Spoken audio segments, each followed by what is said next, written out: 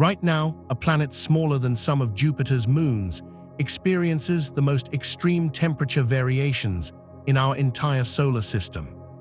Mercury holds a reputation forged by proximity. Closest to the Sun among all planets, it endures solar radiation 7 times more intense than Earth receives. During the long Mercurian day, when our star unleashes its full fury upon the barren surface, temperatures soar to 430 degrees Celsius. Metal would glow red-hot at these temperatures. Lead would pool into liquid rivers. The rocks themselves radiate heat like the coils of an electric furnace. This is a world where the Sun appears 3 times larger in the sky than it does from Earth, dominating the heavens with overwhelming presence.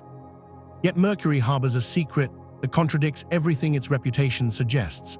When night falls across this scorched landscape, temperatures plummet to -180 degrees Celsius. The temperature swing measures 610 degrees Celsius between day and night, the greatest thermal variation of any world orbiting our Sun. No other planet experiences such violent extremes. Venus stays consistently hot. Mars remains consistently cold.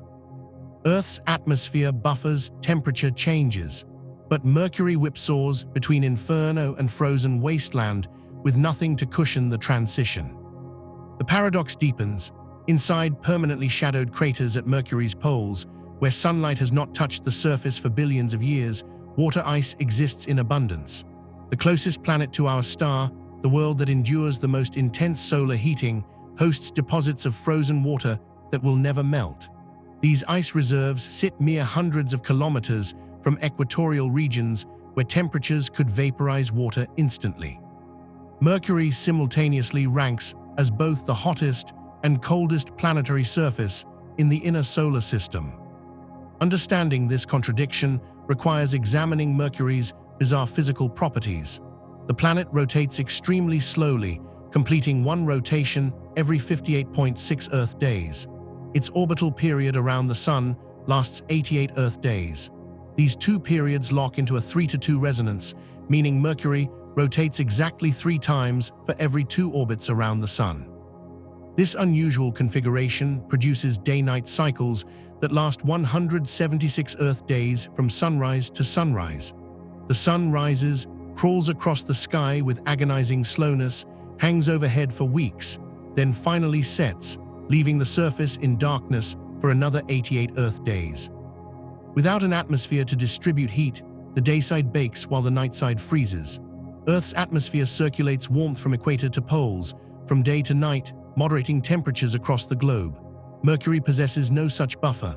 The planet has what scientists call an exosphere rather than a true atmosphere, a tenuous collection of atoms with combined pressure measuring only 1/1,000,000th of Earth's atmospheric pressure. This exosphere cannot trap heat or move it around. Each patch of surface stands alone against the thermal extremes, isolated from its neighbors by vacuum. The permanently shadowed regions represent another manifestation of Mercury's paradox. Deep craters near the poles have floors that never see sunlight due to Mercury's minimal axial tilt of just 2 degrees. Earth tilts 23.5 degrees, causing our seasons and ensuring that even polar regions receive sunlight part of the year. Mercury's nearly upright orientation means its polar crater floors remain in perpetual darkness.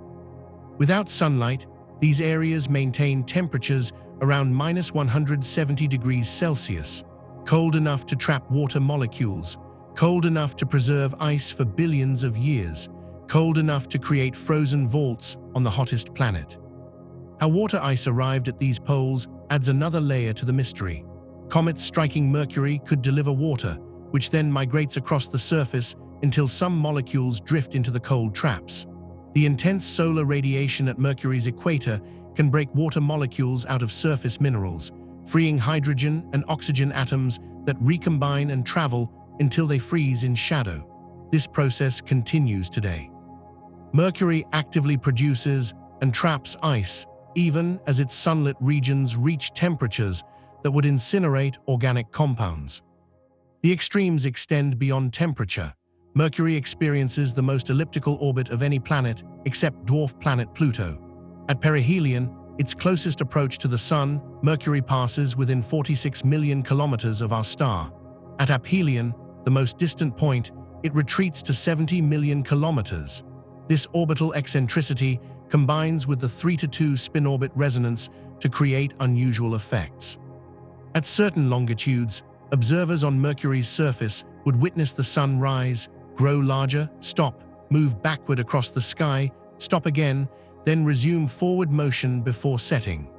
The Sun appears to dance in Mercury's sky due to the interplay between orbital velocity and rotational period.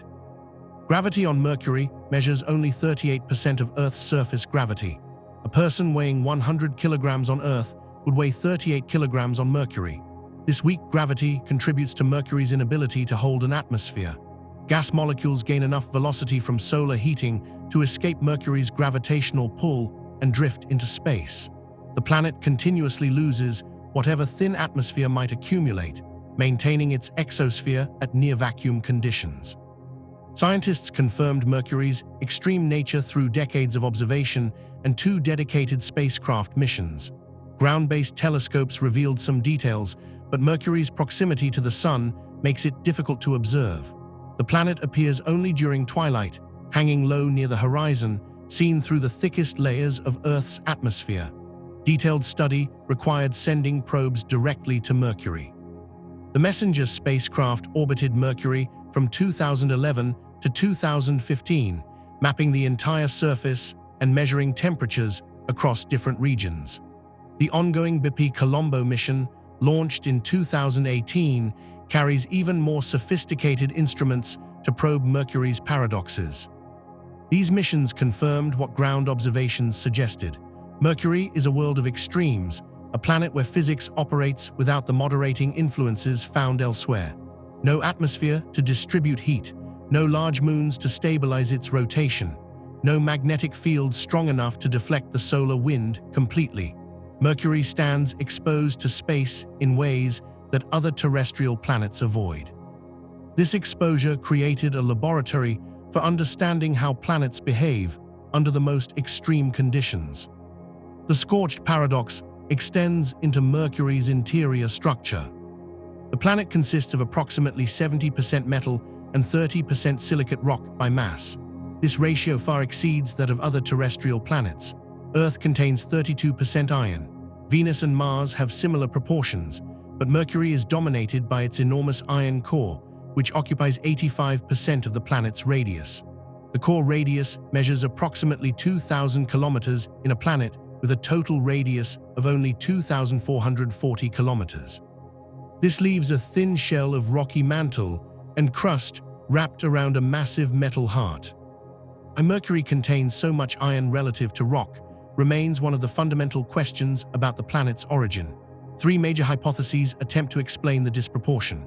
The first suggests that Mercury formed from metal-rich material in the inner solar nebula, where high temperatures vaporized lighter elements and left behind iron.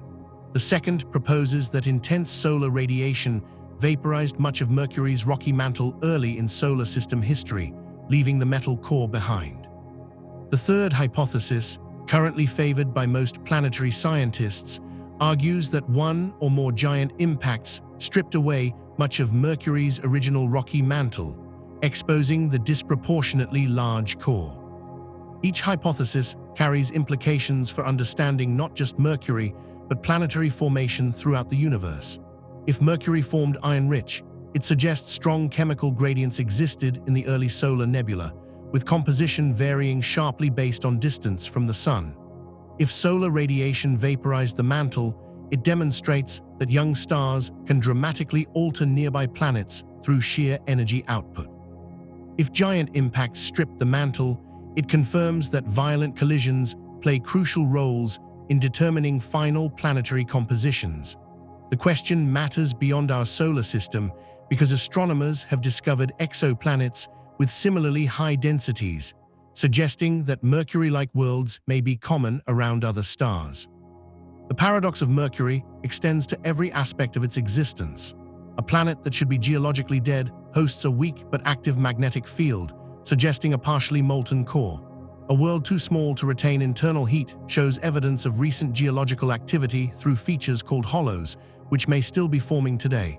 A surface that appears ancient and heavily cratered also displays volcanic plains and tectonic features indicating a complex geological history.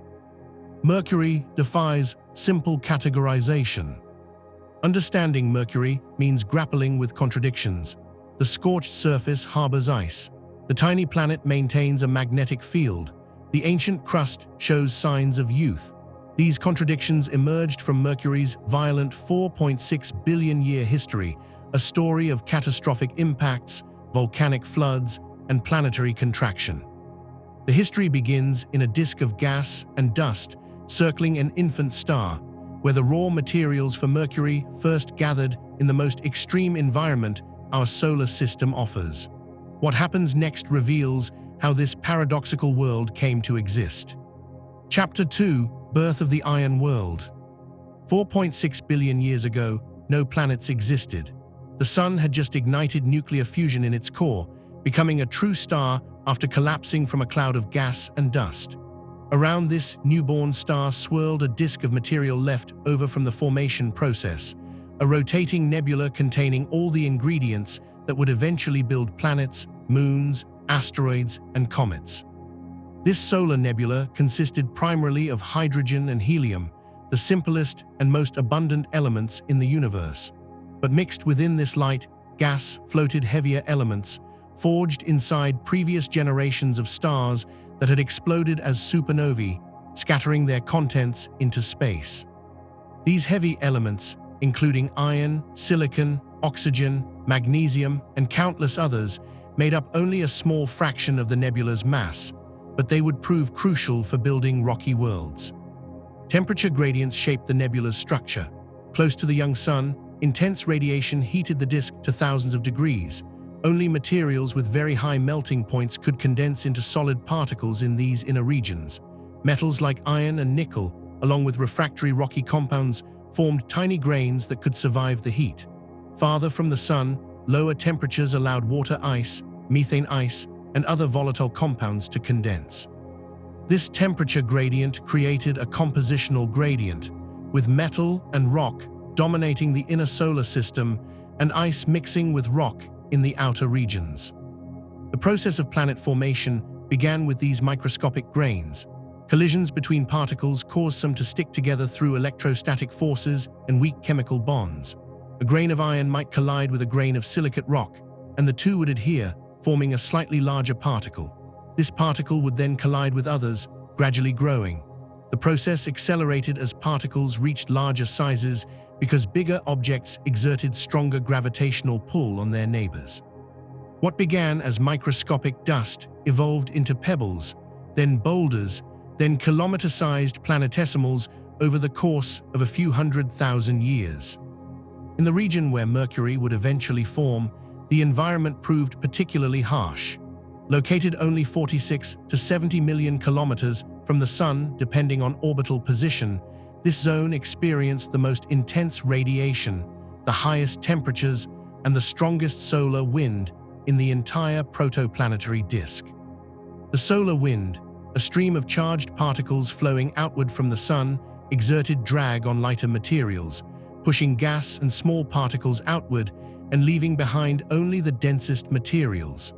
This process preferentially concentrated metals and heavy silicates in Mercury's formation zone while sweeping away lighter elements. Early models of terrestrial planet formation suggested that Mercury accreted slowly, gradually sweeping up material from a wide region over tens of millions of years. However, newer research indicates Mercury may have formed much faster than the other terrestrial planets. The mechanism involves pebble accretion, where centimeter-to-meter-sized particles drifting inward through the disk were captured by growing planetary embryos.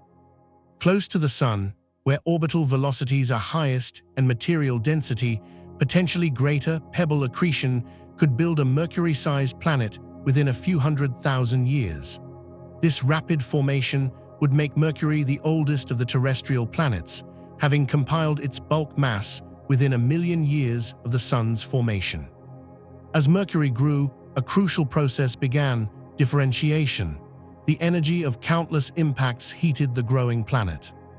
Radioactive decay of short-lived isotopes like aluminum-26 added additional heat. When temperatures rose high enough to melt iron, The denser molten metal began sinking toward the center, while lighter silicate rock floated upward. This differentiation separated Mercury into distinct layers, a metal core surrounded by a rocky mantle, much like how oil and water separate into layers, with the denser liquid settling below the lighter one. The differentiation process on Mercury occurred under extremely reducing conditions compared to the other terrestrial planets. Reducing conditions mean low oxygen availability, which affects which chemical compounds can form. Mercury's mantle contains very little iron oxide, suggesting that most of the iron went into the metal core rather than combining with oxygen to form iron-bearing minerals in the mantle. The high sulfur content detected in Mercury's surface rocks indicates that sulfur may have alloyed with iron in the core or remained in the mantle in sulfide minerals. These chemical signatures point to formation conditions unique to the innermost solar system. The standard model of planetary accretion predicts that differentiated planets should have metal cores making up roughly 30% of their mass, based on the overall composition of the solar nebula and the expected proportions of different elements. Earth fits this prediction well, with its iron core accounting for 32% of its total mass. Venus and Mars also fall within the expected range. Mercury violates this expectation dramatically. Its core represents at least 70% of the planet's total mass, more than double the predicted value. This compositional anomaly, often called the Mercury problem, has puzzled planetary scientists for decades. Three main hypotheses emerged to explain how Mercury acquired such a disproportionate amount of metal relative to rock. The first hypothesis, proposed in the early 1970s, suggested that mechanical sorting in the solar nebula concentrated metal in the innermost region. According to this idea, aerodynamic drag from gas in the nebula affected metal and silicate particles differently because of their density difference. Metal particles drifted inward more efficiently than silicate particles, creating a metal-enriched region where Mercury formed. However, detailed modeling of nebula dynamics found this mechanism insufficient to explain Mercury's extreme metal enrichment. The second hypothesis involved vaporization by intense solar radiation. In the first few million years after the Sun ignited, it may have gone through a more luminous phase, emitting enough energy to vaporize the outer silicate layers of the inner planets. The vaporized rock would form a temporary atmosphere that could be lost to space, while the metal core remained intact because iron has a much higher vaporization temperature than silicate minerals. This hypothesis requires very specific conditions and timing, and chemical evidence from Mercury's surface does not strongly support extensive vaporization of the entire mantle. The third hypothesis, currently favored by most researchers, proposes that one or more giant impacts stripped away much of Mercury's primordial silicate mantle, leaving behind the disproportionately large metal core. This idea draws support from several lines of evidence. First, numerical simulations of planetary formation in the inner solar system predict that Mercury-sized bodies should experience multiple high-velocity collisions during the final stages of accretion. The innermost region of the solar system had the highest orbital velocities, and gravitational perturbations from Venus and Earth would have scattered planetesimals into crossing orbits, leading to violent impacts. Second, the physics of giant impacts naturally leads to preferential loss of mantle material over core material. When two differentiated planets collide at high velocity, the impact generates enormous temperatures and pressures. The collision creates a shock wave that propagates through both bodies, shattering rock and melting material. Depending on the impact angle and velocity, much of the shattered and melted material can be ejected into space rather than falling back to the planet. Silicate rock, being lighter and located in the outer layers of the planet, is more easily ejected than the dense iron core. The core acts like an anchor, holding together gravitationally while the mantle material sprays into space. Computer simulations of giant impacts reveal the specific conditions needed to create Mercury's composition. A head-on collision between equal-sized bodies produces different results than a grazing impact between bodies of different sizes. The impact velocity, angle, rotation rates, and pre-impact compositions all affect the outcome. Researchers have run thousands of simulations, varying these parameters to map out which scenarios can produce a remnant with Mercury's high metal content. Recent studies suggest that a single giant impact is unlikely to explain Mercury's composition. Instead, multiple collisions may have progressively stripped away the mantle. Each impact removes some silicate material, increasing the metal-to-rock ratio. After several such collisions, the remaining object could have Mercury's observed composition. These would not need to be perfectly targeted direct hits. Even grazing collisions, where the impactor skims past the target rather than striking it head-on, can strip away substantial amounts of mantle material. One particularly promising scenario involves a hit-and-run collision. In this type of impact, two similarly sized differentiated bodies collide at a grazing angle. The impact is energetic enough to strip away a large fraction of the target's mantle, but the two bodies do not merge. Instead, the impactor continues on its trajectory after the collision, leaving behind a mantle-stripped target. Simulations show that hit-and-run collisions can remove 60% or more of the original mantle while leaving the core largely intact. If Proto-Mercury experienced one or more such collisions, it could explain the present composition. The timing of these giant impacts remains uncertain, but probably occurred during the first 100 million years of solar system history. This period saw the final stages of terrestrial planet assembly, when Mars-sized planetary embryos collided and merged to form the final planets. Earth experienced its own giant impact during this time, the collision that created the Moon. Venus and Mars likely suffered major impacts as well. Mercury's location in the innermost solar system meant it experienced the most extreme collision velocities, making mantle-stripping impacts more likely. The giant impact hypothesis carries important implications beyond explaining Mercury's composition. It suggests that the planet we observe today is fundamentally different from the Proto-Mercury that originally formed. Before the impact or impacts, Proto-Mercury may have been 1.5 to 2 times more massive than present-day Mercury, with a more normal ratio of metal to silicate.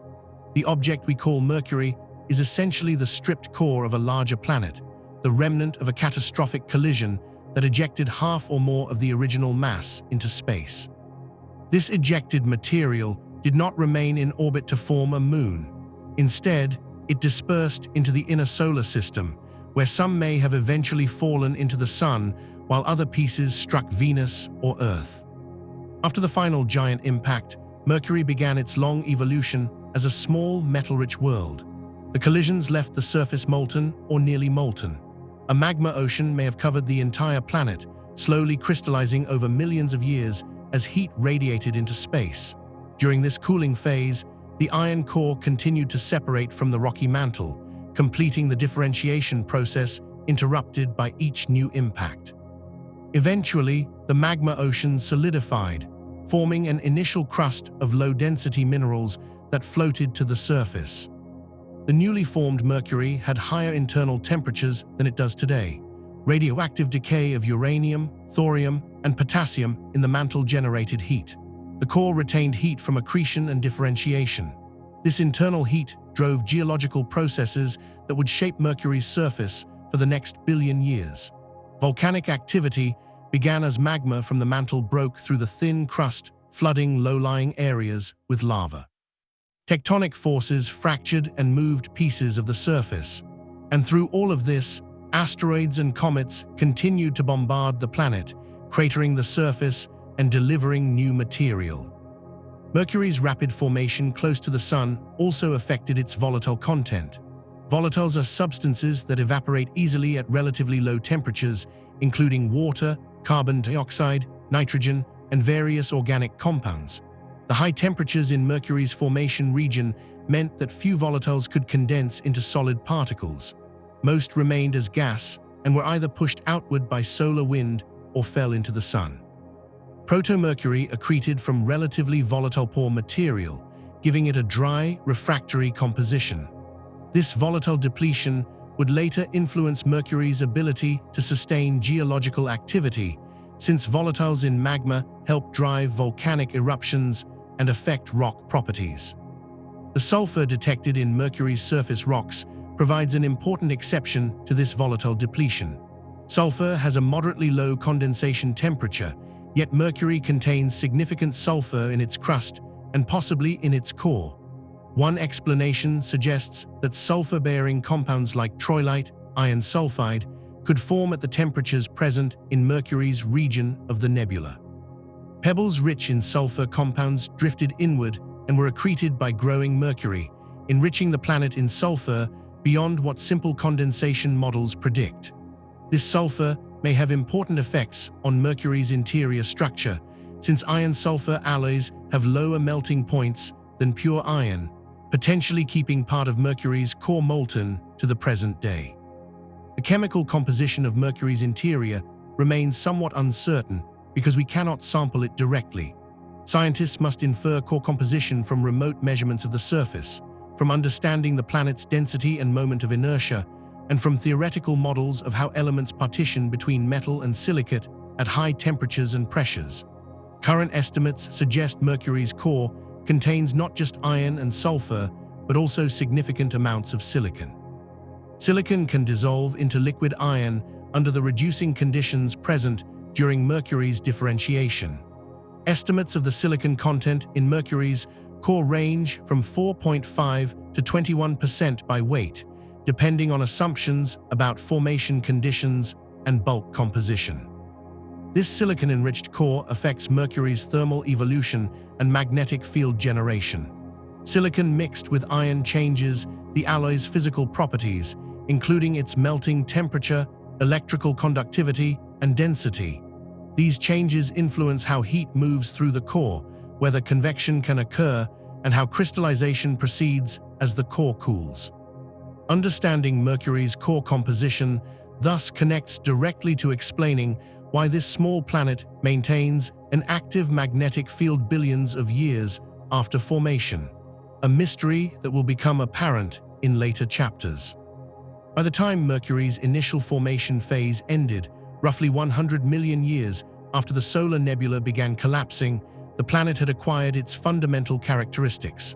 A massive iron-rich core occupying most of the interior, a thin rocky mantle enriched in refractory elements and sulfur but depleted in other volatiles, an initially molten surface beginning to solidify into a primordial crust, and a trajectory through space that would keep it locked in the innermost solar system, forever exposed to the sun's intense radiation and the bombardment of asteroids and comets that filled the early solar system. The iron world had been born. What came next would scar its surface and shape its destiny for the following 4.5 billion years. Chapter 3: The Caloris Catastrophe. 3.9 billion years ago, Mercury faced annihilation. An asteroid measuring between 100 and 200 kilometers in diameter hurtled toward the tiny planet at a velocity exceeding 40 kilometers per second. The impactor carried kinetic energy equivalent to 10 to the 27th power joules, enough to reshape continents on Earth or blast away entire planetary atmospheres. But Mercury offered no atmosphere to cushion the blow, no ocean to absorb the shock. The asteroid struck bare rock with the full force of its cosmic velocity, and the impact that followed changed Mercury forever. The collision created Caloris Basin, Mercury's largest and most well-preserved impact structure. The main topographic ring measures 1,550 kilometers in diameter, large enough to swallow the state of Texas twice over.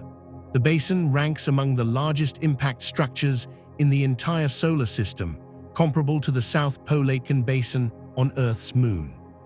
But while lunar impacts occurred on a world with lower gravity and thicker crust, the Caloris impact struck a planet with gravity nearly 4 times stronger than the moon, and a crust measuring only 50 kilometers thick at most. These conditions transformed the impact into something far more catastrophic than similar collisions on other worlds. The moment of impact generated temperatures exceeding 10,000 degrees Celsius. The asteroid vaporized instantly, its material mixing with vaporized Mercurian crust and mantle. A shock wave propagated outward from the impact site at supersonic velocities, pulverizing rock for hundreds of kilometers in all directions. The immense pressures transformed minerals into high-pressure polymorphs that exist nowhere else in nature except inside planets or in laboratories. Quartz became coesite and then stishovite. Feldspars broke down into denser crystal structures. The shock metamorphism left a permanent record in the rocks, a signature that geologists can identify billions of years later. The impact excavated a cavity reaching depths that approached Mercury's core mantle boundary, located approximately 420 kilometers below the surface.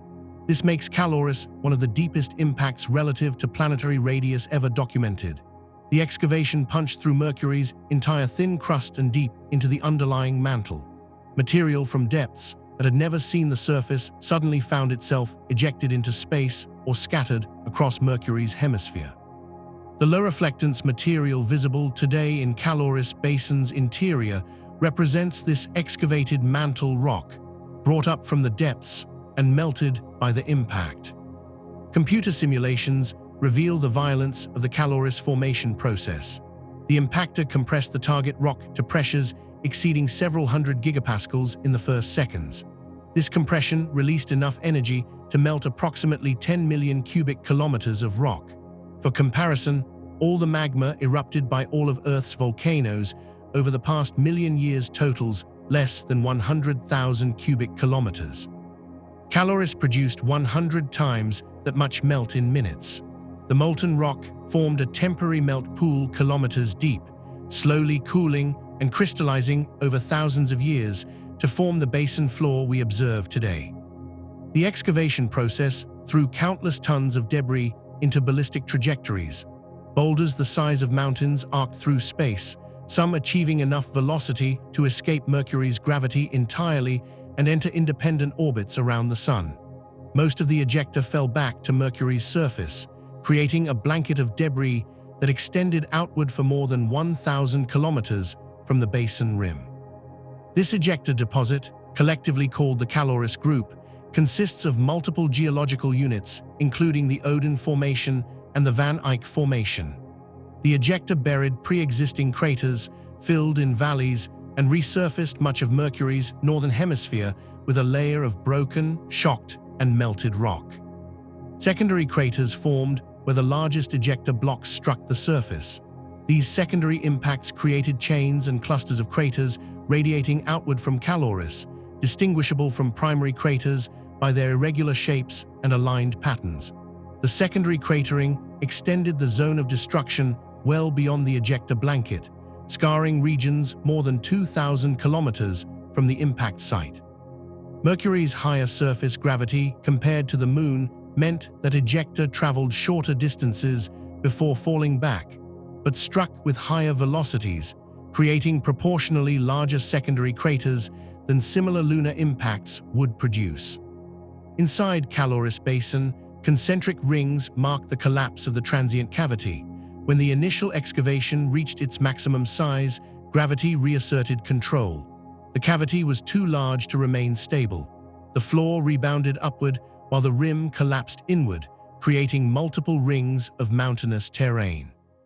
These ring structures follow patterns observed in other large impact basins throughout the solar system, confirming that similar physical processes govern basin formation regardless of the target planet's composition.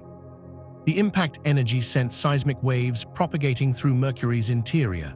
These waves traveled as both body waves moving through the planet's volume and surface waves traveling along the crust. The body waves included primary waves, compressional disturbances that moved through solid and liquid alike, and secondary waves, shear waves that traveled only through solid material. These waves raced through Mercury's mantle and reflected off the core mantle boundary, creating complex interference patterns. At the exact antipodal point, directly opposite Caloris Basin on Mercury's far side, something extraordinary occurred.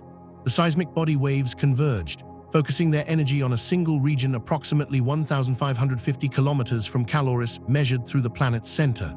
This focusing amplified the seismic waves, concentrating energy that had spread across the entire planetary interior back into a relatively small area. The ground heaved and fractured. Hills rose and fell, The crust broke into jumbled blocks. When the shaking finally stopped, it left behind one of the most unusual terrains in the solar system, the chaotic terrain, also called the weird terrain. The weird terrain consists of hilly, grooved, and broken ground covering approximately 100,000 square kilometers. No other impact basin in the solar system shows such a clear antipodal disruption.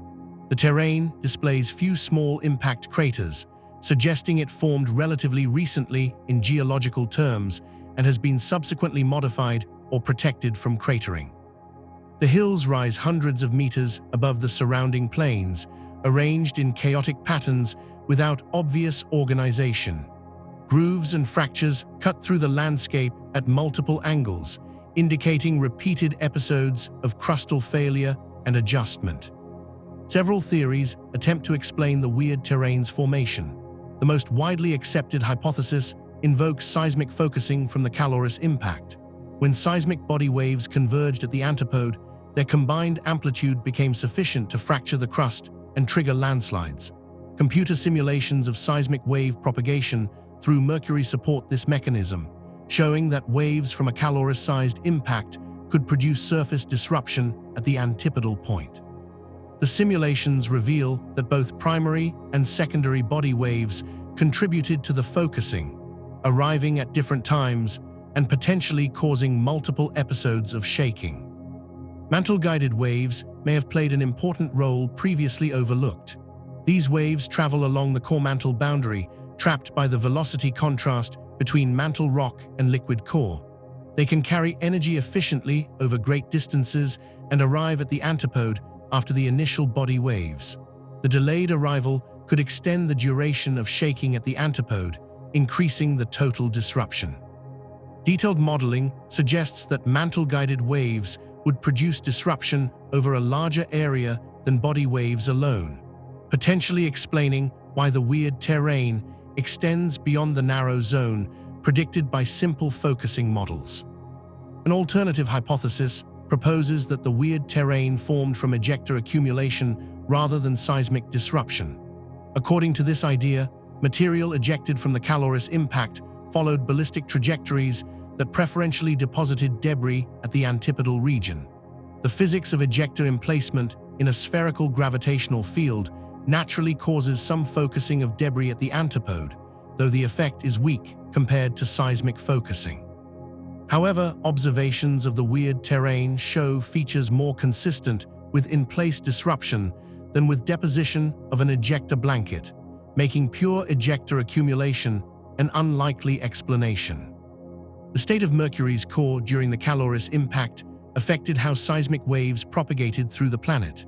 If the core was entirely liquid, seismic shear waves could not pass through it, forcing them to travel through the mantle alone. If the core had begun crystallizing by this time, with a solid inner core surrounded by liquid outer core, shear waves could propagate through the inner core and emerge on the far side. Computer simulations testing both scenarios found that the core state had only moderate effects on antipodal disruption. Both fluid core and partially solid core models predicted surface disruption within the observed weird terrain region, though the exact patterns differed. One puzzling aspect of the weird terrain is that the zone of predicted maximum disruption appears smaller than the actual extent of chaotic ground. Seismic models suggest disruption should concentrate within about 500 kilometers of the exact antipode, but the weird terrain extends nearly twice that far.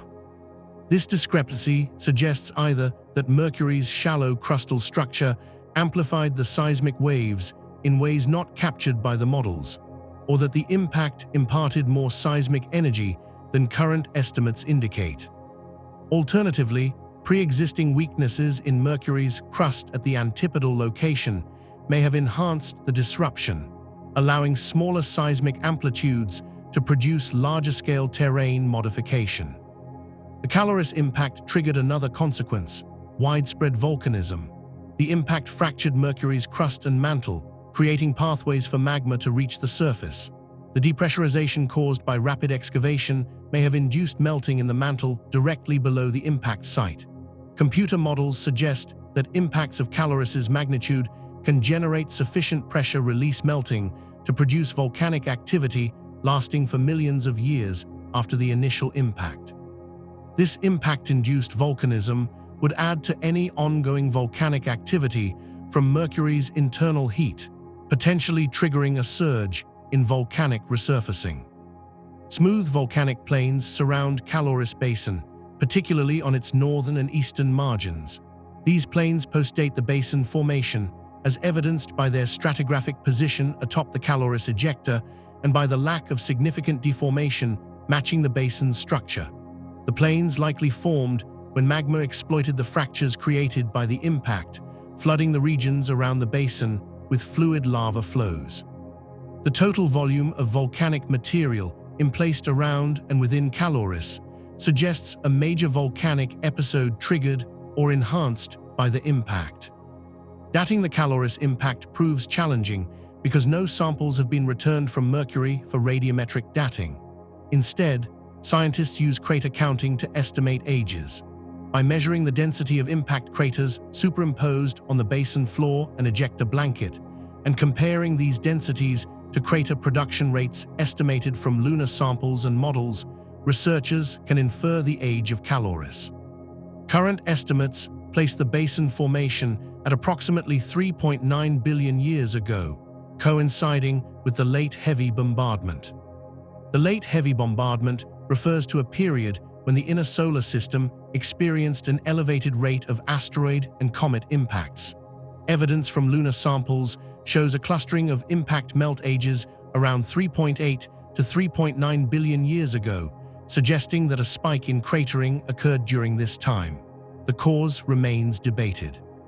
The leading hypothesis, called the NICE model, proposes that gravitational interactions among the giant planets Jupiter, Saturn, Uranus, and Neptune caused their orbits to shift. These orbital migrations disturbed the asteroid belt and scattered objects from the Kuiper belt, sending them into the inner solar system on planet crossing. Mercury, as the innermost planet, would have experienced the highest impact velocities during the late heavy bombardment due to gravitational acceleration as objects fell toward the Sun. The Caloris impactor may have been one of these scattered asteroids, perturbed from a stable orbit in the outer asteroid belt or beyond, and sent spiraling inward over millions of years until it finally struck Mercury. The timing of Caloris formation matches the peak of the late heavy bombardment, supporting this interpretation. Not all researchers accept the late heavy bombardment hypothesis. Some argue that the apparent clustering of impact ages results from sampling bias rather than a true spike in cratering. According to this alternative view, large impacts occurred throughout the first billion years of solar system history without a dramatic increase around 3.9 billion years ago.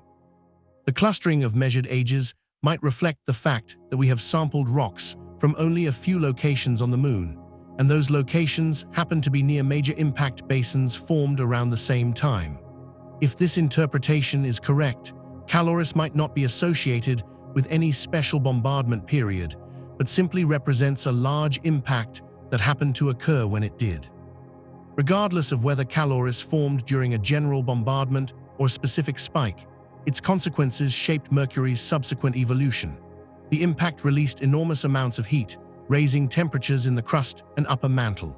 This heating likely delayed Mercury's cooling, maintaining higher temperatures for longer than would otherwise occur. The widespread fracturing made the crust and lithosphere more permeable to magma, facilitating volcanic activity for millions of years afterward. The basin itself created a large topographic depression that influenced subsequent geological processes, focusing stresses and channeling magma flow. The global effects extended beyond geology to Mercury's thermal evolution. Large impacts inject heat into a planet's interior through shock heating and through the subsequent crystallization of impact melt. This heat addition counteracts the natural cooling of the planet, potentially extending the period during which the interior remains molten enough to sustain geological activity. For a small planet like Mercury, which loses heat rapidly due to its high surface area to volume ratio, the extra heat from Caloris may have been significant enough to influence how long the core dynamo operated or how long volcanic activity continued. Mercury bears scars from other large impacts besides Caloris, though none match its size or preservation. The Rembrandt Basin, with a diameter of 715 kilometers, ranks as Mercury's second-largest confirmed impact structure. The Beethoven Basin measures 630 kilometers across. Dozens of smaller, but still substantial basins dot the surface, each representing a catastrophic impact that excavated crust, generated melt, and sent seismic waves reverberating through the planet. Together, these impacts document a violent history of bombardment that gradually declined as the solar system cleared itself of debris over the first billion years. The Caloris catastrophe represents a defining moment in Mercury's history. In the span of minutes, an impact transformed the planet's northern hemisphere, created its most prominent geological feature, triggered antipodal disruption thousands of kilometers away, and likely initiated a surge of volcanic activity that would last for millions of years. The energy released exceeded all the volcanic eruptions and earthquakes Mercury would experience over the following 4 billion years combined. Understanding Caloris means understanding how violent processes in the early solar system shaped the planets we observe today. The catastrophe ended, but its consequences would influence Mercury's geological evolution for the remainder of its history. The next chapter of that evolution involved fire, as magma from deep within Mercury's mantle broke through the fractured crust and flooded vast regions with molten rock. Chapter 4: Rivers of Fire. Mercury once flowed with lava for the first 700 million years after its formation. Volcanic activity resurfaced vast regions of the planet, filling impact basins, flooding low-lying areas, and creating the smooth plains that cover more than 40% of Mercury's visible surface today. This volcanic period transformed Mercury from a heavily cratered, primordial landscape into a world with a complex geological history written in layered lava flows. The scale of this volcanism rivals the mare-forming eruptions that created the dark plains on Earth's moon, but the physical and chemical processes differed in important ways that reveal Mercury's unique character. The evidence for Mercury's volcanic past comes primarily from smooth plains, extensive flat regions with relatively few impact craters compared to the surrounding heavily cratered terrain. These plains cover approximately 6 million square kilometers, an area larger than the entire continent of Europe. They occur in multiple geological settings, filling the interiors of large impact basins like Caloris, spreading across regional lowlands and flooding smaller craters. The plains' display surface features characteristic of volcanic flows, including lava flow fronts, wrinkle ridges formed by compression of the lava after solidification, and volcanic vents where magma reached the surface. For decades, planetary scientists debated whether Mercury's smooth plains were volcanic or simply impact ejecta deposits smoothed by subsequent smaller impacts. The debate centered on the difficulty of distinguishing volcanic flows from ejecta deposits using only photographs and limited spectral data.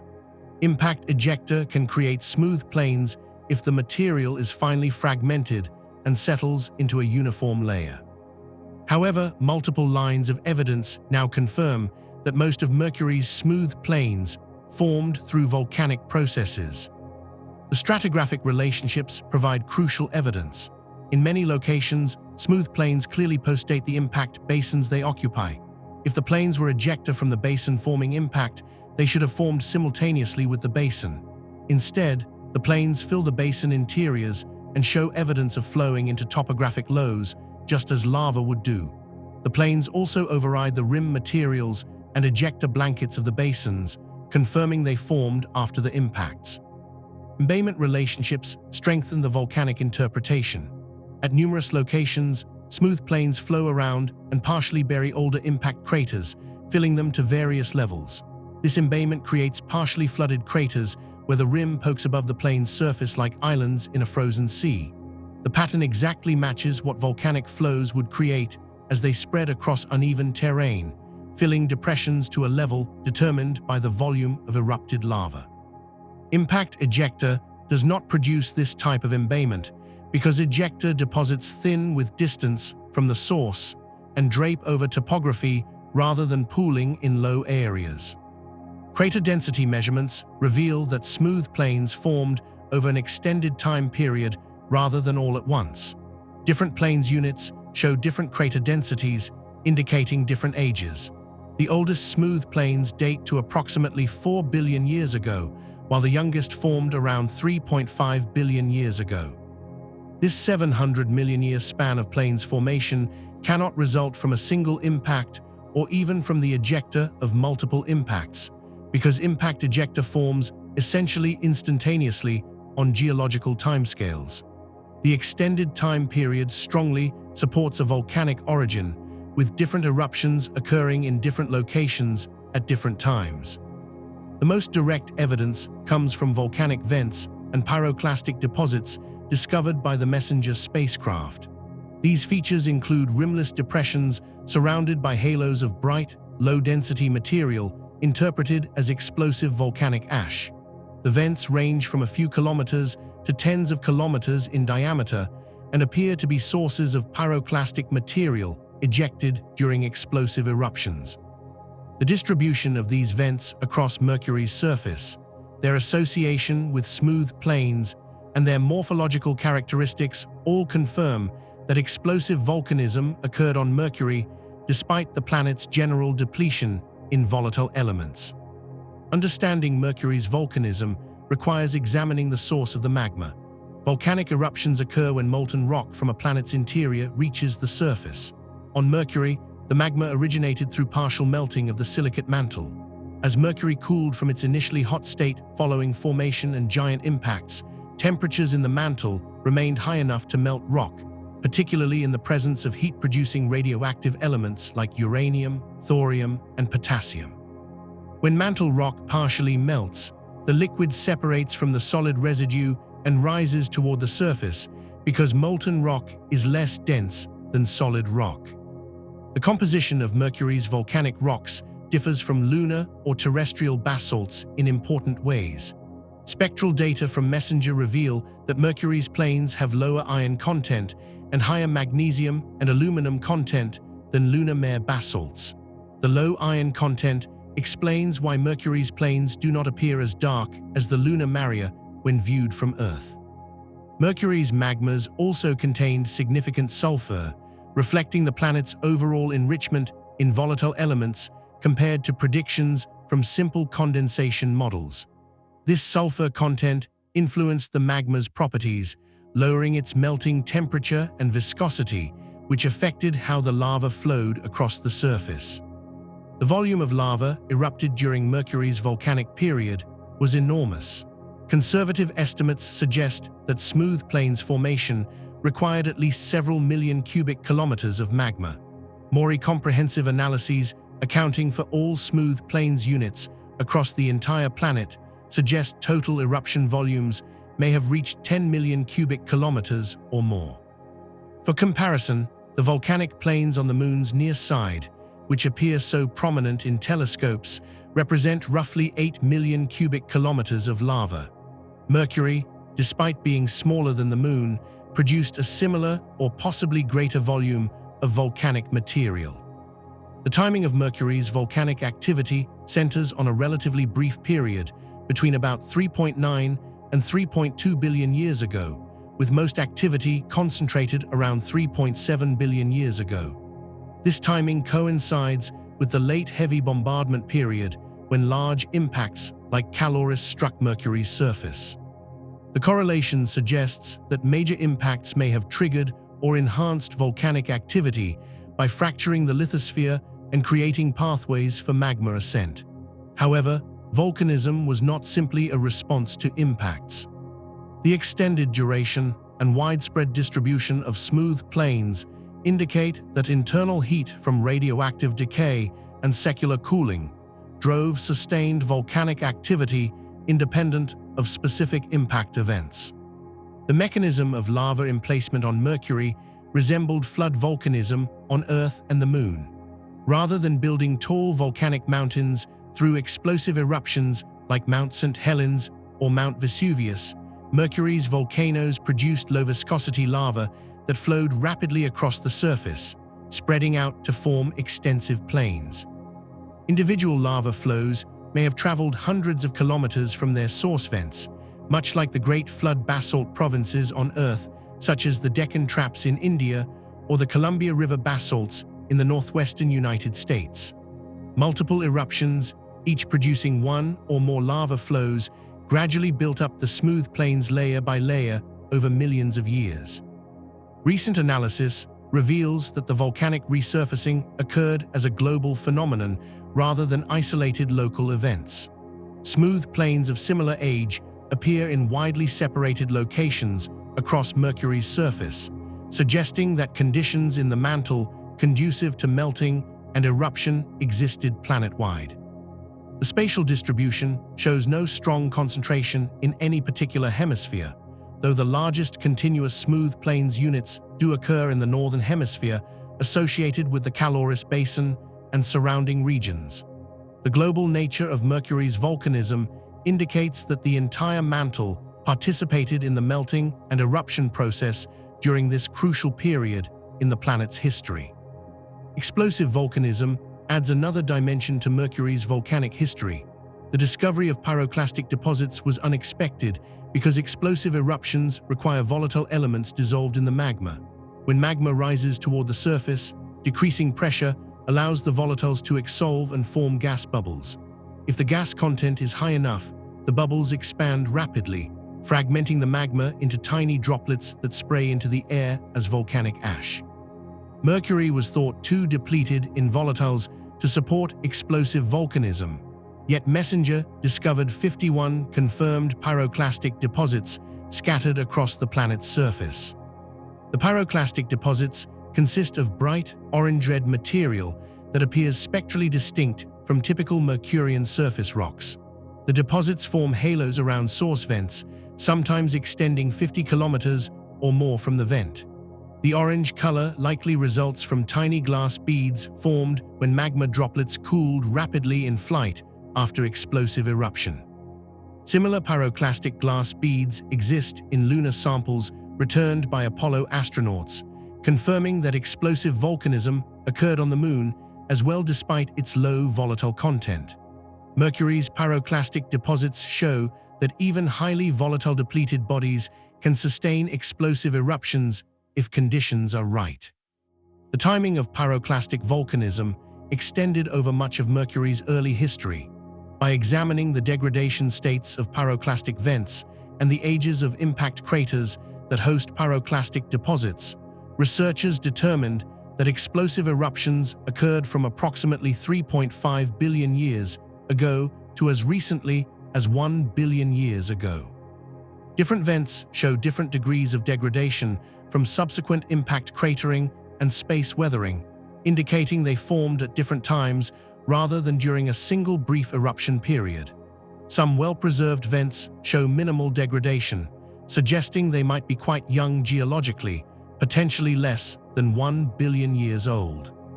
The sources of volatiles driving explosive volcanism remain uncertain. Possibilities include sulfur compounds, which are abundant in Mercury's crust and have relatively low boiling points, or carbon monoxide generated by reactions between graphite and oxygen-bearing minerals in the mantle. Water cannot be ruled out entirely despite Mercury's general dryness, because even small amounts of water dissolved in magma can drive explosive eruptions. The volatiles may have been primordial, incorporated into Mercury during its formation, or delivered later by comets and asteroids, then mixed into the mantle through impacts and geological processes. Mercury's volcanic era eventually ended.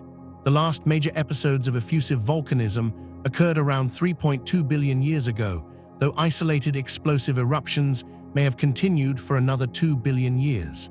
The cessation of volcanism resulted from Mercury's thermal evolution. As a small planet with high surface area to volume ratio, Mercury lost heat rapidly to space. The mantle cooled and solidified, reducing the fraction of partial melt available to feed volcanic eruptions. Additionally, Mercury's global contraction, caused by cooling of the iron core, generated compressional stresses in the lithosphere that closed off fractures and prevented magma from reaching the surface. Thermal modeling of Mercury's evolution reveals the critical role volcanic heat transport played in the planet's early history. When volcanic activity was vigorous, heat transport through the production, ascent, and eruption of magma dominated over conductive heat loss through solid rock. This volcanic heat pipe mechanism cooled the mantle rapidly and efficiently, affecting Mercury's thermal evolution in profound ways. The rapid mantle cooling drove faster core cooling, which influenced the magnetic dynamo and the onset of global contraction. Without incorporating volcanic heat transport, thermal models cannot reproduce Mercury's observed geological history. The end of widespread volcanism marked a transition in Mercury's geological evolution from an active, resurfacing world to a more static planet dominated by impact cratering and thermal contraction. The smooth volcanic plains that formed during the first billion years were preserved, slowly accumulating impact craters over the subsequent 3.5 billion years. These preserved plains now provide a window into Mercury's volcanic past, recording the composition of erupted lavas, the timing and duration of volcanic activity, and the global scale of mantle melting. Understanding these rivers of fire that once flowed across Mercury helps us understand how small terrestrial planets evolve and how long they can sustain active geology despite their size disadvantage in retaining internal heat. Chapter 5: The Great Shrinking. Mercury is collapsing. The planet has been shrinking for 4.5 billion years, and it continues to contract today. Since the end of the late heavy bombardment, Mercury's radius has decreased by at least 1 to 2 kilometers, with some earlier estimates suggesting the total shrinkage since formation may reach 7 kilometers. This global contraction represents one of the most significant geological processes shaping Mercury's surface, creating a network of thrust faults and scarps that crisscross the entire planet. Understanding Mercury's shrinking reveals how small planets lose heat, how their interiors evolve, and why Mercury remains tectonically active billions of years after formation. The evidence for contraction appears in the form of lobate scarps, cliff-like landforms that stretch for hundreds of kilometers across Mercury's surface. These scarps represent the surface expression of thrust faults, places where one section of Mercury's crust has been pushed up and over an adjacent section in response to compressional stress. The scarps rise hundreds of meters to several kilometers above the surrounding terrain, creating some of Mercury's most dramatic topographic features. Discovery Roops, one of the first scarps identified during the Mariner 10 mission in 1974 and 1975, stretches over 500 kilometers in length and rises more than 1 kilometer high. Enterprise Roops, the largest lobate scarp discovered on Mercury, extends more than 800 kilometers across the southern hemisphere and cuts through the rim and floor of Rembrandt Basin. The formation of lobate scarps results from horizontal compression of Mercury's lithosphere. When the planet's interior cools and contracts, the surface area of the interior decreases. But the solid outer shell, the lithosphere, cannot simply shrink uniformly like a deflating balloon. Instead, the lithosphere responds to the compressional stress by breaking along faults. At a thrust fault, one block of crust moves up and over another along a gently dipping fault plane, typically angled at 20 to 35 degrees from horizontal. This geometry allows the crust to accommodate the reduction in surface area by effectively folding and stacking layers on top of each other, much like how a wrinkled apple's skin accommodates the shrinking flesh beneath. Mercury's lobate scarps display characteristic features that reveal their thrust fault origin. The scarps typically show an asymmetric profile with a steep scarp face on one side and a gentle back slope on the opposite side. The steep face, often approaching vertical or even overhanging in places, marks where the upper thrust plate rises above the surrounding terrain. The gentle back slope represents the original surface tilted by the fault motion. Many scarps cut through impact craters, displacing the crater rims and floors in ways that confirm thrust faulting rather than other geological processes. The cross-cutting relationships show that the faulting occurred after the craters formed, providing crucial age constraints on the tectonic activity. The MESSENGER mission revolutionized understanding of Mercury's contractional tectonics by mapping the entire planet at high resolution and revealing that lobate scarps and related contractional features occur globally. Earlier observations from Mariner 10 covered only about 45% of Mercury's surface and suggested that lobate scarps might be regionally concentrated. MESSENGER showed that thrust faults exist everywhere on Mercury, though their distribution is not uniform. Concentrations of scarps appear in the smooth plains of the northern hemisphere and in certain other regions, while other areas show sparser fault populations. This spatial variation suggests that local factors like crustal thickness, pre-existing weaknesses, and thermal history influence where faults form most readily, but the underlying cause of the stress field acts globally.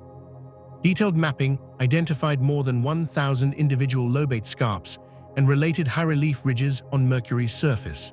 These structures range from small scarps only a few kilometers long to giant fault systems extending over 1,000 kilometers.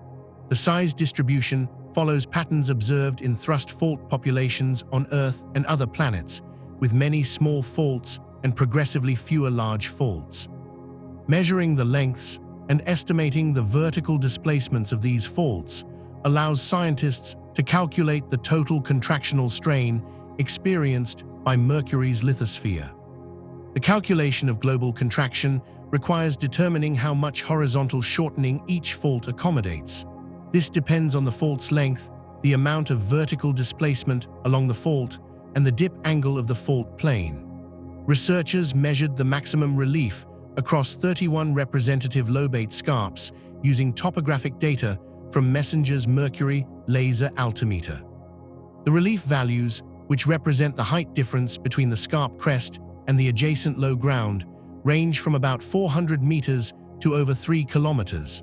Converting these relief measurements to fault displacement requires accounting for the fault dip angle and for the fact that relief underestimates true displacement due to erosion and other surface processes.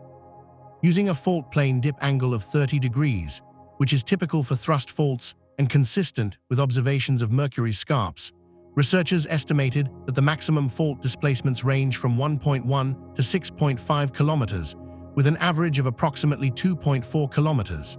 These displacement values then enter into equations that relate individual fault displacements and lengths to the total aerial strain experienced by the lithosphere.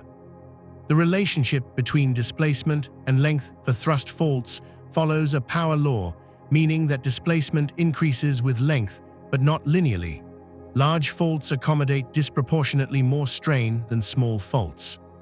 Summing the contributions from all mapped lobate scarps and high-relief ridges, totaling approximately 61,690 kilometers of fault length, yields an estimate of global contractional strain ranging from 0.072% to 0.11%. This strain corresponds to a decrease in planetary radius of approximately 1 to 2 kilometers since the faults began forming. The calculation assumes that the faults penetrate the entire thickness of the mechanical lithosphere, which is reasonable given evidence that Mercury's lithosphere thickness ranges from 30 to 100 kilometers, and that the largest scarps likely extend through this entire thickness. The 1 to 2 kilometer radius decrease represents a significant revision from earlier estimates that suggested Mercury had contracted by 7 kilometers or more. The difference arises from more careful fault mapping and measurement techniques. Previous studies sometimes assigned multiple parallel faults to single scarps or included features that may not be primarily contractional. The new analysis used high-incidence angle imaging, where sunlight strikes the surface at a very low angle, to reveal the detailed morphology of each structure. This illumination geometry highlights topographic relief and allows identification of the principal fault responsible for each scarp. By assigning only a single main fault to each scarp and excluding ambiguous features, the analysis provides a more conservative and likely more accurate estimate of total contraction. The timing of Mercury's contraction spans much of the planet's history.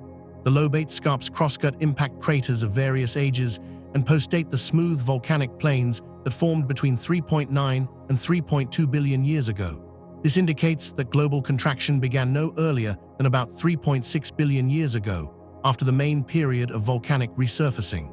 Contraction has continued since then, with evidence that new thrust faults are forming today. Small, pristine-looking scarps with minimal superimposed impact craters suggest formation within the past few hundred million years. Small-scale tectonic features called grabens, which are narrow troughs formed by extensional faulting, appear on top of some thrust faults and lobate scarps. These grabens formed very recently, some within the past few hundred million years, as indicated by their shallow depths and lack of impact gardening. The recent and ongoing tectonic activity carries important implications for Mercury's thermal state. Active faulting requires that stresses continue to accumulate in the lithosphere, which in turn requires that the interior continues to cool and contract. A planet that had cooled completely and reached thermal equilibrium with space would show no new tectonic activity. Mercury's young faults thus provide evidence that the interior remains hot enough to sustain cooling-driven contraction. This observation must be reconciled with the fact that Mercury is a small planet with a high surface area-to-volume ratio, which should cause rapid heat loss and early thermal death. The cause of Mercury's global contraction is primarily interior cooling. As Mercury's interior loses heat to space through conduction and radiation, the materials contract. Mercury's enormous iron core dominates this process.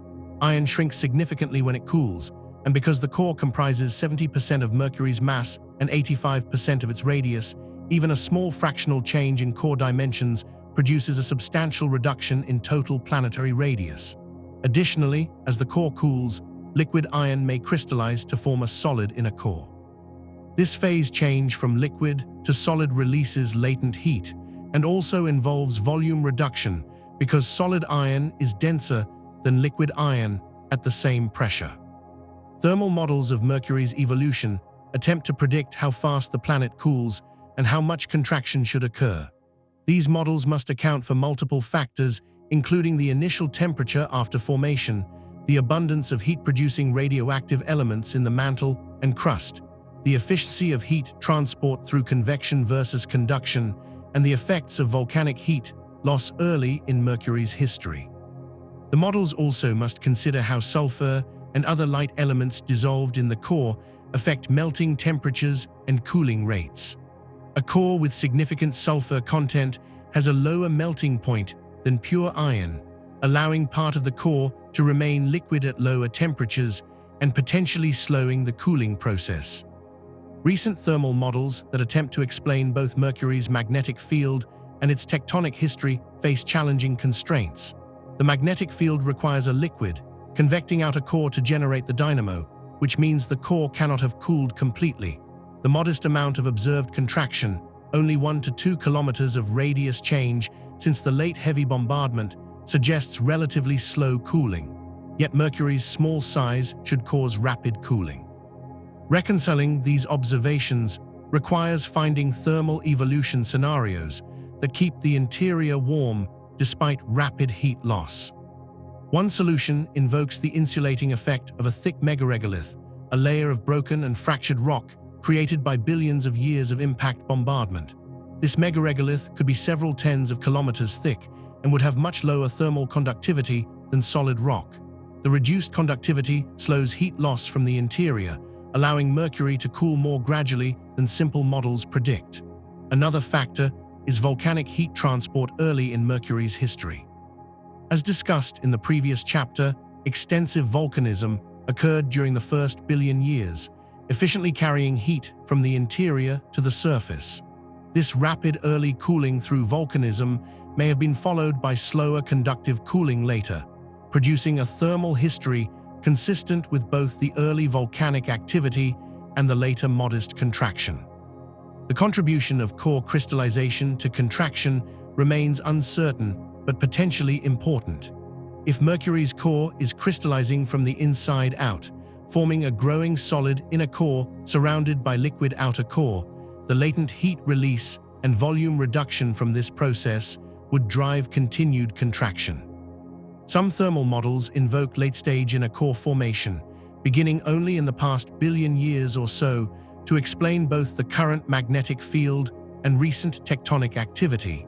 However, other models suggest that core crystallization began much earlier, possibly more than 3 billion years ago, and has proceeded slowly since then. Alternative explanations for some of Mercury's thrust faults have been proposed beyond simple global contraction. Early in Mercury's history, tidal forces from the Sun may have dispun the planet from an initially faster rotation rate to its current 3-2 spin-orbit resonance. This despinning would generate stresses in the lithosphere that could produce thrust faults, particularly concentrated at certain latitudes and oriented in specific directions. True polar wander, where the entire solid shell of the planet rotates relative to the spin axis due to mass redistribution, could also generate stresses leading to faulting. Mantle convection patterns might create localized regions of compression or extension depending on the flow geometry.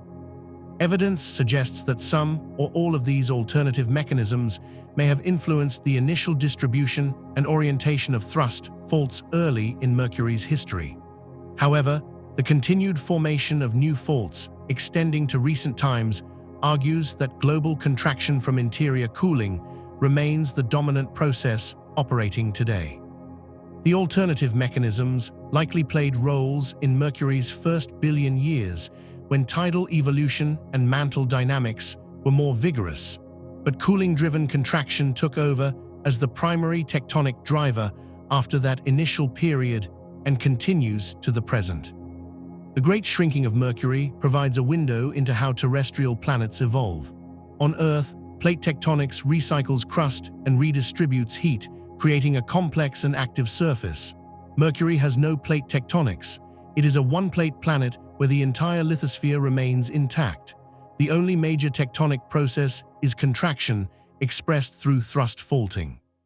This relatively simple tectonic regime makes Mercury an ideal laboratory for studying how planetary cooling drives surface deformation. By measuring the amount of contraction and comparing it to thermal models, scientists gain insights into Mercury's interior temperature, core composition, and thermal evolution that cannot be obtained any other way. The discovery that Mercury continues to shrink today transforms our understanding of the planet from a dead world to a still active body. The ongoing contraction means Mercury's interior has not reached thermal equilibrium despite 4.5 billion years of cooling. Heat continues to escape, the core continues to cool, and the surface continues to fracture in response. Future observations from the BP Colombo mission may detect additional evidence of recent faulting, and possibly even catch faults in the act of slipping if instruments can detect the tiny seismic signals from fault motion. The great shrinking continues, and Mercury's geological story remains unfinished. Chapter 6: Bombardment Without End. Mercury's surface records every impact it has ever experienced. Unlike Earth, where plate tectonics and erosion continuously erase the impact record, Mercury preserves craters dating back 4 billion years. The planet's surface is a history book written in circular scars, documenting the gradual clearing of debris from the early solar system and the ongoing reign of asteroids and comets that continues to this day. Understanding Mercury's cratering history reveals not just the evolution of this one planet, but the bombardment history of the entire inner solar system. The most heavily cratered terrains on Mercury represent the planet's oldest visible surfaces. These regions, concentrated in certain areas of the southern hemisphere and scattered elsewhere, display crater densities approaching saturation. Saturation means that the surface contains so many craters that new impacts destroy as many old craters as they create, maintaining a roughly constant crater density even as bombardment continues. Reaching saturation requires immense time and countless impacts, accumulating craters over hundreds of millions of years. The heavily cratered terrains formed during the first billion years of Mercury's history, when asteroid and comet impacts occurred far more frequently than today. This period of intense bombardment resulted from the dynamics of the early solar system, when planetary orbits were still evolving and leftover planetesimals filled the space between planets. As the giant planets Jupiter and Saturn migrated to their final orbits, their gravitational influences scattered asteroids and comets throughout the solar system, sending many on trajectories that crossed the orbits of the terrestrial planets. Mercury, positioned closest to the Sun, experienced the highest impact velocities because objects fell inward through the Sun's gravitational field, accelerating to extreme speeds by the time they reached Mercury's orbit. Dating Mercury's heavily cratered terrains proves challenging without returned samples for radiometric analysis. Scientists instead use crater counting techniques that compare the density of impact craters in different regions. Areas with more craters per unit area are older, having been exposed to bombardment for longer periods. By calibrating this relative age scale to absolute ages measured from lunar samples, researchers can estimate the ages of Mercurian surfaces. The most heavily cratered terrains on Mercury appear to be approximately 4.0 to 4.1 billion years old, dating to the late heavy bombardment period. Detailed analysis of crater spatial density patterns across Mercury's heavily cratered terrains reveals that these surfaces experienced global resurfacing during the late heavy bombardment itself. Rather than representing pristine primordial crust dating back to Mercury's formation at 4.6 billion years ago, the heavily cratered terrains formed through a combination of impact excavation, ejecta deposition, and volcanic flooding that occurred between 4.1 and 4 billion years ago. This means that even Mercury's oldest visible surfaces are relatively young compared to the age of the planet, with the first 600 million years of Mercurian history completely erased by subsequent geological activity. Intercrater plains complicate the picture of Mercury's heavily cratered terrains. These plains consist of relatively smooth, level ground filling the spaces between large impact craters. The plains are not as heavily cratered as the terrain they occupy, indicating they formed by some resurfacing process that postdated at least some of the large craters. For decades, planetary scientists debated whether intercrater plains represented volcanic lava flows, impact basin ejecta deposits, or some combination of both processes. High-resolution imaging and topographic data from MESSENGER largely resolved this debate by showing that intercrater plains exhibit characteristics consistent with volcanic origin. The plains embay crater walls, meaning they flow up against and partially bury the craters, exactly as lava flows would do. Impact ejecta typically drapes over topography rather than pooling against it. The extensive nature of intercrater plains, covering large areas far from any obvious source basin, also argues against an ejecta origin for most units. The plains likely formed through widespread volcanic activity contemporaneous with the late heavy bombardment between approximately 4.1 and 3.8 billion years ago.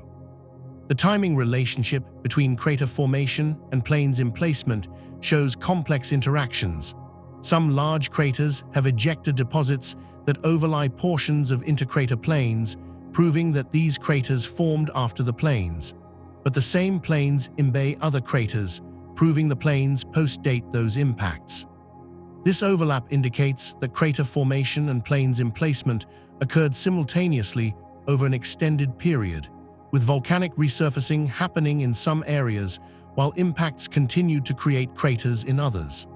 The intercrater plains thus record a dynamic period in Mercury's history when both volcanic activity and heavy bombardment were shaping the surface. Gravity measurements from MESSENGER reveal that regions of intercrater plains often correspond to isostatic gravity lows. These gravity anomalies suggest that the heavily cratered terrains and associated intercrater plains have lower density than other crustal units.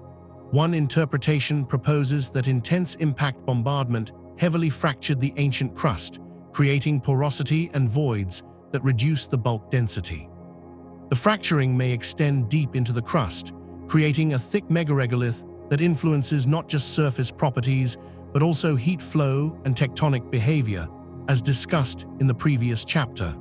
The gravity signatures thus provide additional evidence that the heavily cratered terrains experienced extreme modification during the late heavy bombardment. Mercury's impact craters display distinctive morphologies that differ from lunar craters despite the similarities in airless, heavily cratered surfaces. The key difference stems from Mercury's higher surface gravity, which is approximately 3.7 meters per second squared, compared to the Moon's 1.6 meters per second squared. This factor of 2.3 difference in gravity profoundly affects crater formation processes and final crater shapes. Ejecta from Mercurian craters travels only about 65% as far as lunar ejecta for a given impact size because Mercury's stronger gravity pulls material down more quickly. This reduced ejecta range means that Mercurian ejecta blankets are thicker for their lateral extent than lunar ejecta blankets. The thicker deposits more effectively bury and degrade nearby craters, creating more prominent ejecta blankets than similar-sized impacts produce on the Moon. Additionally, the shorter ejecta range concentrates secondary craters closer to the primary crater on Mercury than on the Moon. Secondary craters form when large blocks ejected from the primary impact strike the surface at significant velocity. On Mercury, these secondary impacts occur in dense clusters and chains radiating away from primary craters, often with prominent grooves connecting them. The grooves form where closely spaced ejecta fragments plow into the surface before final impact, excavating linear trenches. Mercury's higher gravity gives ejected blocks higher velocities when they strike the surface, creating larger and more prominent secondary craters than would form in similar circumstances on the Moon. The secondary crater fields on Mercury are among the most extensive in the solar system, sometimes creating hundreds or thousands of secondary craters surrounding a single large primary impact.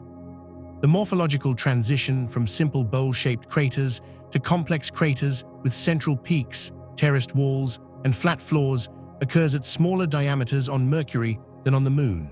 Simple craters dominate below about 10 to 12 kilometers diameter on Mercury, while complex forms appear above that threshold. On the Moon, the transition occurs around 19 to 20 kilometers diameter. The smaller transition diameter on Mercury results from the higher gravity, which more effectively causes the walls of transient impact cavities to collapse and flow inward during crater modification. Impact velocity also influences Mercury's crater morphology. Objects striking Mercury arrive at higher speeds than those hitting Mars or even the Moon on average, due to gravitational acceleration as impactors fall toward the Sun. Typical impact velocities on Mercury average around 42 kilometers per second, whereas Mars experiences impacts around 13 kilometers per second. Higher impact velocities create shallower transient craters relative to their diameters because more of the impact energy goes into vaporization and shock effects rather than excavation. This means that even though Mercury's craters transition to complex forms at smaller diameters, the craters themselves may be relatively shallow for their size compared to Martian craters. The population of impactors striking Mercury likely differs in composition from those hitting other terrestrial planets.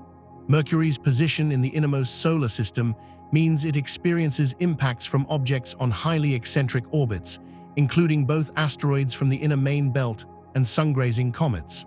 Cometary impactors have lower average density than asteroids, consisting of more ice and less rock.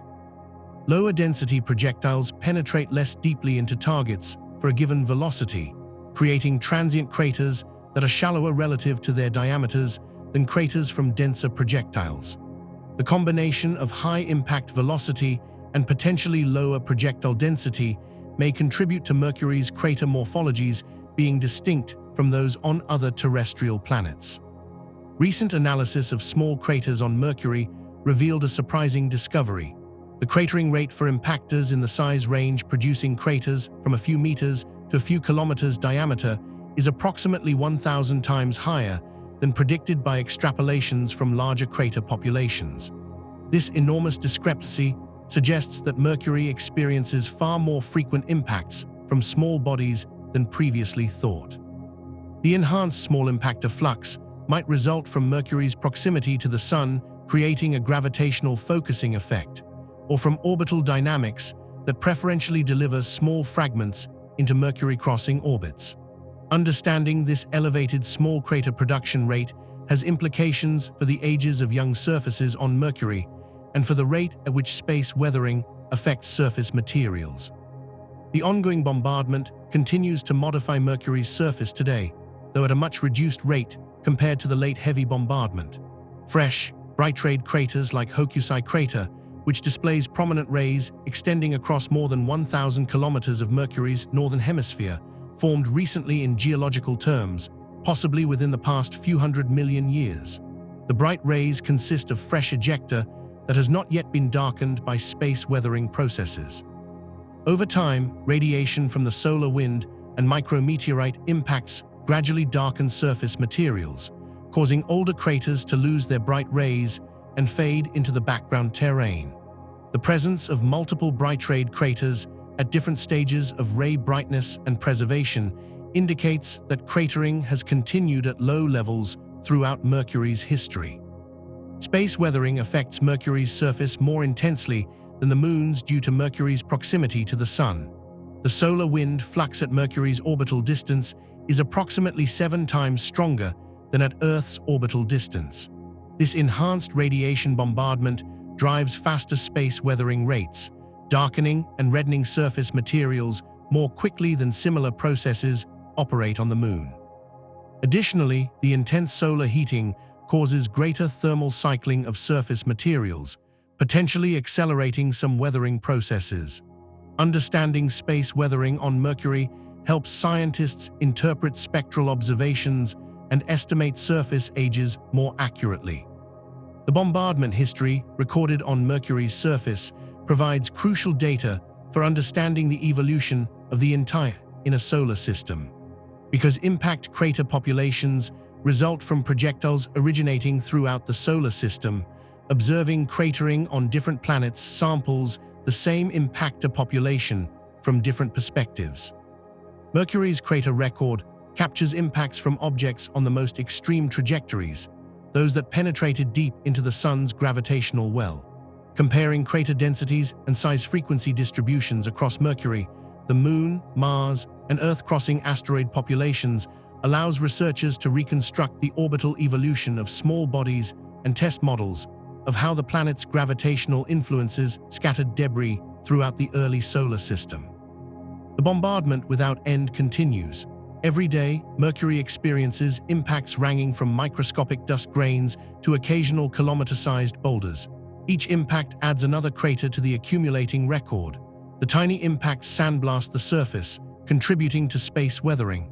The rare large impacts create fresh craters that will remain visible for billions of years.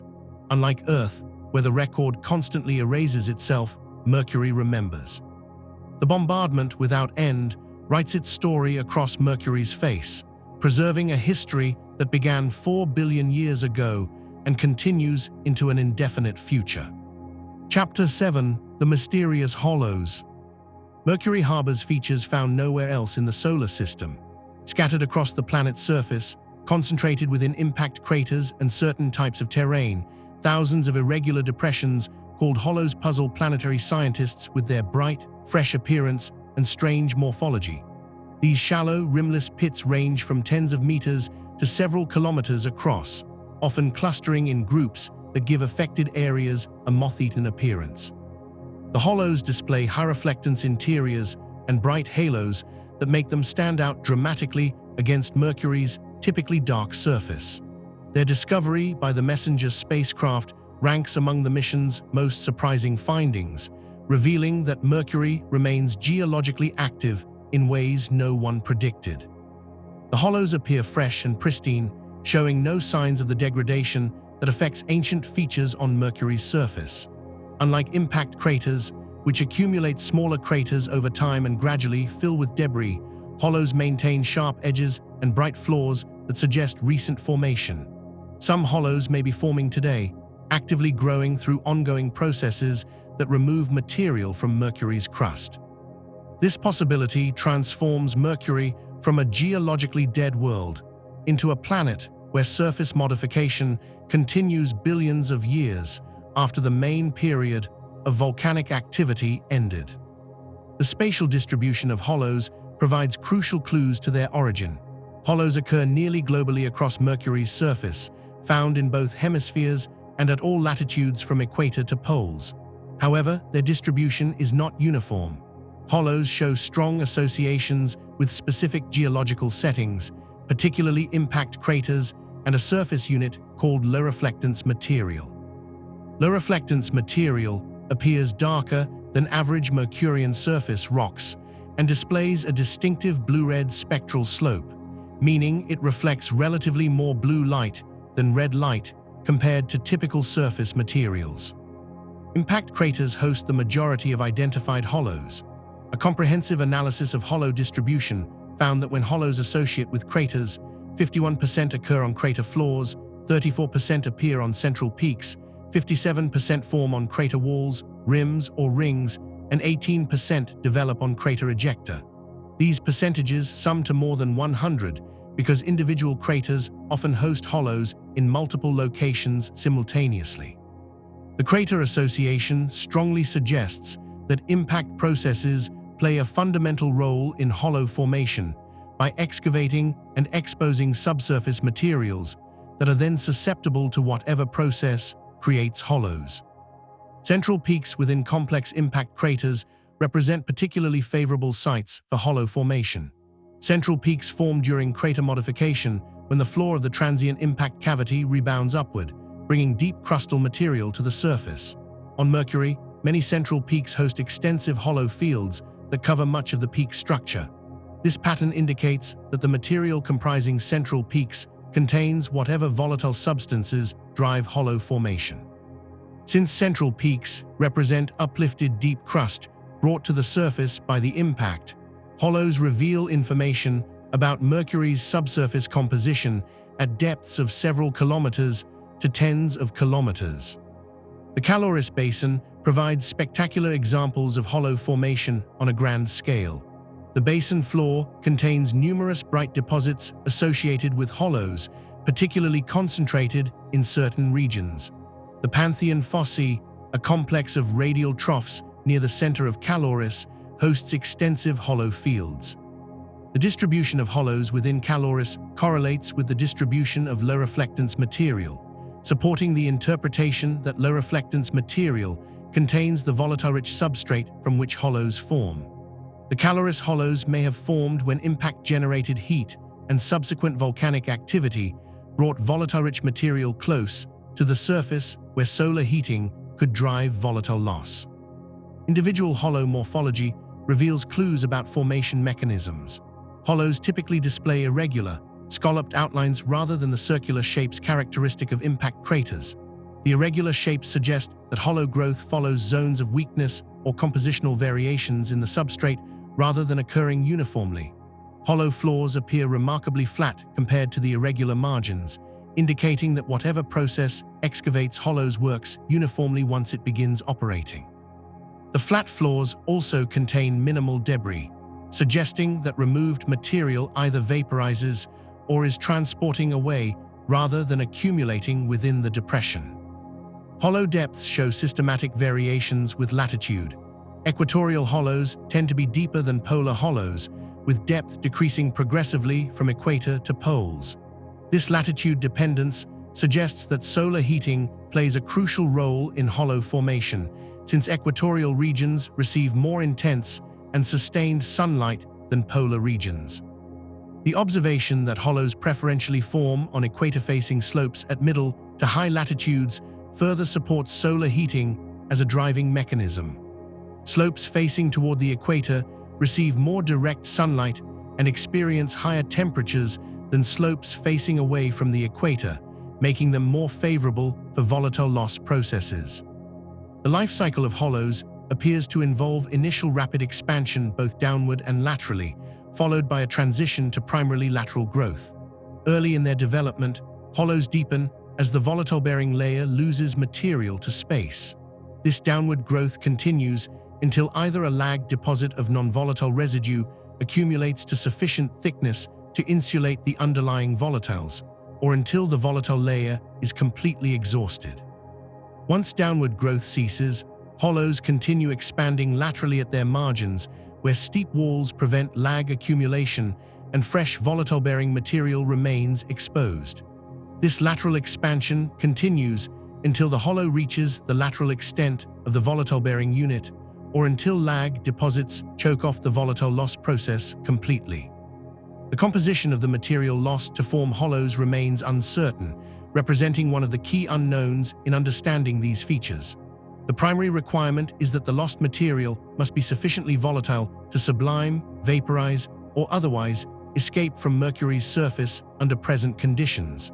Several candidate materials have been proposed based on their thermophysical properties and their potential presence in Mercury's crust. Sulfides emerged as early candidates for hollow-forming volatiles because spectral data links sulfides to low-reflectance material, and Mercury's crust contains elevated sulfur abundances. Common sulfide minerals like troilite, iron sulfide, occur in Mercury's surface rocks.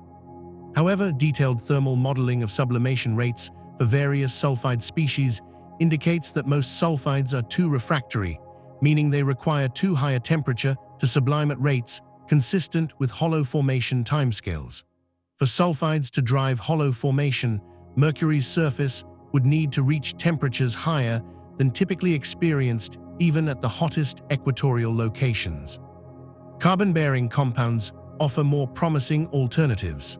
Thermal modeling evaluated 57 different volatile species as potential hollow-forming materials based on their sublimation or decomposition rates under Mercury's surface temperature and vacuum conditions.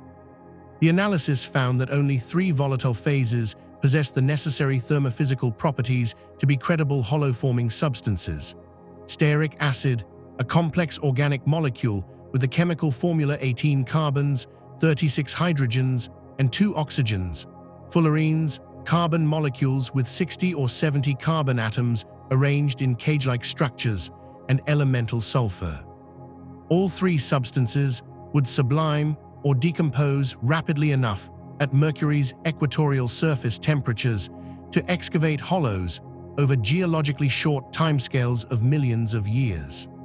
The presence of organic compounds like stearic acid or fullerenes in Mercury's crust would contradict conventional wisdom about the innermost planet's formation. Standard models of solar system formation predict that organic volatiles should not condense in the high-temperature environment where Mercury formed. Their presence would require alternative explanations, such as delivery by comets and asteroids after Mercury formed, followed by burial and incorporation into the crust through impact gardening and mixing. The discovery that Mercury's interior contains higher volatile abundances than predicted challenges fundamental assumptions about how the inner solar system assembled. Alternative formation mechanisms for hollows that do not rely on primordial volatiles have been proposed. One hypothesis suggests that impact events create new volatile phases through shock heating and chemical reactions in the target rock. When a large impact occurs, extreme temperatures and pressures in the impact melt and shocked substrate can drive reactions that produce volatile compounds not originally present in the target material. These newly formed volatiles would then escape as they are produced or shortly thereafter, leaving voids that collapse to form hollows. This impact-generated volatile model can explain why hollows concentrate in impact craters and why they appear associated with impact melt deposits. Pyroclastic volcanism represents another potential hollow formation mechanism, particularly for hollows associated with volcanic vents. Explosive volcanic eruptions eject volatile-rich magma fragments that fall back to the surface and accumulate as pyroclastic deposits. If these deposits contain substantial volatile content, subsequent heating by solar radiation could drive volatile loss and collapse, creating hollows. However, this mechanism cannot explain the hollows that occur on crater central peaks, crater rims, and other locations far from any identified volcanic vents, limiting its applicability. The bright halos surrounding many hollows provide additional information about formation processes. The halos consist of material with higher reflectance than both the hollow interiors and the surrounding terrain. Spectral analysis shows that halo material exhibits a bluer spectral slope, than the parent low reflectance material, meaning the halos are relatively brighter at shorter wavelengths. One interpretation proposes that halos represent a lag deposit of non-volatile residue left behind after volatile loss. When the volatile component sublimates away, it leaves behind the refractory minerals that were mixed with the volatiles in the original rock. These residual minerals form a porous, fine-grained lag that scatters light efficiently, producing the observed high reflectance. Pit craters on Mercury show morphological similarities to hollows, but differ in important ways. Pit craters are rimless, steep-sided depressions that display distinctive colors, most famously the orange-hued pits of Praxiteles crater. These features likely formed through magmatic processes, possibly representing locations where subsurface magma chambers drained, causing the overlying rock to collapse and form a pit. The orange color results from pyroclastic glass or other volcanic materials exposed at the surface. While some pit craters may represent a transitional form related to hollow formation, most researchers distinguish pit craters as primarily volcanic features separate from the volatile loss hollows discussed here. The age of hollows constrains when volatile-rich material became exposed at Mercury's surface. The fresh appearance of hollows and their lack of superimposed impact craters indicate formation within recent geological time, likely within the past few hundred million years and possibly continuing today. However, the timing of when the volatile-rich substrate was originally emplaced may be much older. The low reflectance material that hosts hollows may have formed billions of years ago through volcanic or impact processes, then remained buried until subsequent impacts excavated it and exposed it to conditions favorable for hollow formation. The chaotic terrain at Caloris Basin's antipode, discussed in Chapter 3, shows evidence of hollow formation that may be linked to the terrain's unique history. The collapse that created the chaotic terrain potentially involved volatile loss from buried volatile-rich layers. When faults fractured the crust, they created pathways for heat to reach volatile-rich materials at depth, driving sublimation and collapse. The hollows visible in the chaotic terrain today represent more recent episodes of volatile loss from material that was previously buried beneath lavas, but is now exposed or near exposed at the surface. The distribution of hollows in the chaotic terrain follows the structural patterns created during the terrain's formation, supporting this interpretation. The global occurrence of hollows indicates that volatile-rich material exists throughout Mercury's crust rather than being concentrated in a few isolated deposits. Analysis shows that hollows occur at all elevations from Mercury's highest terrain to its lowest basins, suggesting the volatile-bearing layer extends vertically through multiple kilometers of crustal depth. The lack of strong correlation between hollow occurrence and specific crustal ages or geological units further indicates that volatiles are vertically ubiquitous in the upper few kilometers of Mercury's crust. This vertical distribution pattern is consistent with volatiles being incorporated into crustal materials during formation rather than being later additions confined to specific stratigraphic levels. The implications of hollow formation for Mercury's evolution are profound. If hollows are actively forming today, Mercury experiences ongoing mass loss to space as volatile materials escape. Over billions of years, this cumulative loss could represent a significant fraction of Mercury's volatile inventory. The observation that hollows reveal volatile abundances higher than predicted by formation models requires rethinking how Mercury acquired its composition. Either Mercury accreted from more volatile-rich material than standard models predict, or volatiles were delivered after formation through impacts and subsequently mixed into the crust. Future observations from the BP Colombo mission may resolve outstanding questions about hollow formation.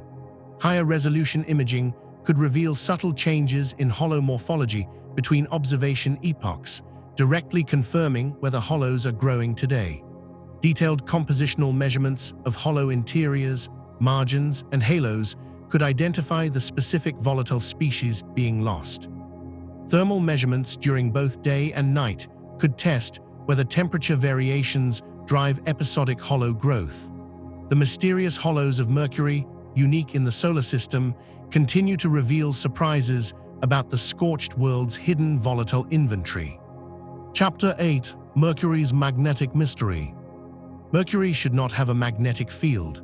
Theory predicts that planets as small as Mercury cool too rapidly to maintain the molten, convecting iron core needed to generate a magnetic dynamo.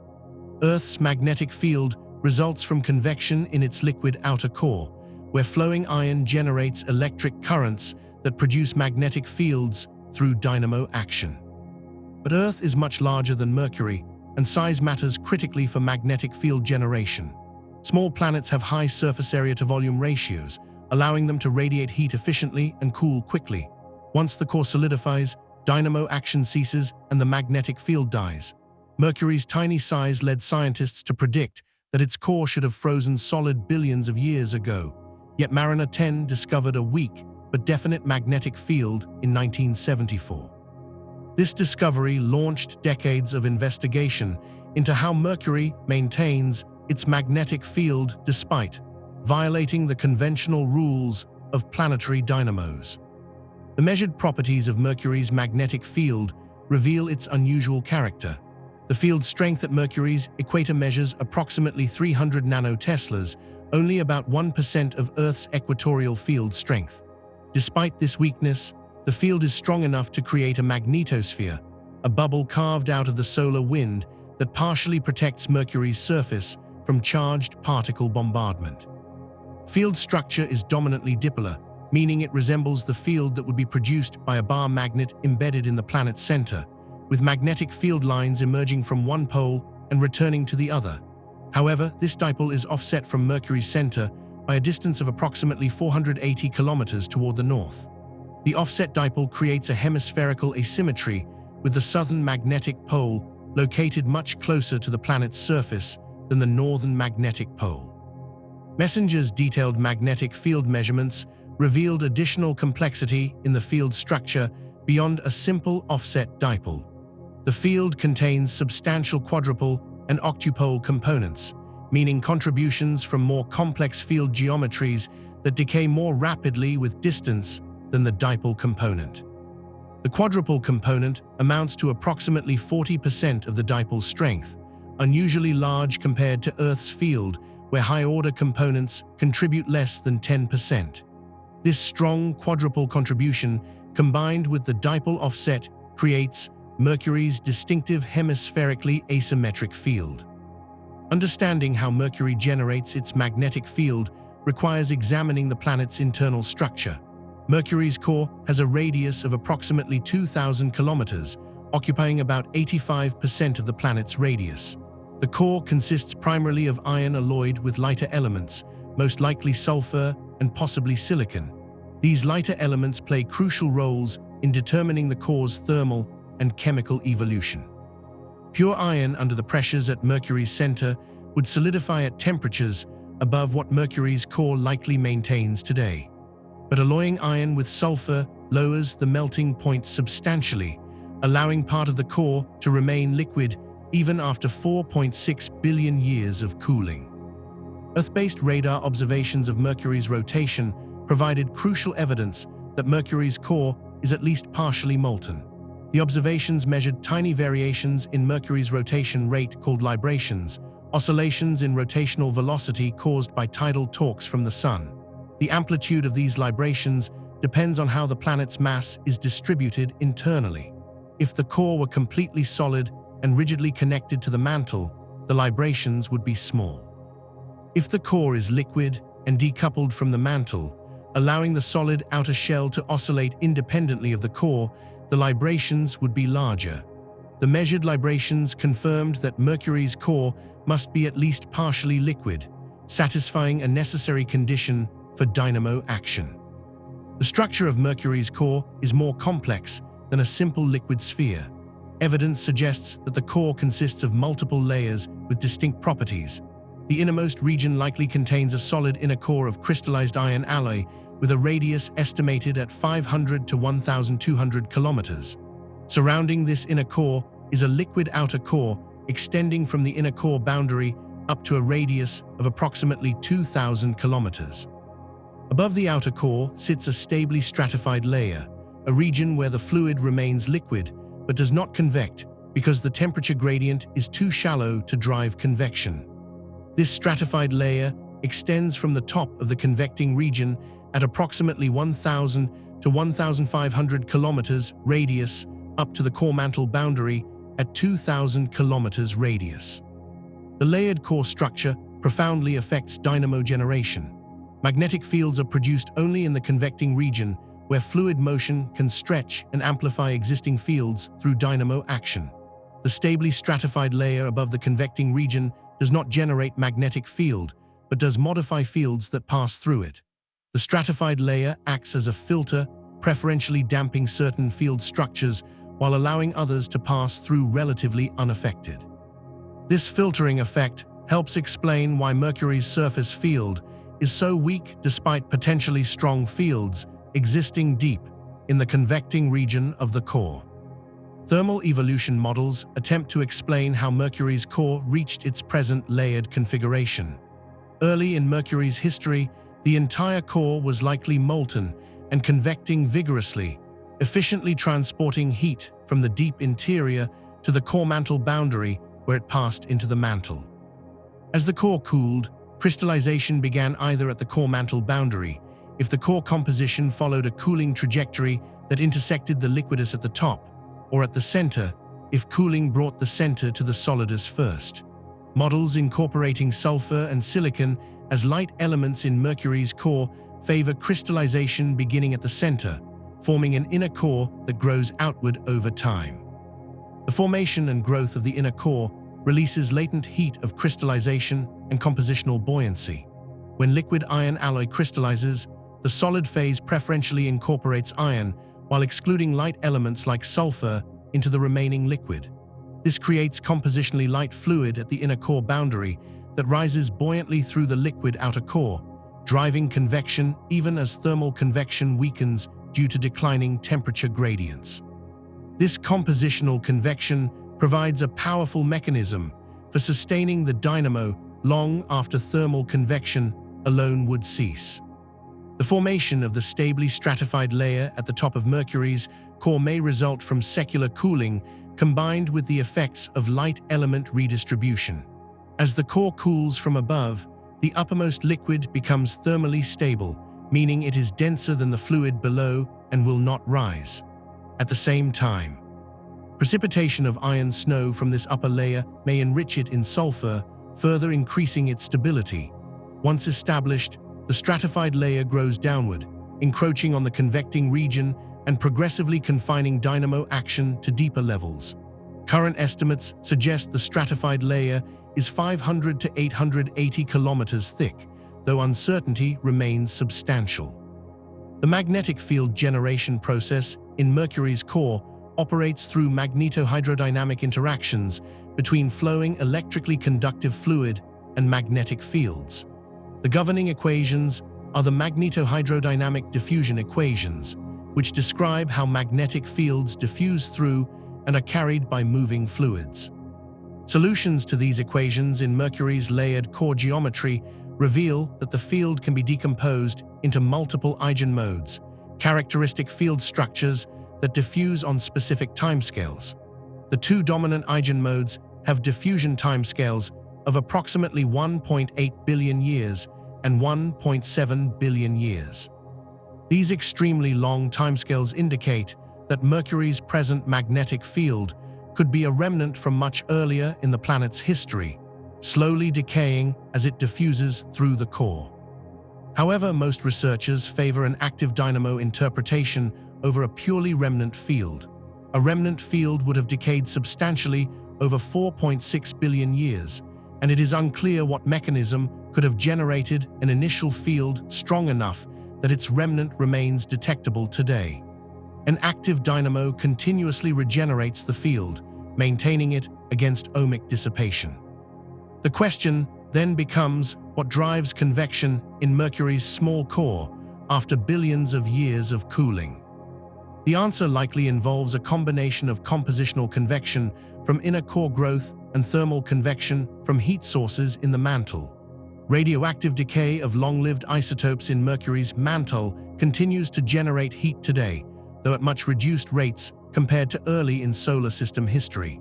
This heat flows into the core from above, maintaining temperature gradients that assist convection. Additionally, if Mercury's mantle contains a layer enriched in heat-producing elements, it could provide localized heating that enhances core convection. The interplay between core cooling, inner core growth, and mantle heat sources determines whether convection can persist to the present day. Numerical dynamo simulations provide insights into how Mercury's unusual field structure arises. Early simulations explored thin-shell dynamos where convection is confined to a relatively narrow layer compared to Earth's thick-shell geometry. These thin-shell models successfully produced weak surface fields comparable to Mercury's observations, supporting the possibility that a small convecting region could generate Mercury's dynamo. However, thin-shell models alone did not naturally produce the observed offset dipole without additional assumptions. More sophisticated simulations incorporating double diffusive convection, where both thermal and compositional gradients drive fluid motion, achieved breakthrough results. These models included a convecting region driven by inner core crystallization, surrounded by a thermally stratified layer that suppresses convection in the outer core. The simulations produced magnetic fields remarkably similar to Mercury's observed field in both strength and morphology. The offset dipole emerged naturally from the interaction between equatorially symmetric and antisymmetric components of the convective flow. The key discovery was that Mercury's offset dipole results from symmetry-breaking magnetic feedback. In the simulation, the initial convective flow pattern was nearly symmetric about the equator. This symmetric flow would naturally generate a quadrupolar magnetic field centered on the planet. However, once a weak magnetic field developed, the Lorentz force, the force magnetic fields exert on moving conductors, began modifying the flow pattern. The magnetic field preferentially enhanced asymmetric flow components, driving interaction between symmetric and antisymmetric modes that generated helicity bias, a measure of the twist in the flow. This helicity bias caused the flow to generate and maintain a dipolar field with axial offset. The self-regulating nature of this process means that the magnetic field controls its own generation mechanism. The dynamo produces a field that modifies the flow in ways that sustain the field structure. This feedback loop maintains the offset dipole as a stable configuration rather than a transient feature. Simulations where magnetic feedback was artificially turned off showed that the flow quickly became symmetric and generated only a quadrupolar field, confirming that magnetic self-regulation is essential for producing Mercury's observed field geometry. The external magnetic field from the Sun may also influence Mercury's dynamo. Mercury's proximity to the Sun means the planet experiences a solar magnetic field approximately 10 times stronger than Earth experiences. This external field can penetrate into Mercury's conductive core and interact with the dynamo process. Modeling suggests that strong external fields can suppress dynamo action or alter the generated field structure. The possibility that solar magnetic variations influence Mercury's dynamo adds another layer of complexity to understanding the field's long-term behavior. The weakness of Mercury's surface field relative to the field's strength likely present in the core convecting region results from several factors. First, the stratified layer absorbs and diffuses field components, reducing the field that reaches the core mantle boundary. Second, the small radius of the dynamo-active region means that field components with short spatial wavelengths, which decay rapidly with distance, dominate the field structure. By the time the field reaches the surface, these components have decayed substantially. Third, the offset dipole geometry concentrates field lines in the southern hemisphere, spreading them out in the northern hemisphere and reducing the globally averaged field strength. Measurements of Mercury's magnetic field reveal temporal variations that provide additional constraints on the dynamo mechanism. Comparing field measurements from different messenger orbits shows that the field strength and structure vary on timescales of months to years. Some of these variations result from Mercury's changing position along its eccentric orbit and from variations in solar wind pressure that compress and expand the magnetosphere. But after accounting for these external effects, residual variations likely reflect changes in the dynamo itself. Secular variation, the slow drift of magnetic field structure over years to decades, is well documented on Earth and results from evolving flow patterns in the core. Similar processes probably operate in Mercury's core, though observations spanning only a few years cannot yet fully characterize the variations. Understanding Mercury's magnetic field has implications beyond this one planet. Ganymede, Jupiter's largest moon, also maintains an active magnetic dynamo despite its small size.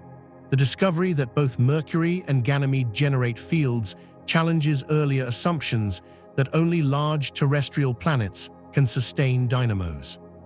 The mechanisms operating in these small-body dynamos may differ from Earth's thick-shell convective dynamo, involving thin-shell or layered configurations that extend the possible lifetime of magnetic field generation. As observations of exoplanets improve, understanding the range of possible dynamo mechanisms will help interpret magnetic signatures from distant worlds. The magnetic mystery of Mercury continues to drive research. Future Bepi-Colombo observations will provide more detailed magnetic field mapping, potentially resolving smaller-scale structures and temporal variations. Combined with improved understanding of Mercury's internal structure from gravity and seismological data, these observations may finally reveal exactly how Mercury's improbable magnetic field persists against all expectations. Chapter 9: The Ghost Atmosphere. Mercury possesses an atmosphere so tenuous it barely qualifies for the name. The combined pressure of all gases surrounding Mercury measures approximately 10 to the -14th power bar, equivalent to 1 nanopascal. This represents less than 1/trillionth of Earth's sea-level atmospheric pressure. At this pressure, gas molecules travel vast distances between collisions with other molecules, moving in ballistic arcs more like orbiting satellites than components of a fluid atmosphere. Scientists call this environment an exosphere rather than a true atmosphere to emphasize its collisionless nature. Understanding Mercury's ghost atmosphere reveals how small, hot planets interact with solar radiation, how surface materials weather in extreme environments, and how tenuous atmospheres behave fundamentally differently from the thick atmospheres familiar to Earthbound observers. The composition of Mercury's exosphere includes multiple atomic and molecular species. Oxygen dominates by abundance, comprising approximately 42% of exospheric atoms. Sodium contributes 29%, hydrogen accounts for 22%, and helium makes up 6%. Potassium comprises about 0.5%. Additional trace constituents include calcium, magnesium, iron, manganese, aluminum, argon, carbon dioxide, water vapor, nitrogen, xenon, krypton, and neon. More exotic species detected in Mercury's exosphere include molecular ions like hydronium, hydroxyl, and ionized oxygen molecules and silicon. This diverse chemical inventory reflects multiple source processes operating continuously to supply the exosphere with fresh material.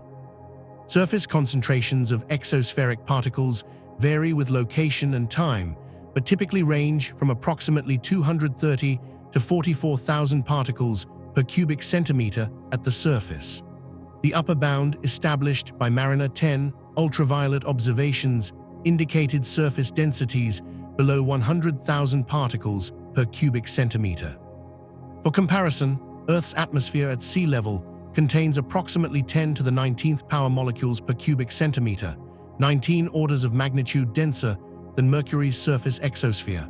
At an altitude of 1,500 kilometers above Mercury's surface, the exospheric density drops to approximately 0.01 particles per cubic centimeter, demonstrating how rapidly the already tenuous gas thins with altitude.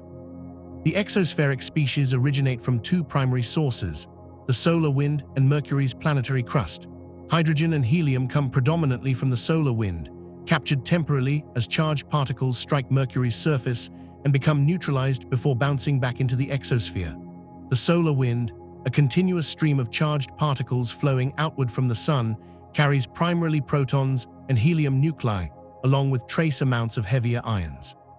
When these particles strike Mercury's surface, some fraction becomes embedded in surface minerals, while others bounce back as neutral atoms after gaining or losing electrons.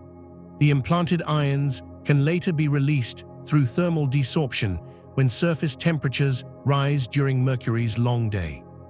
Metallic elements including sodium, potassium, calcium, magnesium, iron, manganese, and aluminum originate from Mercury's crustal rocks. Several physical processes liberate these atoms from surface minerals. Photon-stimulated desorption occurs when solar ultraviolet radiation strikes surface minerals, providing enough energy to break chemical bonds and release atoms into the exosphere. Impact vaporization happens when micrometeorites, tiny particles ranging from microns to millimeters in size, strike Mercury's surface at velocities of tens of kilometers per second. The kinetic energy of these impacts vaporizes both the impactor and a portion of the target surface, creating a cloud of atoms that spreads into the exosphere.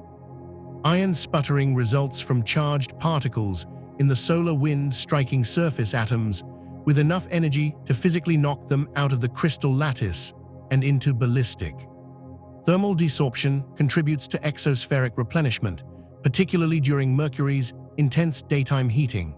As surface temperatures approach 430 degrees Celsius at the subsolar point, the thermal energy becomes sufficient to release volatile atoms that were previously bound to mineral surfaces. This process shows strong day-night asymmetry, with much greater atom release rates during daytime than nighttime. An additional mechanism involves implantation and diffusion, where solar wind ions penetrate into regolith grains during Mercury's 88 Earth day night, accumulating as subsurface reservoirs. When these enriched grains rotate into sunlight, heating causes the implanted atoms to diffuse back to the surface and escape into the exosphere, creating enhanced abundances on the dawn hemisphere. The sodium component of Mercury's exosphere has been studied most extensively because sodium atoms scatter sunlight very efficiently at a wavelength of 589 nanometers, making them relatively easy to detect from Earth-based telescopes. Mariner 10 first detected sodium in Mercury's exosphere during its flybys in 1974 and 1975, surprising scientists who did not expect to find such prominent alkali metal signatures. Subsequent ground-based observations mapped sodium's distribution around Mercury, revealing that it concentrates near the poles and shows asymmetries between the dawn and dusk hemispheres. The sodium distribution displays several distinctive patterns. Bright spots appear near Mercury's poles, indicating enhanced sodium concentrations in these regions. The dawn terminator, the line separating night from day, shows higher sodium abundance than the dusk terminator, the line separating day from night.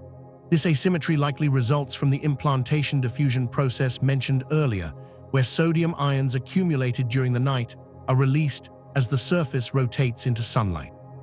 Some research has claimed correlations between sodium abundance and specific surface features like the Caloris basin or radar bright spots, though these results remain controversial.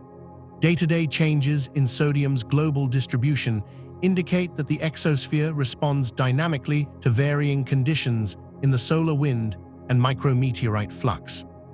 1 year after sodium's discovery, astronomers detected potassium in Mercury's exosphere, though with column density 2 orders of magnitude lower than sodium. The potassium-to-sodium ratio varies with location on Mercury, possibly reflecting variations in the sodium-to-potassium ratio of surface minerals at different locations. Calcium and magnesium were detected later by MESSENGER's ultraviolet and visible spectrometer, with near-surface abundances roughly comparable to sodium for magnesium. The calcium distribution shows concentration on the dawn hemisphere, consistent with a source process related to micrometeorite impacts that vaporize calcium-bearing minerals. Mercury's proximity to the Sun creates an unusual phenomenon. The exosphere extends into space in a comet-like tail. Solar radiation pressure, the momentum carried by photons, pushes neutral atoms away from Mercury in the antisolar direction, the direction opposite the Sun. This process works most effectively on atoms that strongly absorb and scatter sunlight. Sodium, with its intense resonance scattering at 589 nanometers, responds strongly to radiation pressure and forms the most prominent tail component. The sodium tail has been detected extending beyond 24 million kilometers from Mercury, more than 1,000 Mercury radii downstream. The visibility of Mercury's sodium tail from Earth varies dramatically depending on Mercury's orbital position and velocity. The key factor is Doppler shift. Sodium atoms in Mercury's exosphere absorb and scatter sunlight at 589 nanometers in their rest frame. However, the Sun's spectrum contains a strong Fraunhofer absorption line at exactly 589 nanometers, caused by sodium in the Sun's outer atmosphere absorbing light at this wavelength. When Mercury orbits with zero radial velocity relative to the Sun, the sodium atoms see the dark absorption line and cannot efficiently absorb solar photons, making the tail faint. During the periods roughly 16 days before and after perihelion, Mercury's radial velocity relative to the Sun reaches maximum values of approximately plus or minus 9 kilometers per second due to Kepler's laws and the ellipticity of Mercury's orbit. This radial velocity Doppler shifts the sunlight incident on Mercury's exosphere, moving the 589 nanometer emission line out of coincidence with the solar absorption line. The sodium atoms now receive strong illumination at their resonance wavelength and scatter this light efficiently, making the tail bright enough to detect with ground-based telescopes and even amateur equipment. This visibility window occurs twice per Mercury orbit, creating semi-annual opportunities for Earth-based observers to study the sodium. The exosphere shows dramatic variability on timescales ranging from hours to years. Short-term variations result from changes in the solar wind dynamic pressure, which compresses or expands Mercury's magnetosphere and alters the pattern of solar wind precipitation onto Mercury's surface. When the solar wind pressure increases dramatically during coronal mass ejections or other solar disturbances, solar wind ions can access larger portions of Mercury's dayside surface, enhancing ion sputtering rates and temporarily thickening the exosphere. Conversely, during quiet solar wind conditions, Mercury's magnetosphere expands and shields more surface area from direct solar wind bombardment, reducing sputtering and allowing the exosphere to thin. Extreme events occasionally produce massive enhancements of Mercury's exosphere at high altitudes. Messenger observed one such event where neutral densities at approximately 5,300 kilometers altitude reached values of up to 100 particles per cubic centimeter, comparable to typical densities found at only 700 kilometers altitude. The spacecraft's fast imaging plasma spectrometer detected newly ionized heavy ions, particles that had recently been neutral exospheric atoms but were ionized by solar ultraviolet radiation and then accelerated by the solar wind electric field. Analysis of these pickup ions revealed their composition included sodium and silicon, indicating they originated from Mercury's surface. The most likely explanation for this extreme event involves a meteoroid impact. When a sufficiently large meteoroid strikes Mercury's surface, it vaporizes instantly along with a substantial volume of target material. This creates a temporary neutral cloud containing thousands of times more atoms than the normal exosphere at that location. The cloud expands upward and outward, reaching high altitudes where the solar wind photoionizes atoms at an enhanced rate due to the higher ion and photon fluxes at greater distances from the surface.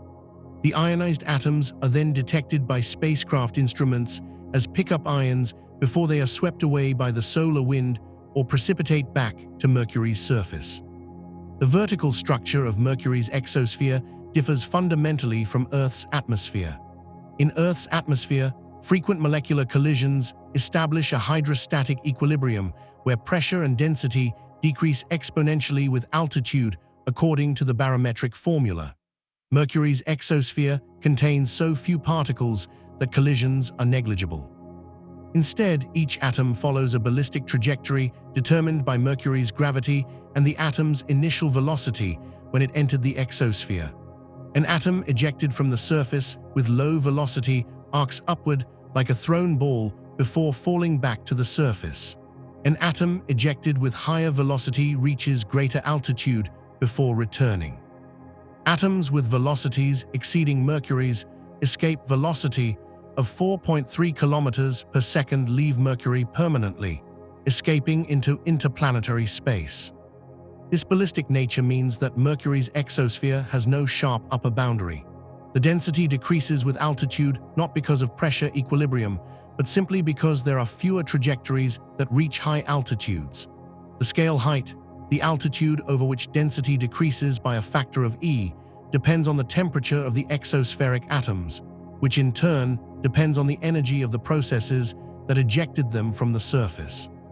Hot atoms, ejected by energetic processes like sputtering or photon-stimulated desorption, have larger scale heights and populate the exosphere to greater altitudes than cold atoms released by gentle thermal desorption.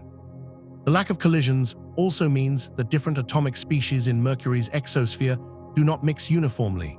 Each species has its own vertical distribution determined by its atomic mass and typical ejection velocity. Light atoms like hydrogen and helium populate the exosphere to much greater altitudes than heavy atoms like sodium or calcium, because the lighter atoms need less kinetic energy to reach a given altitude in Mercury's gravity field. This gravitational separation creates a layered exosphere where composition varies systematically with altitude, unlike Earth's well-mixed lower atmosphere, where turbulent mixing homogenizes the gas composition up to approximately 100 kilometers altitude. The total mass of Mercury's exosphere is extraordinarily small.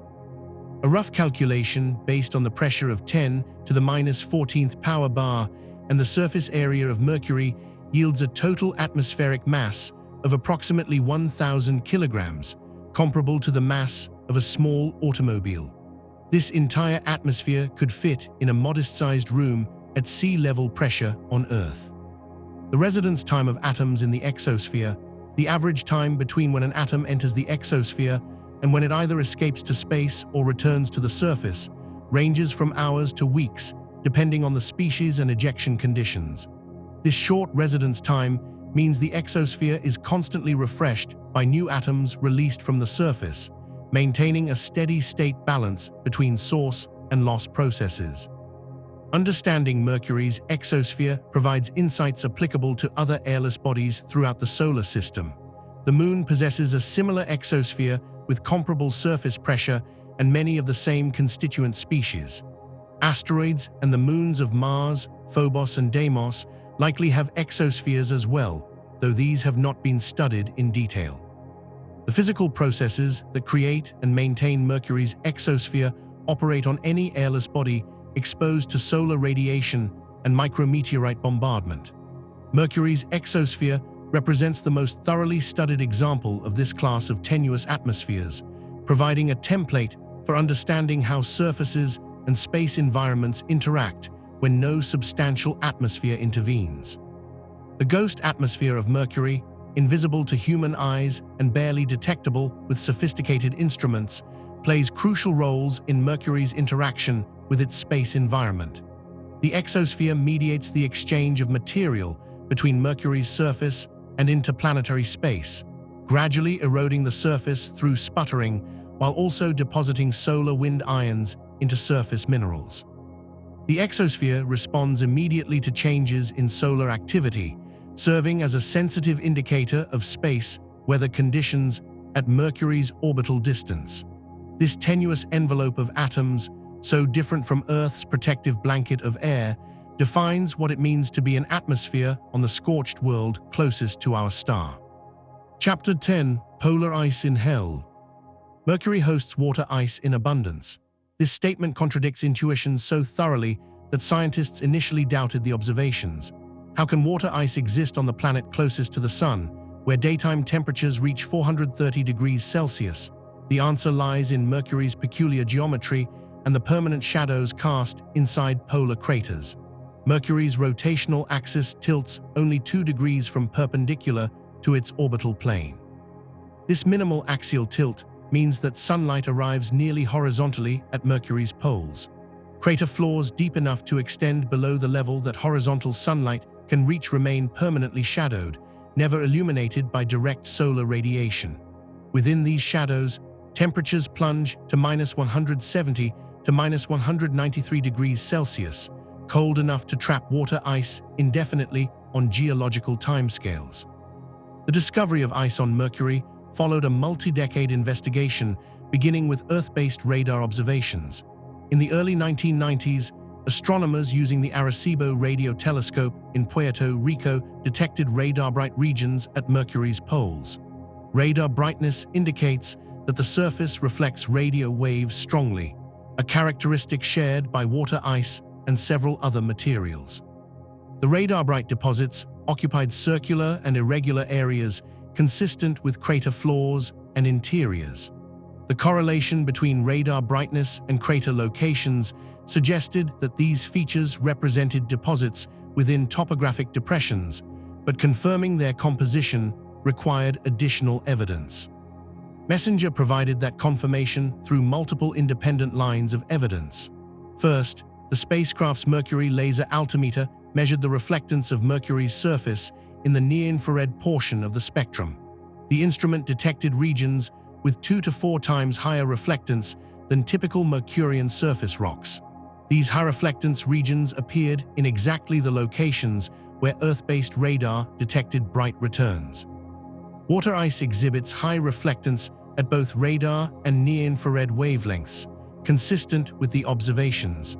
The laser altimeter also revealed darker-than-average regions adjacent to or partially overlapping the bright regions, particularly at slightly lower latitudes where temperatures should be marginally warmer. Second, MESSENGER's Mercury dual imaging system photographed Mercury's polar regions under various illumination angles, mapping which areas remained in shadow throughout Mercury's 176 Earth-day solar day. The imaging campaign identified regions in persistent shadow, areas that received no direct sunlight in any of the thousands of images acquired during MESSENGER's 4-year orbital mission. Comparing the map of permanently shadowed regions with the locations of radar-bright and laser-bright deposits revealed perfect spatial correlation.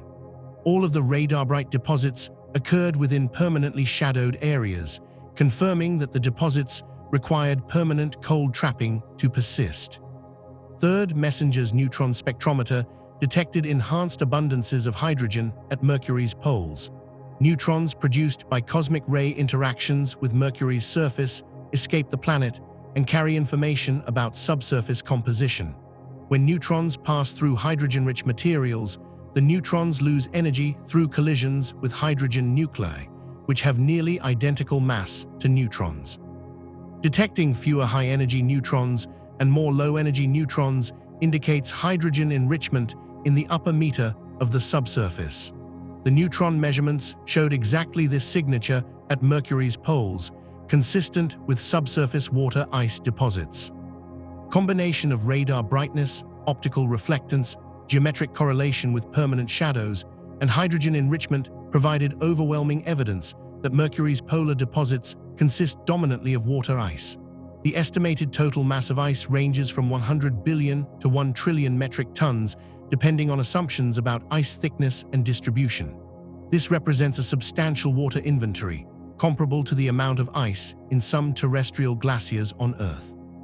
The ice deposits occur at both the North and South Poles, with similar characteristics at both locations, though the South Polar deposits have been studied in less detail due to lighting and orbital constraints during MESSENGER's mission. The darker-than-average regions detected adjacent to some bright ice deposits puzzled researchers initially. These dark deposits showed radar-bright signatures indicating high radar reflectance. But their optical reflectance was significantly lower than both pure ice and typical Mercurian rocks. The dark material tended to occur at slightly lower latitudes than the pure ice deposits, in regions where temperatures should be marginally warmer though still well below the sublimation point of water ice. Analysis of the spatial patterns and physical properties led to an unexpected interpretation. The dark material consists of water ice covered by a layer of organic compounds. The organic layer measures approximately 10 centimeters thick and consists of complex carbon-bearing molecules likely derived from simpler organic compounds delivered to Mercury along with the water ice. The organics serve as a thermal blanket that insulates the underlying ice from sublimation. Without this insulation, ice at the slightly warmer latitudes where dark deposits occur would sublime over millions to billions of years, gradually thinning until it disappeared completely. The organic blanket slows sublimation enough that ice can persist even at temperatures too warm for pure surface ice to survive. At the coldest locations near the poles, ice can exist at the surface without requiring an organic protective layer, explaining why the bright ice deposits occur at higher latitudes than the dark, organic-covered deposits. The organic material likely originated from comets or carbonaceous asteroids that struck Mercury and delivered both water and organic compounds. Comets contain substantial amounts of organic molecules, including simple compounds like methane and formaldehyde, and more complex molecules, including amino acids and polymers. When these impactors struck Mercury, the volatile materials vaporized and spread over wide geographic regions. Some fraction of both water and organics migrated to the poles through ballistic hopping, where molecules ejected from the surface follow ballistic trajectories that eventually carry them into permanently shadowed cold traps. Over time, the water ice in warmer regions sublimed away while the more stable organic compounds remained at the surface, gradually accumulating into the 10-centimeter thick layer observed today. Chemical reactions within the ice deposits may contribute to the organic layer's growth and complexity. High-energy particles from solar wind and cosmic rays penetrate into the ice and drive radiolytic chemistry, breaking molecular bonds and creating reactive fragments that recombine into new compounds. This radiation processing can produce complex organic polymers from simpler precursor molecules, gradually increasing the molecular weight and complexity of the organic material. The process operates similarly to the radiation chemistry observed in icy moons and Kuiper belt objects, demonstrating that organic synthesis through radiation processing occurs throughout the solar system wherever icy surfaces experience energetic particle bombardment. The origin of Mercury's polar ice remains debated, with two primary source mechanisms proposed. The first invokes delivery by comets and water-rich asteroids that struck Mercury throughout its history. Comets consist largely of water ice mixed with dust and organics. When a comet strikes Mercury, the kinetic energy of the impact vaporizes the ice, creating a temporary water vapor cloud that expands across the impact hemisphere.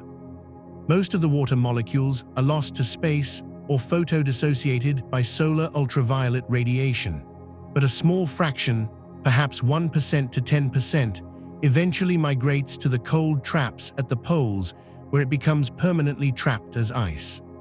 The second hypothesis proposes that solar wind implantation of hydrogen ions, followed by chemical reactions with oxygen-bearing minerals in Mercury's regolith, produces water molecules in situ.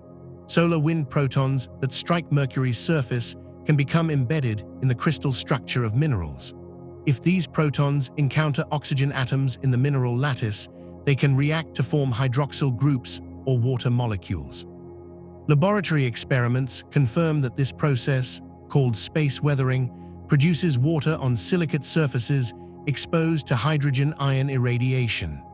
The water produced by this mechanism would desorb from the hot dayside surface and migrate across Mercury through ballistic hopping until some molecules reach the polar cold traps. Both mechanisms likely contribute to Mercury's polar ice inventory. The cometary impact mechanism explains the presence of organic compounds mixed with the water ice, since solar wind implantation would not produce organics. The in-situ production mechanism provides a continuous supply of water throughout Mercury's history and does not depend on the sporadic timing of cometary impacts. Recent studies of the production rates and migration efficiencies for both processes suggest that in-situ production may account for a significant fraction of Mercury's current ice inventory, possibly comparable to or exceeding the cometary contribution. Distinguishing between these sources definitively would require isotopic measurements of the hydrogen in Mercury's ice, comparing the deuterium to hydrogen ratio to cometary values and solar wind values, a measurement that awaits future landed missions. The permanently shadowed craters that host ice deposits display a range of sizes from small craters only a few kilometers across to large basins exceeding 100 kilometers in diameter. Not all permanently shadowed regions contain radar-bright deposits, indicating that the presence of permanent shadow is necessary but not sufficient for ice accumulation. Some shadowed craters show no evidence of ice deposits despite having temperatures cold enough for ice stability. Possible explanations include variations in delivery efficiency to different locations, differences in surface properties that affect ice retention, or variations in the flux of destabilizing processes like sputtering or impact gardening that could remove ice from some locations more efficiently than others. Temperature modeling of permanently shadowed regions on Mercury provides detailed maps of where ice can remain stable. The models account for solar radiation arriving directly from the sun, thermal emission from sunlit crater walls that indirectly heats shadowed regions, and heat conducted from warmer subsurface layers. The coldest regions, where temperatures remain below 112 Kelvin year-round, occur deep within craters at latitudes above approximately 85 degrees. These coldest regions can retain pure surface ice indefinitely. Slightly warmer regions, with temperatures from 112 to approximately 170 Kelvin, can retain ice if it is covered by an insulating layer like the organic blanket, but pure surface ice would sublime over geological timescales. The vertical extent of ice deposits remains poorly constrained. The neutron spectrometer measurements sample only the uppermost meter of the subsurface, providing no direct information about ice thickness. However, the total volume of permanently shadowed terrain at Mercury's poles places upper limits on the possible ice inventory. If all permanently shadowed areas contained ice extending to depths of 100 meters, the total mass would reach approximately 1 trillion metric tons. If ice fills only the top few meters, the total mass would be proportionally smaller. Radar observations provide some constraints because radar penetration depth depends on the material properties, but interpreting radar data to infer ice thickness requires assumptions about ice purity, density, and subsurface structure that introduce substantial uncertainties. Mercury's polar ice represents one of the solar system's most dramatic examples of cold traps operating in extreme environments. The contrast between 430-degree sunlit equatorial regions and -190-degree permanently shadowed polar craters, separated by only 1,000 kilometers of latitude, exceeds 600 degrees Celsius, the greatest surface temperature range in the solar system. This extreme gradient allows ice to exist within a few hundred kilometers of regions hot enough to melt lead, demonstrating how topographic shading can create microenvironments radically different from the surrounding terrain. The discovery of abundant water ice and organic compounds on Mercury carries implications for understanding volatile delivery to terrestrial planets throughout the inner solar system. If comets delivered substantial water and organics to Mercury, the innermost planet, they certainly delivered even more material to Venus, Earth, and Mars, which present larger gravitational targets at locations where cometary orbits are more numerous. The finding that complex organic chemistry occurs on Mercury's polar deposits suggests that similar processes operated on the early Earth, potentially contributing prebiotic organic molecules that played roles in the origin of life.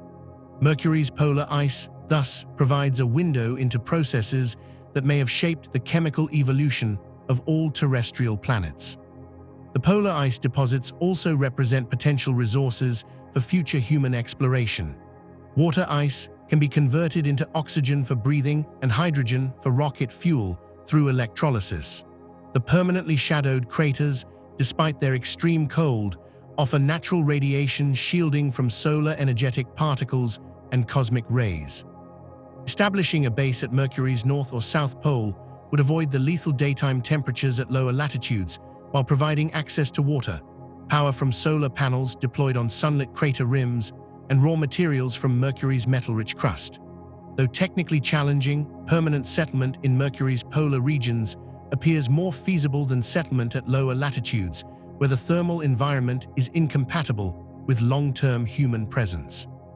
The paradox of ice in hell resolves through understanding geometry, shadowing, and cold trapping. Mercury's minimal axial tilt creates permanent shadows. The shadows maintain temperatures far below the solar system average despite Mercury's proximity to the Sun. The cold temperatures trap volatiles delivered by impacts and possibly produced by solar wind chemistry. The trapped ice accumulates over billions of years, building deposits that will persist for billions, more or less disturbed by major impacts or changes in Mercury's orbital or rotational configuration. Mercury remains the only place in the inner solar system where pristine ice deposits from the early solar system may survive in directly accessible locations, preserved in frozen vaults awaiting future exploration. Chapter 11: Surface Diversity and Chemical Mysteries. Mercury's surface displays compositional diversity that rivals Earth's despite lacking plate tectonics, oceans, or biological processes. The Messenger spacecraft's X-ray spectrometer and gamma-ray spectrometer revealed that Mercury's crust exhibits chemical variations more extreme than mid-ocean ridge basalts on Earth, spanning a compositional range that reflects complex geological processes operating throughout the planet's history. Understanding this diversity requires examining which elements are present, how they are distributed, and what these patterns reveal about Mercury's formation and evolution. The most striking compositional characteristic of Mercury's surface is its extraordinarily low iron content. The average iron-to-silicon ratio measured by Messenger's instruments is approximately 0.06, equivalent to only 1.5 weight% iron. For comparison, lunar basalts contain approximately 14 to 17 weight% iron, Martian basalts contain approximately 16 to 18 weight% iron, and terrestrial basalts typically contain 8 to 12 weight% iron. Mercury's crustal iron abundance is lower than any other major body in the inner solar system by nearly an order of magnitude. This iron depletion in the crust makes sense given Mercury's enormous iron core, which contains 70% of the planet's mass. During differentiation, iron separated efficiently into the core, leaving the silicate mantle and crust severely depleted in this element. The low iron content profoundly affects Mercury's surface appearance and mineralogy. Iron-bearing minerals like olivine and pyroxene appear black or dark green on Earth, and the Moon because iron absorbs visible light strongly. Mercury's iron pore equivalents, the minerals enstatite and forsterite, appear much lighter in color. This contributes to Mercury's relatively high average reflectance compared to the Moon, despite both bodies having ancient, heavily cratered surfaces. The lack of iron also influences which minerals can form. On Earth and the Moon, iron-rich olivine and pyroxene dominate basaltic rocks. Mercury instead contains magnesium-rich versions of these minerals, along with sulfide minerals that incorporate elements like calcium and magnesium. Magnesium enrichment represents another distinctive feature of Mercury's composition.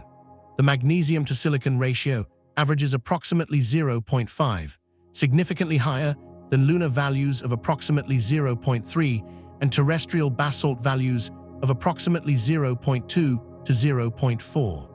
Some regions on Mercury show even higher magnesium-to-silicon ratios, reaching 0.7 or more. Such high magnesium content indicates that Mercury's mantle melted at very high temperatures, producing magmas enriched in magnesium-rich minerals. On Earth, rocks with similarly high magnesium content include komatites, ancient volcanic rocks that erupted at temperatures exceeding 1,600 degrees Celsius during the Archean Eon when Earth's mantle was hotter than today. Mercury's high magnesium materials suggest that Mercury's mantle remained extremely hot during the main period of volcanic activity, possibly exceeding 1,500 degrees Celsius. Sulfur appears in Mercury's surface rocks at concentrations approximately 20 times higher than on Earth, the Moon, or Mars. Sulfur to silicon ratios measured by MESSENGER range from approximately 1 to 6 weight% sulfur, with some locations showing even higher values. This extreme sulfur enrichment puzzles planetary scientists because sulfur is considered a moderately volatile element that should have been depleted during Mercury's formation in the high temperature in a solar nebula. The presence of abundant sulfur indicates either that Mercury formed from material richer in volatiles than simple condensation models predict, or that sulfur was delivered to Mercury after formation through impacts and subsequently mixed into the crust. The sulfur exists primarily in sulfide minerals rather than sulfates, indicating that Mercury's surface environment is highly reducing compared to Earth. Reducing conditions mean low oxygen availability. In Earth's oxidized crust, sulfur combines with oxygen to form sulfate minerals like gypsum. On Mercury, the lack of oxygen forces sulfur to form sulfides like troilite, oldhamite, and ninningerite. These sulfide minerals incorporate iron, calcium, and magnesium, creating assemblages unlike those found on other terrestrial planets.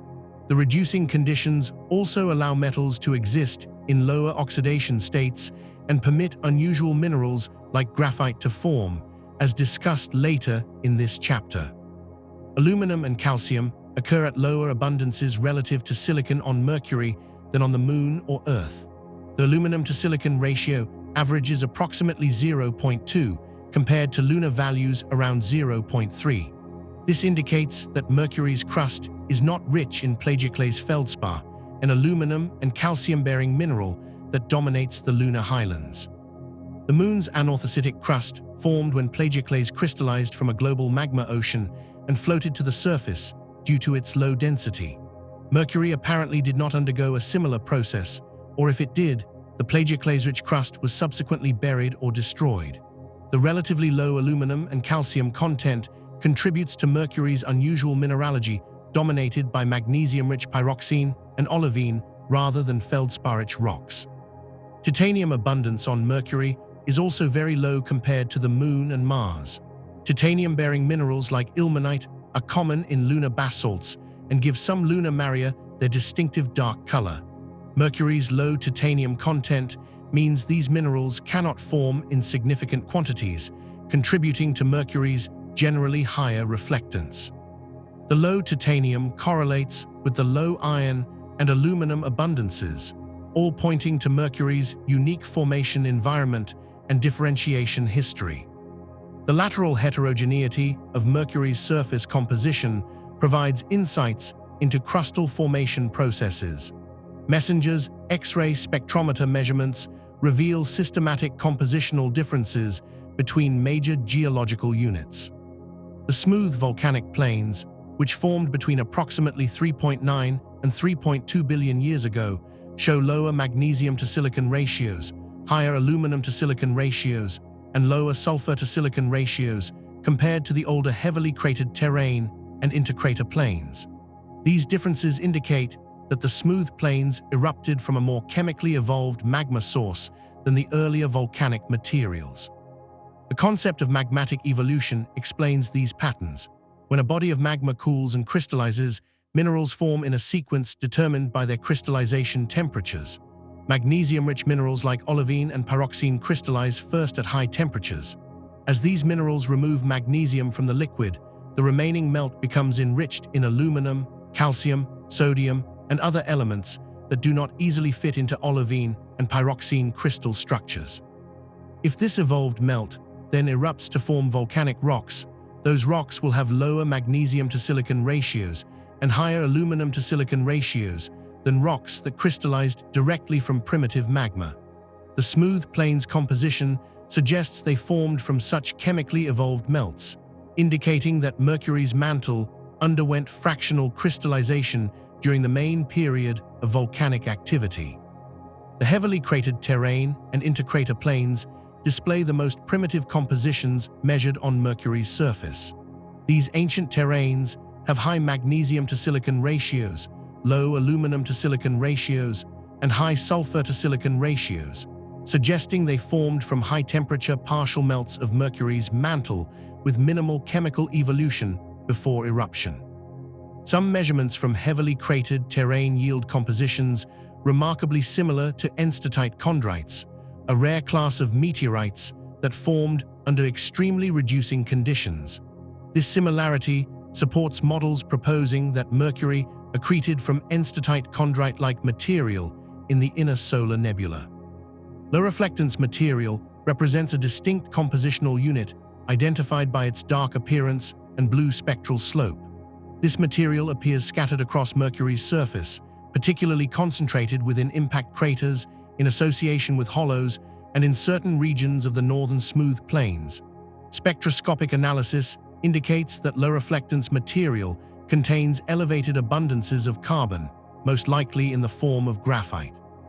Graphite is pure carbon in a crystalline form that appears black and has very low reflectance. On Earth, graphite forms primarily through metamorphism of organic-rich sedimentary rocks or through crystallization from carbon-saturated melts. Mercury's graphite likely formed through the latter mechanism, crystallizing from magmas that contain dissolved carbon in Mercury's highly reducing. The origin of Mercury's graphite-bearing low-reflectance material remains debated. One hypothesis proposes that the carbon originated in Mercury's mantle as a primordial component incorporated during the planet's formation. Enstatite chondrites, the meteorites that best match Mercury's overall composition, contain small amounts of carbon and graphite, supporting the idea that Mercury's building blocks were carbon-bearing. During partial melting of the mantle, carbon would partition into the melt and could crystallize as graphite during magma ascent or eruption. An alternative hypothesis suggests that carbon was delivered to Mercury by comets and carbonaceous asteroids, then mixed into the crust through impact processes and subsequently concentrated in certain locations through volcanic or impact-related melting. The Caloris Basin shows distinctive compositional properties compared to surrounding terrain. The basin interior contains smooth volcanic plains with relatively evolved compositions, as expected for flood lavas that filled the basin after its formation. However, certain regions within Caloris display unusual enrichments in specific elements. The Pantheon Fossae region near Caloris Center shows elevated magnesium and sulfur, possibly indicating exposure of deep crustal or mantle material brought to the surface by volcanic intrusions or by the impact itself. The association between Caloris's compositional anomalies and its complex volcanic and tectonic history demonstrates how large impacts can reshape crustal composition over vast areas. Circumcaloris terrain, the region surrounding Caloris Basin covered by the basin's ejecta, shows mixed compositions reflecting the diverse source materials excavated by the impact. The ejecta deposit contains fragments from multiple crustal depths, sampling a vertical section through several kilometers of Mercury's crust. Compositional mapping of the Caloris ejecta reveals lateral heterogeneities that may trace back to compositional variations in the pre-impact crust. This provides a rare opportunity to study crustal stratigraphy on Mercury, analogous to how lunar basin ejecta samples deep crustal materials. Regional compositional variations across Mercury's surface correlate with crustal thickness variations. Gravity measurements from MESSENGER reveal that some regions have thicker crust than others. Thick crust regions tend to show less evolved compositions with higher magnesium to silicon ratios, while thin crust regions often display more evolved compositions. This pattern suggests that variations in crustal thickness result from variations in the amount of mantle melting that occurred beneath different regions. Areas where extensive melting occurred produced more magma, building thicker crust, while areas of limited melting generated less magma and thinner crust. The northern smooth plains that dominate Mercury's northern hemisphere show relatively uniform composition across vast areas, indicating formation from large volume flood lava eruptions rather than from many small localized eruptions. However, even within the smooth plains, subtle compositional variations exist that correlate with stratigraphy and age. The youngest plains units show the most evolved compositions, suggesting progressive chemical evolution of Mercury's mantle over the 700 million-year period during which smooth planes emplacement occurred. Comparing Mercury's composition to other terrestrial planets highlights Mercury's uniqueness.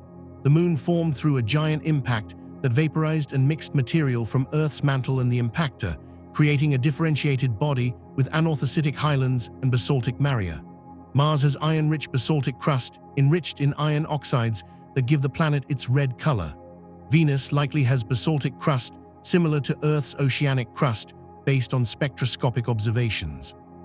Earth's crust is the most compositionally diverse, ranging from basaltic oceanic crust to granitic continental crust, with intermediate compositions in between. Mercury fits none of these patterns, instead displaying a unique combination of high magnesium, high sulfur, low iron, low aluminum, and reducing mineralogy, unlike any other terrestrial body. The reducing conditions under which Mercury's crust formed distinguish it from all other terrestrial planets. Oxygen fugacity, a measure of oxygen availability during rock formation, determines which minerals can form and in what proportions. Earth, the Moon, and Mars all formed under moderately oxidizing conditions where iron could combine with oxygen to form iron oxides.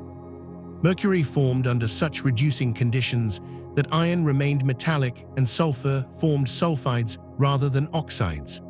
These reducing conditions allowed unusual mineral assemblages to form, including graphite, metal alloys, and exotic sulfides that are rare or absent on other terrestrial planets. The chemical mysteries of Mercury's surface composition continue to drive research. Why does Mercury contain so much sulfur despite forming in a hot, volatile depleted region? How did carbon become concentrated in certain regions to form graphite-bearing low-reflectance material? What processes created the observed lateral heterogeneity in crustal composition?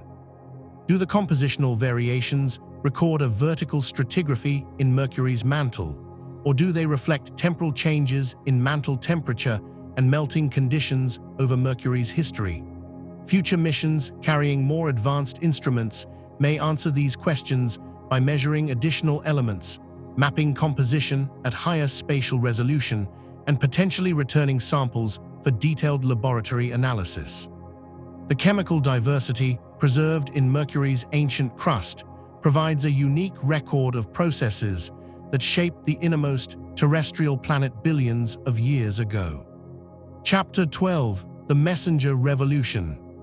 On August 3, 2004, a Delta II rocket lifted off from Cape Canaveral, carrying a spacecraft that would revolutionize our understanding of Mercury. The Mercury surface, space environment, geochemistry, and ranging mission, universally known by its acronym MESSENGER, embarked on a journey spanning 7.9 billion kilometers and nearly 7 years before entering orbit around Mercury. The mission transformed Mercury from a poorly understood, barely explored world into a thoroughly mapped planet with known geological history, measured chemical composition, and documented magnetic field structure. Understanding MESSENGER's achievements requires examining the mission's design, execution, discoveries, and ultimate fate as it crashed into the surface it had studied for over 4 years. The trajectory MESSENGER followed to reach Mercury illustrates the challenges of traveling to the innermost planet. The problem is not distance, but gravity. Mercury orbits deep in the Sun's gravitational well, traveling at an average velocity of 47 kilometers per second, faster than any other planet. A spacecraft launched from Earth moves at Earth's orbital velocity of 30 kilometers per second. To reach Mercury, the spacecraft must lose 17 kilometers per second of velocity relative to the Sun, while also accounting for Mercury's orbital motion. Accomplishing this through direct rocket propulsion would require carrying enormous amounts of propellant, making the spacecraft too heavy to launch on available rockets. MESSENGER's mission designers solved this problem through gravity assist maneuvers, also called flybys. When a spacecraft passes close to a planet, gravitational interaction changes the spacecraft's velocity. By carefully timing and targeting these encounters, mission planners can use planetary gravity to slow down or speed up spacecraft without consuming propellant. MESSENGER's trajectory included one Earth flyby, 2 Venus flybys, and 3 Mercury flybys before finally achieving Mercury orbit insertion. This complex ballet of gravitational interactions reduced the spacecraft's velocity relative to Mercury from over 40 kilometers per second to just a few kilometers per second, making orbit insertion possible with the spacecraft's onboard propulsion system. The Earth flyby occurred on August 2, 2005, exactly 1 year after launch. Messenger approached Earth from the direction opposite the Sun, passing approximately 2,300 kilometers above the equator at closest approach. The flyby served dual purposes. It provided a 2 km per second velocity change that adjusted Messenger's trajectory toward Venus, and it allowed mission controllers to calibrate all scientific instruments by observing the well-characterized Earth-Moon system. The images returned during the Earth flyby included spectacular views of South America, the South Atlantic Ocean, and Antarctica, demonstrating that Messenger's cameras functioned perfectly. The first Venus flyby took place on October 24, 2006. Messenger passed approximately 3,000 kilometers above Venus's cloud tops, using the planet's gravity to shed additional velocity. The spacecraft's instruments observed Venus's thick atmosphere and cloud structure during the encounter, providing bonus science data unrelated to the primary Mercury mission. The second Venus flyby occurred on June 5, 2007, passing even closer at only 338 kilometers altitude. Together, the 2 Venus encounters reduced Messenger's velocity relative to Mercury by approximately 7 kilometers per second, positioning the spacecraft for the 3 Mercury flybys that would complete the velocity reduction process. Messenger's first Mercury flyby happened on January 14, 2008. The spacecraft passed approximately 200 kilometers above Mercury's surface, photographing approximately 21% of Mercury's surface that had never been imaged by any spacecraft. Mariner 10 had photographed only about 45% of Mercury during its 3 flybys in 1974 and 1975, leaving 55% completely unknown. Messenger's first flyby began filling this observational gap while also making initial measurements of Mercury's magnetic field, exosphere, and surface composition. The data confirmed that Mercury's magnetic field was indeed intrinsic to the planet rather than induced by the solar wind, as some researchers had proposed. The second Mercury flyby occurred on October 6, 2008. Messenger passed approximately 200 kilometers altitude again, imaging an additional 30% of Mercury's surface, including regions near the South Pole. The spacecraft detected elevated exospheric magnesium on Mercury's dayside and mapped the magnetic field structure in greater detail. The data revealed that Mercury's magnetosphere responds dramatically to changes in solar wind pressure, sometimes collapsing entirely during periods of high solar wind density. Messenger's third and final Mercury flyby before orbit insertion took place on September 29, 2009. The spacecraft passed approximately 230 kilometers above Mercury's surface, completing the global imaging campaign and making final measurements of surface, exosphere, and magnetosphere properties before the orbital phase. By the end of the 3 flybys, Messenger had photographed approximately 98% of Mercury's surface, leaving only a small region near the South Pole unimaged. On March 18, 2011, Messenger fired its large main engine for approximately 15 minutes, reducing its velocity enough to be captured by Mercury's gravity into a highly elliptical orbit. The initial orbit had periapsis, the closest point to Mercury, at 200 kilometers altitude and 60 degrees north latitude. Apopsis, the most distant point, reached 15,193 kilometers altitude. The orbital period was 12 hours, meaning Messenger completed 2 orbits per Earth day. The orbit's high inclination of 82.5 degrees meant that Messenger passed over Mercury's poles twice per orbit, providing excellent coverage of polar regions while spending most of each orbit at high altitude over lower latitudes. Messenger's orbital mission lasted far longer than the initial 1-year primary mission. The spacecraft completed its primary mission in March 2012, having taken nearly 100,000 images and mapped Mercury's surface composition, magnetic field, and topography. The mission's success led NASA to approve a one-year extended mission that continued through March 2013, followed by a second extended mission lasting more than 2 years until April 2015. During the extended missions, Messenger's periapsis altitude gradually increased due to solar gravitational perturbations, requiring periodic orbit correction maneuvers to maintain the science orbit. The second extended mission included a low-altitude campaign during which Messenger's periapsis descended to between 5 and 35 kilometers above Mercury's surface. This unprecedented low-altitude phase provided opportunities for measurements at extraordinarily high spatial resolution, revealing small-scale features invisible from higher altitudes. The Mercury laser altimeter obtained topographic profiles with vertical precision better than 1 meter and horizontal spacing of only a few hundred meters.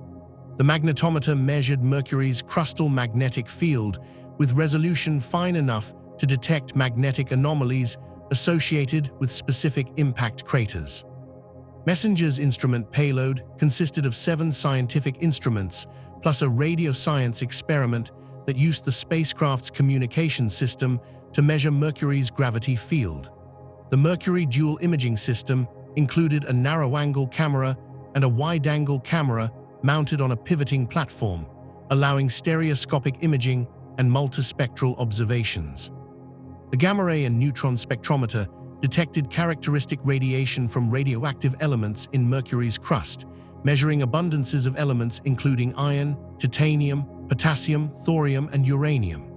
The X-ray spectrometer measured characteristic X-rays emitted when solar X-rays struck Mercury's surface, quantifying abundances of magnesium, aluminum, silicon, sulfur, calcium, and iron. The magnetometer consisted of 2 sensors mounted on a 3.6-meter boom to minimize interference from the spacecraft's own magnetic fields. The instrument measured Mercury's magnetic field vector at each point along Messenger's orbit, eventually accumulating enough data to construct detailed models of the field structure. The Mercury atmospheric and surface composition spectrometer combined an ultraviolet visible spectrometer and an infrared spectrometer to study Mercury's exosphere and surface mineralogy. The instrument detected sodium, calcium, magnesium, and other exospheric species, while also measuring surface reflectance spectra that revealed mineral compositions. The Mercury laser altimeter fired laser pulses at Mercury's surface 8 times per second, measuring the time delay for each pulse to return and calculating the distance from spacecraft to surface. Over the 4-year orbital mission, the altimeter accumulated approximately 28 million measurements, building a detailed topographic map of Mercury's northern hemisphere and scattered profiles across lower latitudes. The topography revealed that Mercury has approximately 10 kilometers of vertical relief, from its highest peaks to its lowest basins, substantial variation for such a small planet. The energetic particle and plasma spectrometer measured charged particles in Mercury's magnetosphere, determining the composition, energy, and flow direction of plasma. The instrument detected ions originating from Mercury's exosphere that became ionized and then picked up by the solar wind. Analysis of these pickup ions revealed the exosphere's composition at altitudes too high for direct neutral atom detection. Messenger's most transformative discoveries included confirming water ice at Mercury's poles, revealing the planet's recent tectonic and volcanic activity, mapping the offset magnetic field, and characterizing surface composition. The confirmation of polar water ice resolved decades of speculation following the 1990s radar observations. The discovery that Mercury experienced volcanic activity as recently as a few tens of millions of years ago surprised researchers who expected volcanism to have ended billions of years earlier. The precise mapping of Mercury's magnetic field offset and the recognition that the offset results from dynamo processes in a layered core transformed understanding of how small planets generate magnetic fields. The global characterization of surface composition revealed Mercury's extraordinary sulfur enrichment, magnesium-rich volcanic rocks, and graphite-bearing low-reflectance material.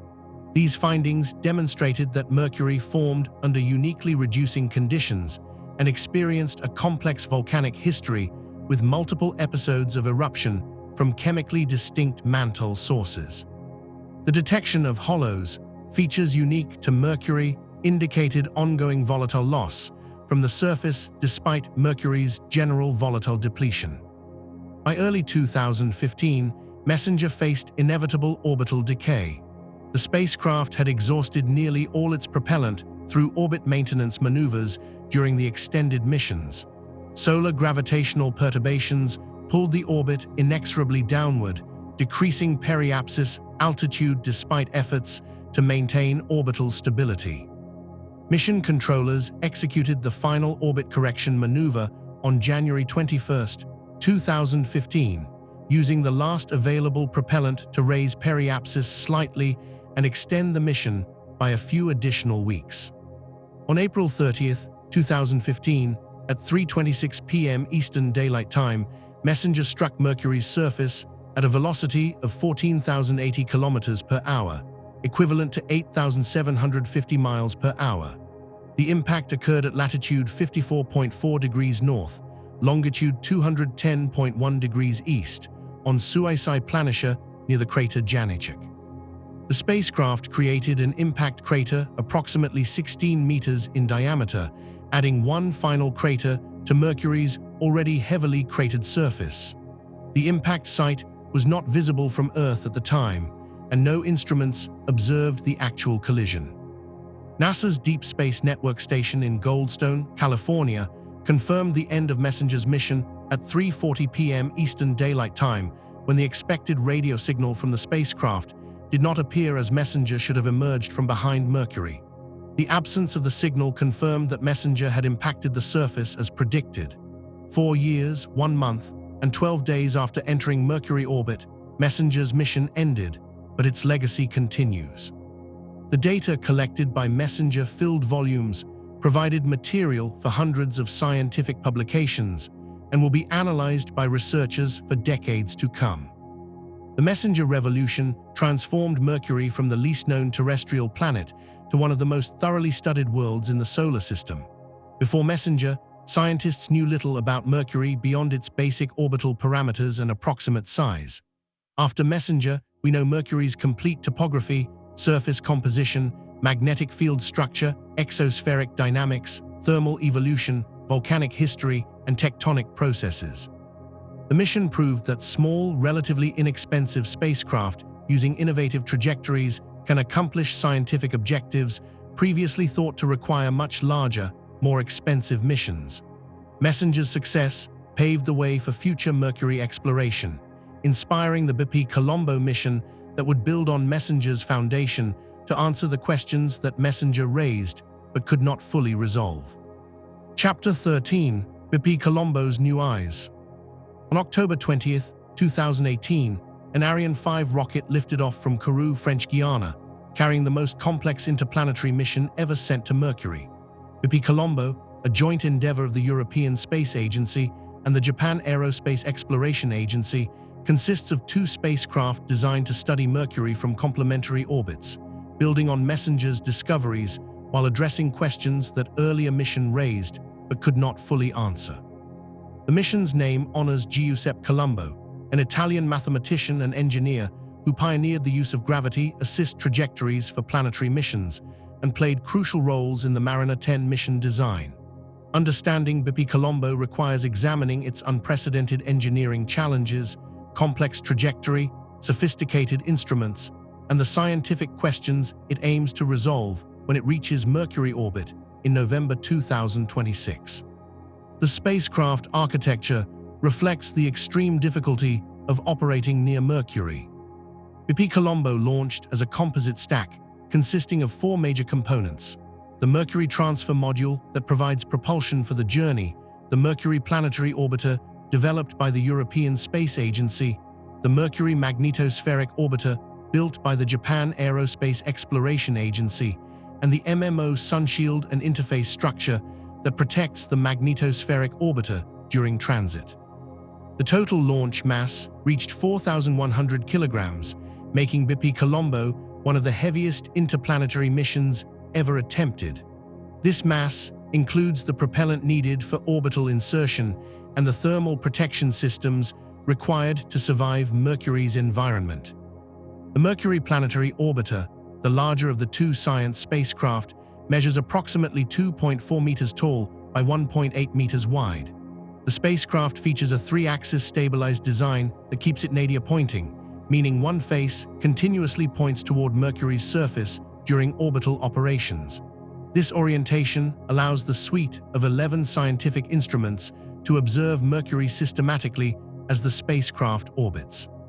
The instrument complement includes cameras for imaging, spectrometers for compositional analysis, magnetometers for magnetic field mapping, laser altimeter for topography, radio science equipment for gravity measurements, and particle detectors for exosphere studies. Thermal management dominates the Mercury Planetary Orbiter's design. The spacecraft faces solar radiation 13 times more intense than spacecraft experience in Earth orbit. Without protection, this radiation would heat the spacecraft to temperatures exceeding 400 degrees Celsius, destroying electronics and instruments.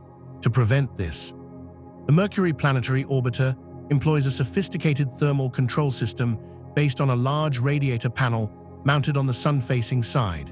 This radiator consists of multiple layers of titanium that reflect most incoming solar radiation while radiating absorbed heat into space.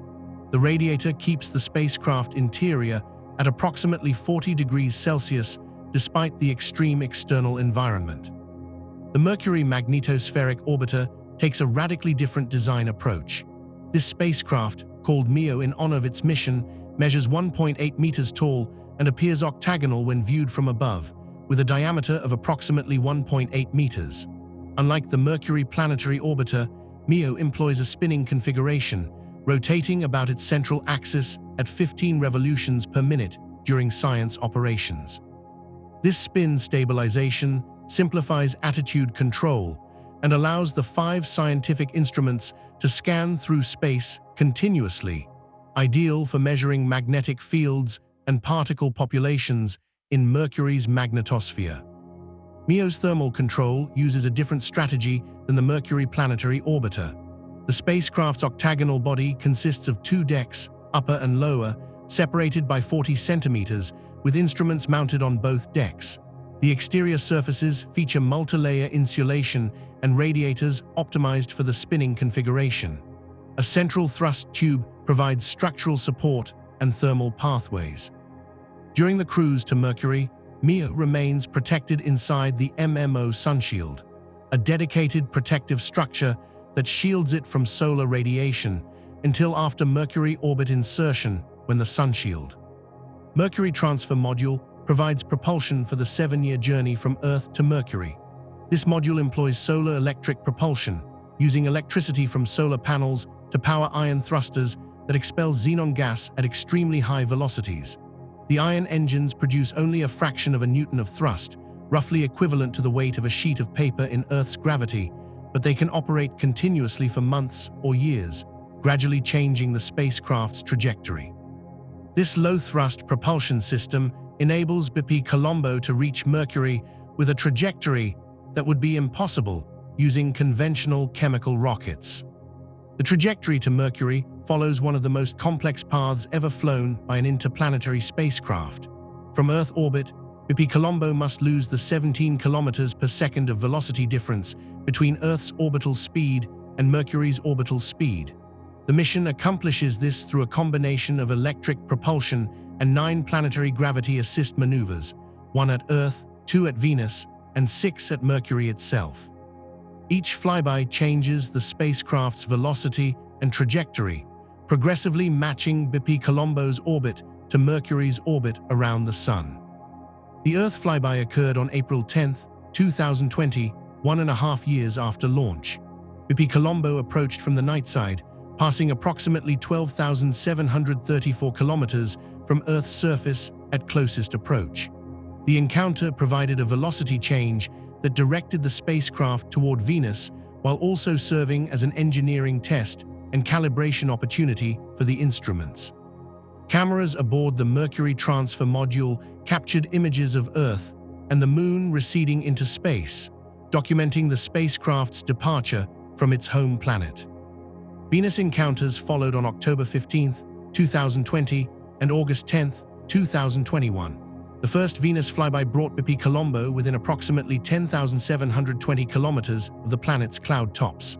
The second pass skimmed much closer, only 552 kilometers above the surface. Both encounters used Venus's gravity to remove additional velocity and bend BP Colombo's trajectory toward Mercury. The flybys also allowed brief scientific observations of Venus's atmosphere, magnetic environment, and plasma interactions, providing bonus science unrelated to the primary Mercury mission objectives. The Mercury flyby sequence began on October 1, 2021, appropriately occurring on what would have been Giuseppe Colombo's 101st birthday. BP Colombo passed 199 kilometers above Mercury's surface, capturing images and making measurements of the magnetic field and exosphere. The second Mercury flyby on June 23, 2022, passed at approximately 200 kilometers altitude, continuing the trajectory refinement. The third flyby on June 19, 2023, approached within 236 kilometers. The fourth Mercury flyby on September 4, 2024, brought BP Colombo closer than any previous encounter, passing just 165 kilometers above the surface. This proximity, 35 kilometers closer than originally planned, resulted from trajectory modifications implemented by mission controllers to compensate for electric propulsion system performance issues discovered during the cruise. The electric propulsion system experienced power limitations that reduced available thrust, requiring engineers to redesign the trajectory to use gravity assists more efficiently. Despite these challenges, mission managers confirmed that the trajectory modifications would not compromise the science objectives once BP Colombo reaches orbit. The fifth Mercury flyby occurred on December 1, 2024, though at a much greater distance of approximately 37,626 kilometers. This high-altitude pass fine-tuned the trajectory for the sixth and final flyby on January 8, 2025, which brought BP Colombo to 295 kilometers altitude. This sixth encounter marked the last gravity assist before orbit insertion, setting BP Colombo on its final approach trajectory to Mercury. Mercury orbit insertion is scheduled for November 21, 2026, 8 years and 1 month after launch. The maneuver will use the Mercury planetary orbiter's chemical propulsion system to slow the spacecraft enough for Mercury's weak gravity to capture it into orbit. The initial orbit will have a period of approximately 60 hours, carrying BP Colombo from periapsis to a distant apopsis. Shortly after orbit insertion, MEO will separate from the composite spacecraft and use its own propulsion system to adjust into its final science orbit. MEO's science orbit will be highly elliptical, with periapsis at approximately 590 kilometers altitude and apopsis at approximately 11,824 kilometers altitude. The orbital period will be 9.3 hours. This orbit carries MEO through different regions of Mercury's magnetosphere each orbit, sampling plasma and magnetic field conditions from near the surface out to the magnetopause, the boundary where Mercury's magnetic field meets the solar wind. The high apopsis provides opportunities to observe the global structure of the magnetosphere and its response to solar wind variations. The Mercury planetary orbiter will undergo additional orbital adjustments to reach its final science orbit in March 2027. The final orbit will be polar with periapsis at approximately 480 kilometers altitude over Mercury's northern hemisphere and apopsis at approximately 1,508 kilometers. The orbital period will be 2.3 hours, allowing the Mercury planetary orbiter to complete more than 10 orbits per Earth day. The orbit's low periapsis provides high-resolution observations of Mercury's surface, while the relatively circular orbit ensures consistent viewing geometry for most instruments. The nominal science mission will last 1 Earth year, from April 2027 to April 2028. An extended mission is planned to last an additional year through April 2029. During this time, both spacecraft will operate simultaneously, providing coordinated observations from their complementary orbits. The Mercury Planetary Orbiter will focus on surface mapping, composition measurements, topography, gravity field determination, and lower exosphere studies. MEO will concentrate on magnetosphere characterization, solar wind interactions, magnetic field mapping at high altitudes, and upper exosphere dynamics. The scientific objectives address fundamental questions about Mercury's formation, interior structure, surface evolution, magnetic field generation, exosphere dynamics, and interaction with the solar wind. Key questions include: what is the composition and structure of Mercury's core, and how does it generate the magnetic field? What volatile compounds exist in permanently shadowed polar craters, and how did they arrive? What processes create the mysterious hollows, and are they still forming today? How does Mercury's thin exosphere respond to variations in solar wind conditions? What is Mercury's exact internal structure, including crust thickness, mantle composition, and core radius?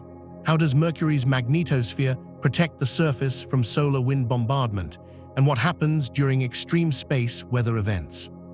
The Mercury Planetary Orbiter's instrument suite provides capabilities that significantly exceed MESSENGER's measurements in several areas. The BP Colombo laser altimeter will map topography at higher resolution and with better coverage than MESSENGER's altimeter achieved. The Italian spring accelerometer will measure tiny variations in Mercury's gravity field caused by subsurface density variations, constraining internal structure and revealing how mass is distributed in Mercury's crust and mantle. The Mercury Imaging X-ray spectrometer will measure surface composition with improved sensitivity compared to MESSENGER's spectrometer, detecting additional elements and measuring abundances more precisely. The Mercury radiometer and thermal infrared spectrometer will map surface temperatures and thermal inertia, the property that determines how quickly surfaces heat and cool. These measurements will reveal the physical properties of Mercury's regolith and identify locations where unusual materials with different thermal properties exist. The probing of Hermian exosphere by ultraviolet spectroscopy instrument will observe Mercury's exosphere in ultraviolet wavelengths, detecting sodium, calcium, magnesium, and other species while mapping their spatial and temporal variations. MEO's instruments focus on the magnetosphere and its interactions with Mercury and the solar wind. The Mercury magnetometer measures magnetic field vectors throughout MEO's orbit, characterizing field strength and direction from near Mercury's surface out to the magnetopause. The Mercury Plasma Particle Experiment measures electrons and ions in Mercury's magnetosphere, determining their energies, velocities, and compositions. The Mercury Sodium Atmosphere Spectral Imager observes sodium in Mercury's exosphere, mapping its distribution and studying how it varies with solar wind conditions. BP Colombo faces challenges during its operational phase that MESSENGER did not encounter. Operating 2 spacecraft simultaneously requires coordinating observations between missions managed by different space agencies on different continents. The data volume generated by 11 instruments on the Mercury Planetary Orbiter, plus 5 instruments on MEO, will exceed MESSENGER's data return by factors of 10 or more, requiring sophisticated data management and distribution systems. The thermal environment near Mercury pushes spacecraft engineering to its limits, with both spacecraft operating continuously near their maximum rated temperatures for years. Future observations from BP Colombo may detect changes in Mercury's surface or exosphere that occurred since MESSENGER's mission ended in 2015. New impact craters from meteorite strikes, changes in hollow morphology if they are actively growing, variations in polar ice extent or properties, and secular changes in the magnetic field could all be detectable by comparing Bepi-Colombo data to messenger results. These comparisons would provide direct evidence of ongoing processes shaping Mercury. Bepi-Colombo represents humanity's most ambitious effort yet to understand the innermost planet. The mission's complexity, from its multi-spacecraft architecture to its intricate trajectory, reflects both the scientific importance of Mercury and the extreme challenges of exploring such a harsh environment. When Bepi-Colombo begins its science mission in 2027, it will usher in a new era of Mercury exploration, revealing secrets of the scorched world that have remained hidden since the solar system's formation 4.6 billion years ago. Chapter 14: Comparing the Scorched Dwarf. Mercury occupies a unique position among terrestrial worlds. Comparing Mercury to the Moon, Mars, Venus, and Earth reveals how planetary size, distance from the Sun, composition, and geological history combine to create the diverse environments we observe across the solar system. These comparisons illuminate what makes Mercury exceptional, while also demonstrating universal processes that operate on all terrestrial bodies.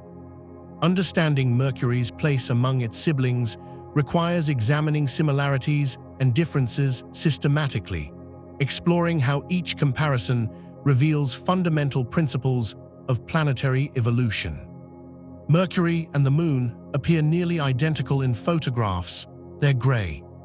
Cratered surfaces so similar that even experienced planetary scientists sometimes struggle to distinguish them without context clues. Both worlds display heavily cratered ancient terrains, preserving impact records spanning billions of years. Both lack significant atmospheres, leaving their surfaces exposed to space and preventing erosion from wind or water. Both show evidence of ancient volcanic activity through smooth plains that filled topographic lows. Both have been geologically inactive for billions of years, except for ongoing impact cratering. Despite these similarities, closer examination reveals profound differences. Mercury is substantially larger than the Moon, with a diameter of 4,879 kilometers compared to the Moon's 3,474 kilometers. This 35% difference in diameter translates to more than double the surface area and approximately 3 times the volume. Mercury's greater size affects multiple properties, including surface gravity, which measures 3.7 meters per second squared on Mercury compared to 1.6 meters per second squared on the Moon. The higher gravity influences crater morphology, as discussed in Chapter 6, and would affect any future human exploration by making movement and construction more difficult than on the Moon, but less challenging than on Mars or Earth. The internal structures differ dramatically. Mercury's enormous iron core comprises approximately 85% of the planet's radius and 70% of its mass, leaving only a thin silicate shell. The Moon's iron core occupies perhaps 20% of its radius and contains only a few percent of the Moon's total mass. This compositional difference makes Mercury far denser than the Moon, with Mercury's average density of 5.4 grams per cubic centimeter exceeding the Moon's 3.3 grams per cubic centimeter by approximately 60%. The density difference reflects Mercury's metal-rich composition and explains why Mercury maintains an active magnetic dynamo while the Moon has only remnant magnetism in crustal rocks. Surface composition shows Mercury's distinctive chemistry absent on the Moon. Mercury's crust contains remarkably low iron content, approximately 1.5 weight%, while lunar basalts typically contain 14 to 17 weight% iron. Mercury shows high sulfur abundances, around 1 to 6 weight%, where the Moon contains negligible sulfur. Mercury's reducing mineralogy includes graphite and exotic sulfides not found in lunar samples. These compositional differences indicate that Mercury and the Moon formed under vastly different conditions, despite their superficial similarities. Tectonic histories diverge completely.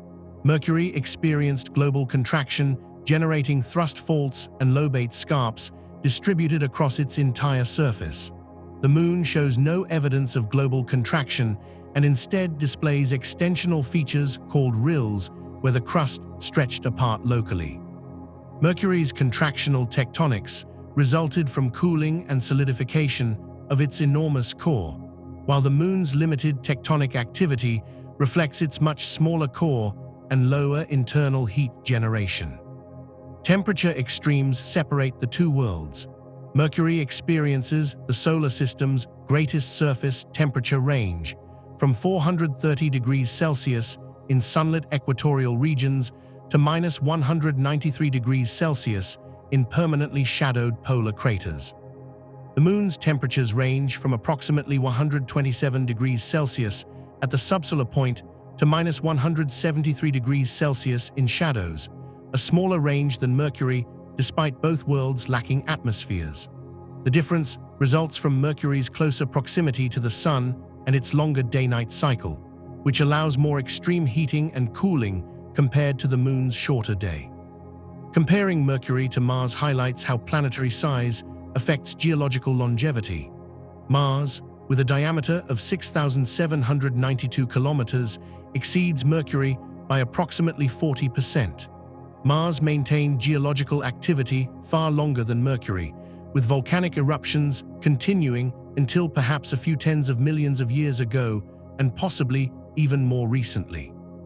Mars shows extensive tectonic features, including enormous volcanoes, giant canyon systems, and probable plate-like behavior early in its history.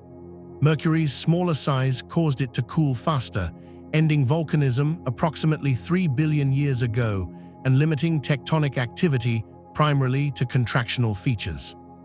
Atmosphere and climate evolution differed completely. Mars once possessed a thick atmosphere and liquid water on its surface, creating rivers, lakes, and possibly oceans during the first billion years of Martian history. Mercury never sustained any significant atmosphere due to its high surface temperature, low gravity, and proximity to the solar wind. Mars lost most of its atmosphere over billions of years through a combination of chemical reactions with surface rocks and escape to space driven by solar wind erosion after Mars's magnetic field died. Mercury maintains only an exosphere continuously refreshed by surface sputtering and micrometeorite impacts. Surface water history contrasts dramatically. Mars retains substantial water ice in its polar caps and subsurface permafrost, with total inventories possibly equivalent to Earth's Arctic Ocean. Mercury's water ice exists only in permanently shadowed polar craters, delivered by comets or produced through solar wind chemistry. Mars's water participated in geological processes including hydrothermal activity, chemical weathering, and possibly even supporting life. Mercury's water remains isolated in cold traps, playing no role in geological evolution. Iron content in surface rocks distinguishes the planets. Mars appears red due to iron oxide minerals, primarily hematite, that cover much of its surface. These iron oxides formed when iron-bearing minerals reacted with liquid water and atmospheric oxygen early in Martian history. Mercury's crust contains minimal iron and formed under reducing conditions where iron oxides could not form. This contrast illustrates how oxidation state, determined by formation conditions and subsequent atmospheric evolution, profoundly affects surface chemistry and appearance. Venus provides the most dramatic comparison because it is Earth's near twin in size, but evolved into a radically different world. Venus's diameter of 12,104 kilometers exceeds Earth's only slightly, making the two planets nearly identical in size. Mercury, at only 40% of Venus's diameter, seems tiny by comparison, despite the size similarity. Venus and Mercury followed opposite evolutionary paths regarding atmospheres and surface conditions. Venus developed a massive atmosphere with surface pressure 92 times Earth's atmospheric pressure, while Mercury maintained essentially no atmosphere.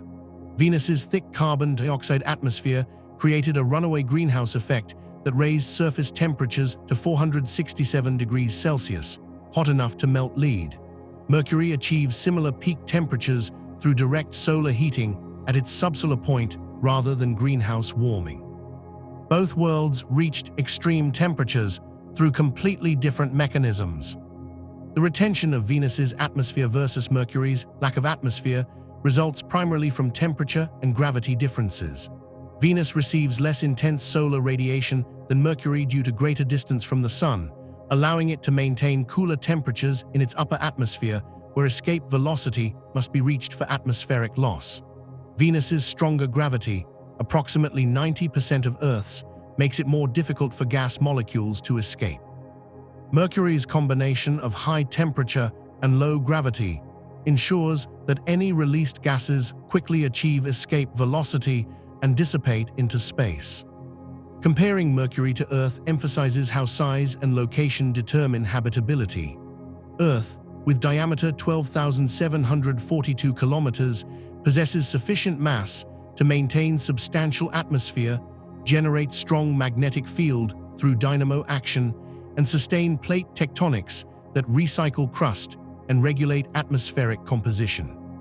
Mercury's small size prevented long-term geological activity beyond contraction, limited magnetic field strength to 1% of Earth's, and made atmosphere retention impossible.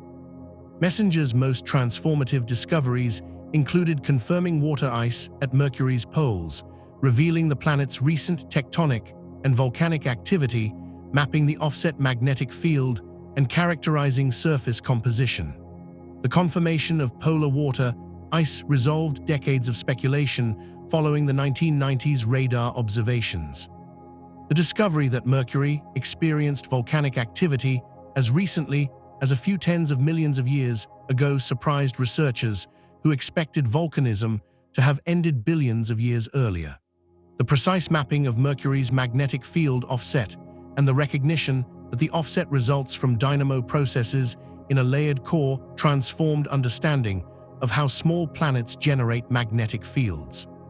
The global characterization of surface composition revealed Mercury's extraordinary sulfur enrichment, magnesium-rich volcanic rocks, and graphite-bearing low-reflectance material.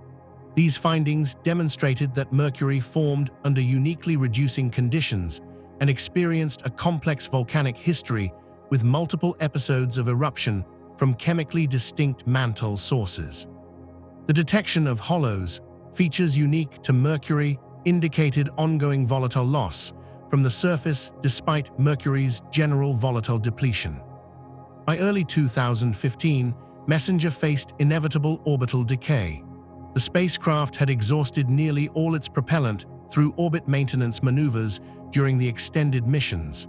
Solar gravitational perturbations pulled the orbit inexorably downward, decreasing periapsis altitude despite efforts to maintain orbital stability.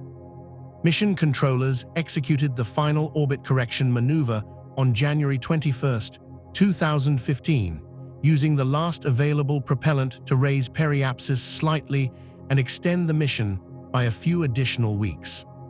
On April 30, 2015, at 3:26 p.m. Eastern Daylight Time, Messenger struck Mercury's surface at a velocity of 14,080 kilometers per hour, equivalent to 8,750 miles per hour.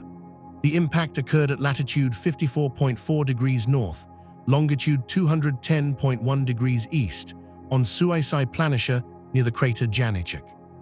The spacecraft created an impact crater approximately 16 meters in diameter, adding one final crater to Mercury's already heavily cratered surface. The impact site was not visible from Earth at the time, and no instruments observed the actual collision. NASA's Deep Space Network Station in Goldstone, California, confirmed the end of Messenger's mission at 3:40 p.m. Eastern Daylight Time, when the expected radio signal from the spacecraft did not appear as Messenger should have emerged from behind Mercury. The absence of the signal confirmed that Messenger had impacted the surface as predicted. 4 years, 1 month, and 12 days after entering Mercury orbit, Messenger's mission ended, but its legacy continues. The data collected by Messenger filled volumes, provided material for hundreds of scientific publications, and will be analyzed by researchers for decades to come. The Messenger revolution transformed Mercury from the least known terrestrial planet to one of the most thoroughly studied worlds in the solar system. Before Messenger, scientists knew little about Mercury beyond its basic orbital parameters and approximate size. After Messenger, we know Mercury's complete topography, surface composition, magnetic field structure, exospheric dynamics, thermal evolution, volcanic history, and tectonic processes. The mission proved that small, relatively inexpensive spacecraft using innovative trajectories can accomplish scientific objectives previously thought to require much larger, more expensive missions. Messenger's success paved the way for future Mercury exploration, inspiring the BP Colombo mission that would build on Messenger's foundation to answer the questions that Messenger raised but could not fully resolve. Chapter 13: BP Colombo's New Eyes. On October 20, 2018, an Ariane 5 rocket lifted off from Kourou, French Guiana, carrying the most complex interplanetary mission ever sent to Mercury. BP Colombo, a joint endeavor of the European Space Agency and the Japan Aerospace Exploration Agency, consists of 2 spacecraft designed to study Mercury from complementary orbits, building on Messenger's discoveries while addressing questions that earlier mission raised but could not fully answer. The mission's name honors Giuseppe Colombo, an Italian mathematician and engineer who pioneered the use of gravity-assist trajectories for planetary missions and played crucial roles in the Mariner 10 mission design. Understanding BP Colombo requires examining its unprecedented engineering challenges, complex trajectory, sophisticated instruments, and the scientific questions it aims to resolve when it reaches Mercury orbit in November 2026. The spacecraft architecture reflects the extreme difficulty of operating near Mercury. BP Colombo launched as a composite stack consisting of 4 major components: the Mercury Transfer Module that provides propulsion for the journey, the Mercury Planetary Orbiter developed by the European Space Agency, the Mercury Magnetospheric Orbiter built by the Japan Aerospace Exploration Agency, and the MMO Sunshield and Interface Structure that protects the magnetospheric orbiter during transit. The total launch mass reached 4,100 kilograms, making BP Colombo one of the heaviest interplanetary missions ever attempted. This mass includes the propellant needed for orbital insertion and the thermal protection systems required to survive Mercury's environment.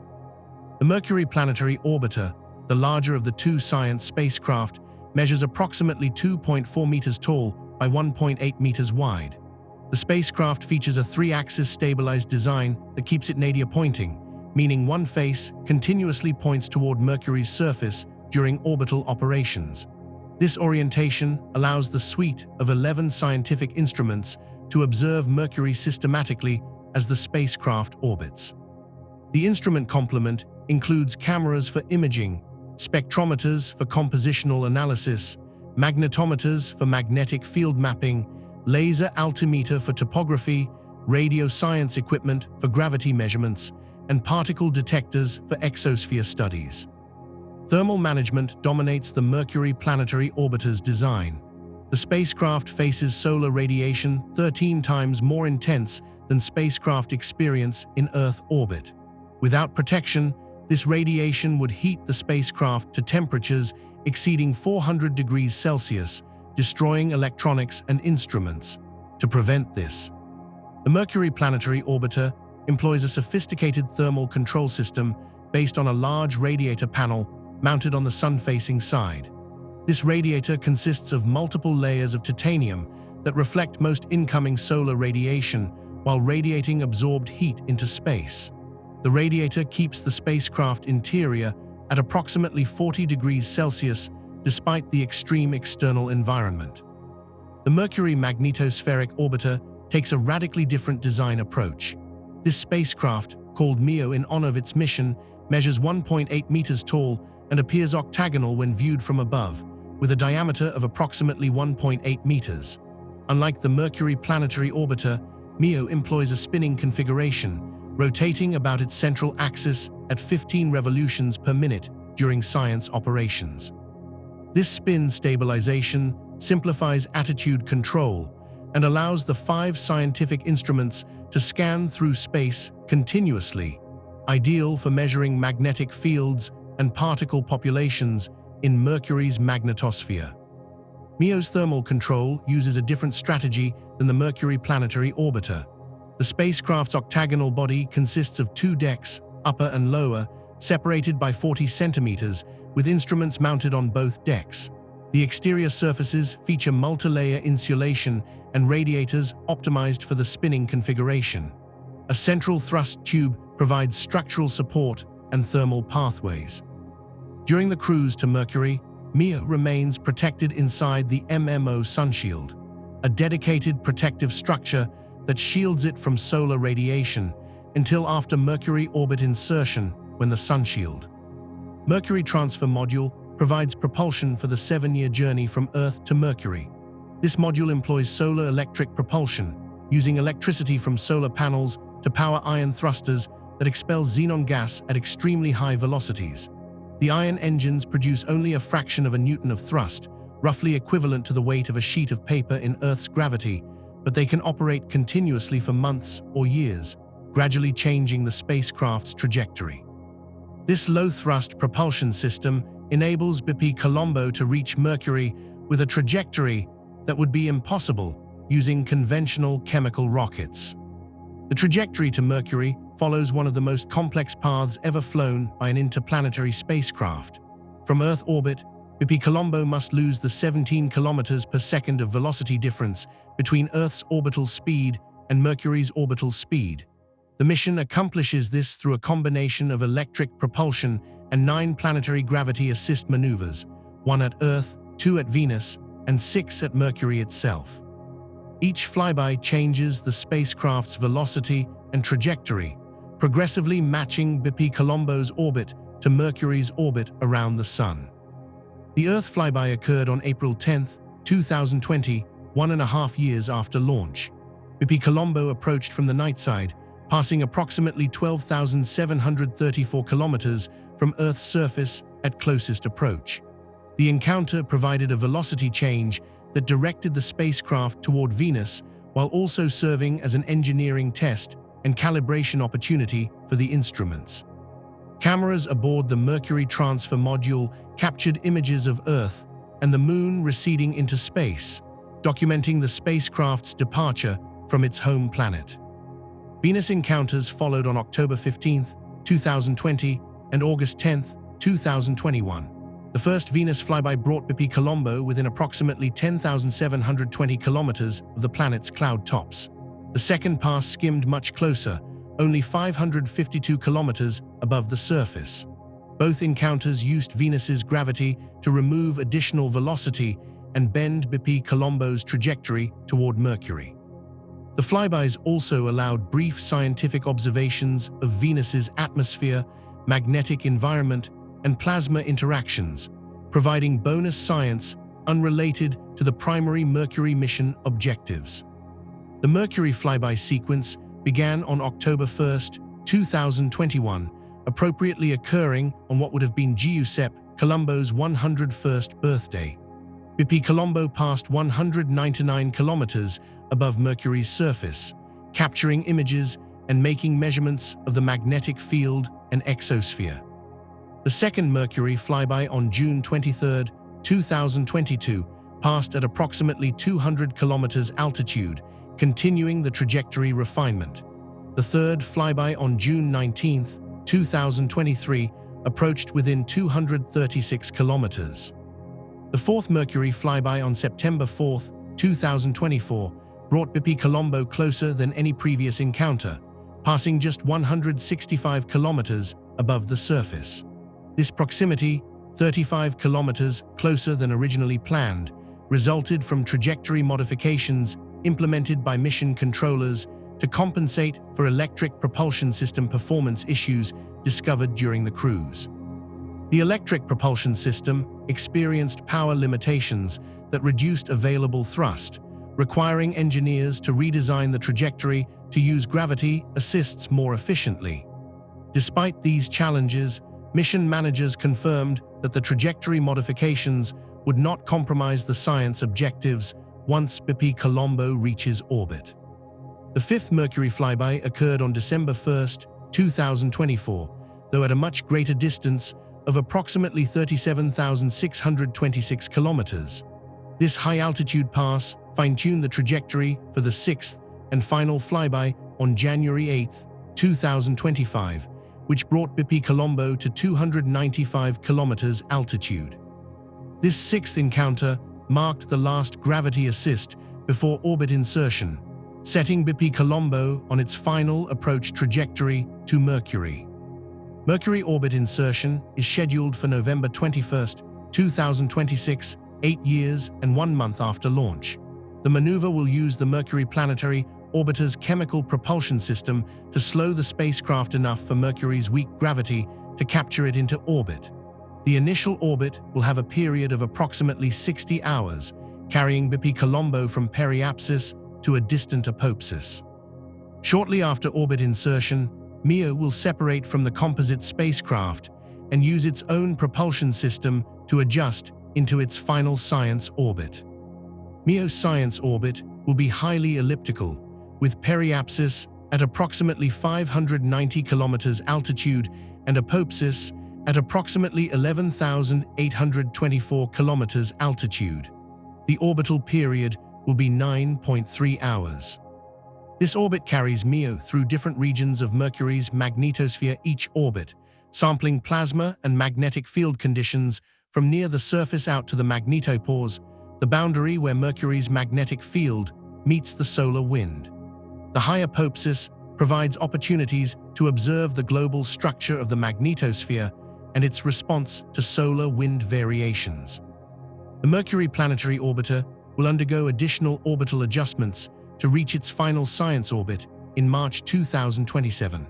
The final orbit will be polar with periapsis at approximately 480 kilometers altitude over Mercury's northern hemisphere and apopsis at approximately 1,508 kilometers.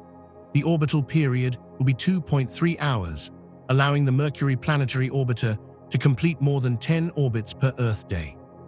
The orbit's low periapsis provides high-resolution observations of Mercury's surface, while the relatively circular orbit ensures consistent viewing geometry for most instruments. The nominal science mission will last 1 Earth year, from April 2027 to April 2028. An extended mission is planned to last an additional year through April 2029. During this time, both spacecraft will operate simultaneously, providing coordinated observations from their complementary orbits. The Mercury planetary orbiter will focus on surface mapping, composition measurements, topography, gravity field determination, and lower exosphere studies. MEO will concentrate on magnetosphere characterization, solar wind interactions, magnetic field mapping at high altitudes, and upper exosphere dynamics. The scientific objectives address fundamental questions about Mercury's formation, interior structure, surface evolution, magnetic field generation, exosphere dynamics, and interaction with the solar wind. Key questions include: what is the composition and structure of Mercury's core, and how does it generate the magnetic field? What volatile compounds exist in permanently shadowed polar craters, and how did they arrive? What processes create the mysterious hollows, and are they still forming today? How does Mercury's thin exosphere respond to variations in solar wind conditions? What is Mercury's exact internal structure, including crust thickness, mantle composition, and core radius? How does Mercury's magnetosphere protect the surface from solar wind bombardment? And what happens during extreme space weather events? The Mercury Planetary Orbiter's Instruments Suite provides capabilities that significantly exceed MESSENGER's measurements in several areas. The BP Colombo laser altimeter will map topography at higher resolution and with better coverage than MESSENGER's altimeter achieved. The Italian spring accelerometer will measure tiny variations in Mercury's gravity field caused by subsurface density variations, constraining internal structure and revealing how mass is distributed in Mercury's crust and mantle. The Mercury Imaging X-ray spectrometer will measure surface composition with improved sensitivity compared to MESSENGER's spectrometer, detecting additional elements and measuring abundances more precisely. The Mercury radiometer and thermal infrared spectrometer will map surface temperatures and thermal inertia, the property that determines how quickly surfaces heat and cool. These measurements will reveal the physical properties of Mercury's regolith and identify locations where unusual materials with different thermal properties exist. The probing of Hermian exosphere by ultraviolet spectroscopy instrument will observe Mercury's exosphere in ultraviolet wavelengths, detecting sodium, calcium, magnesium, and other species while mapping their spatial and temporal variations. MEO's instruments focus on the magnetosphere and its interactions with Mercury and the solar wind. The Mercury magnetometer measures magnetic field vectors throughout MEO's orbit, characterizing field strength and direction from near Mercury's surface out to the magnetopause. The Mercury plasma particle experiment measures electrons and ions in Mercury's magnetosphere, determining their energies, velocities, and compositions. The Mercury sodium atmosphere spectral imager observes sodium in Mercury's exosphere, mapping its distribution and studying how it varies with solar wind conditions. Bepi-Colombo faces challenges during its operational phase that Messenger did not encounter. Operating two spacecraft simultaneously requires coordinating observations between missions managed by different space agencies on different continents. The data volume generated by 11 instruments on the Mercury planetary orbiter, plus 5 instruments on MEO, will exceed Messenger's data return by factors of 10 or more, requiring sophisticated data management and distribution systems. The thermal environment near Mercury pushes spacecraft engineering to its limits, with both spacecraft operating continuously near their maximum rated temperatures for years. Future observations from Bepi-Colombo may detect changes in Mercury's surface or exosphere that occurred since Messenger's mission ended in 2015. New impact craters from meteorite strikes, changes in hollow morphology if they are actively growing, variations in polar ice extent or properties, and secular changes in the magnetic field could all be detectable by comparing Bepi-Colombo data to Messenger results. These comparisons would provide direct evidence of ongoing processes shaping Mercury. Bepi-Colombo represents humanity's most ambitious effort yet to understand the innermost planet. The mission's complexity, from its multi-spacecraft architecture to its intricate trajectory, reflects both the scientific importance of Mercury and the extreme challenges of exploring such a harsh environment. When Bepi-Colombo begins its science mission in 2027, it will usher in a new era of Mercury exploration, revealing secrets of the scorched world that have remained hidden since the solar system's formation 4.6 billion years ago. Chapter 14. Comparing the Scorched Dwarf. Mercury occupies a unique position among terrestrial worlds. Comparing Mercury to the Moon, Mars, Venus, and Earth reveals how planetary size, distance from the Sun, composition, and geological history combine to create the diverse environments we observe across the solar system. These comparisons illuminate what makes Mercury exceptional, while also demonstrating universal processes that operate on all terrestrial bodies. Understanding Mercury's place among its siblings requires examining similarities and differences systematically, exploring how each comparison reveals fundamental principles of planetary evolution. Mercury and the Moon appear nearly identical in photographs. They're gray. Cratered surfaces so similar that even experienced planetary scientists sometimes struggle to distinguish them without context clues. Both worlds display heavily cratered ancient terrains, preserving impact records spanning billions of years. Both lack significant atmospheres, leaving their surfaces exposed to space and preventing erosion from wind or water.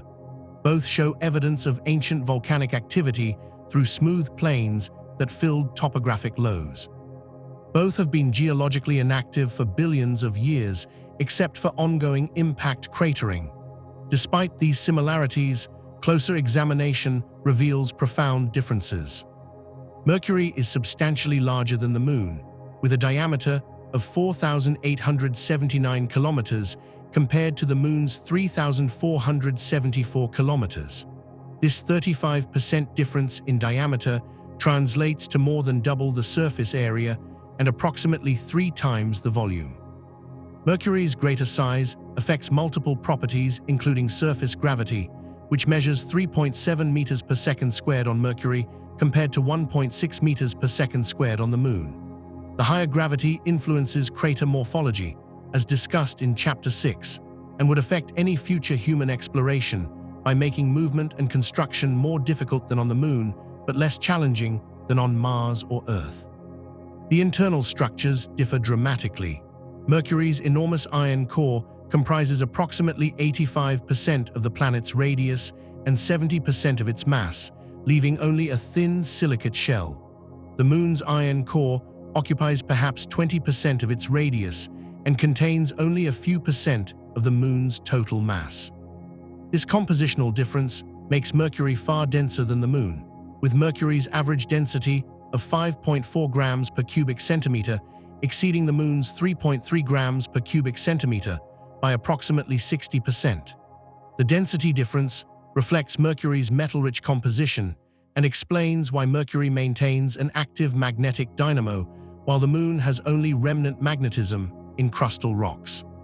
Surface composition shows Mercury's distinctive chemistry absent on the Moon. Mercury's crust contains remarkably low iron content, approximately 1.5 weight%, while lunar basalts typically contain 14 to 17 weight% iron.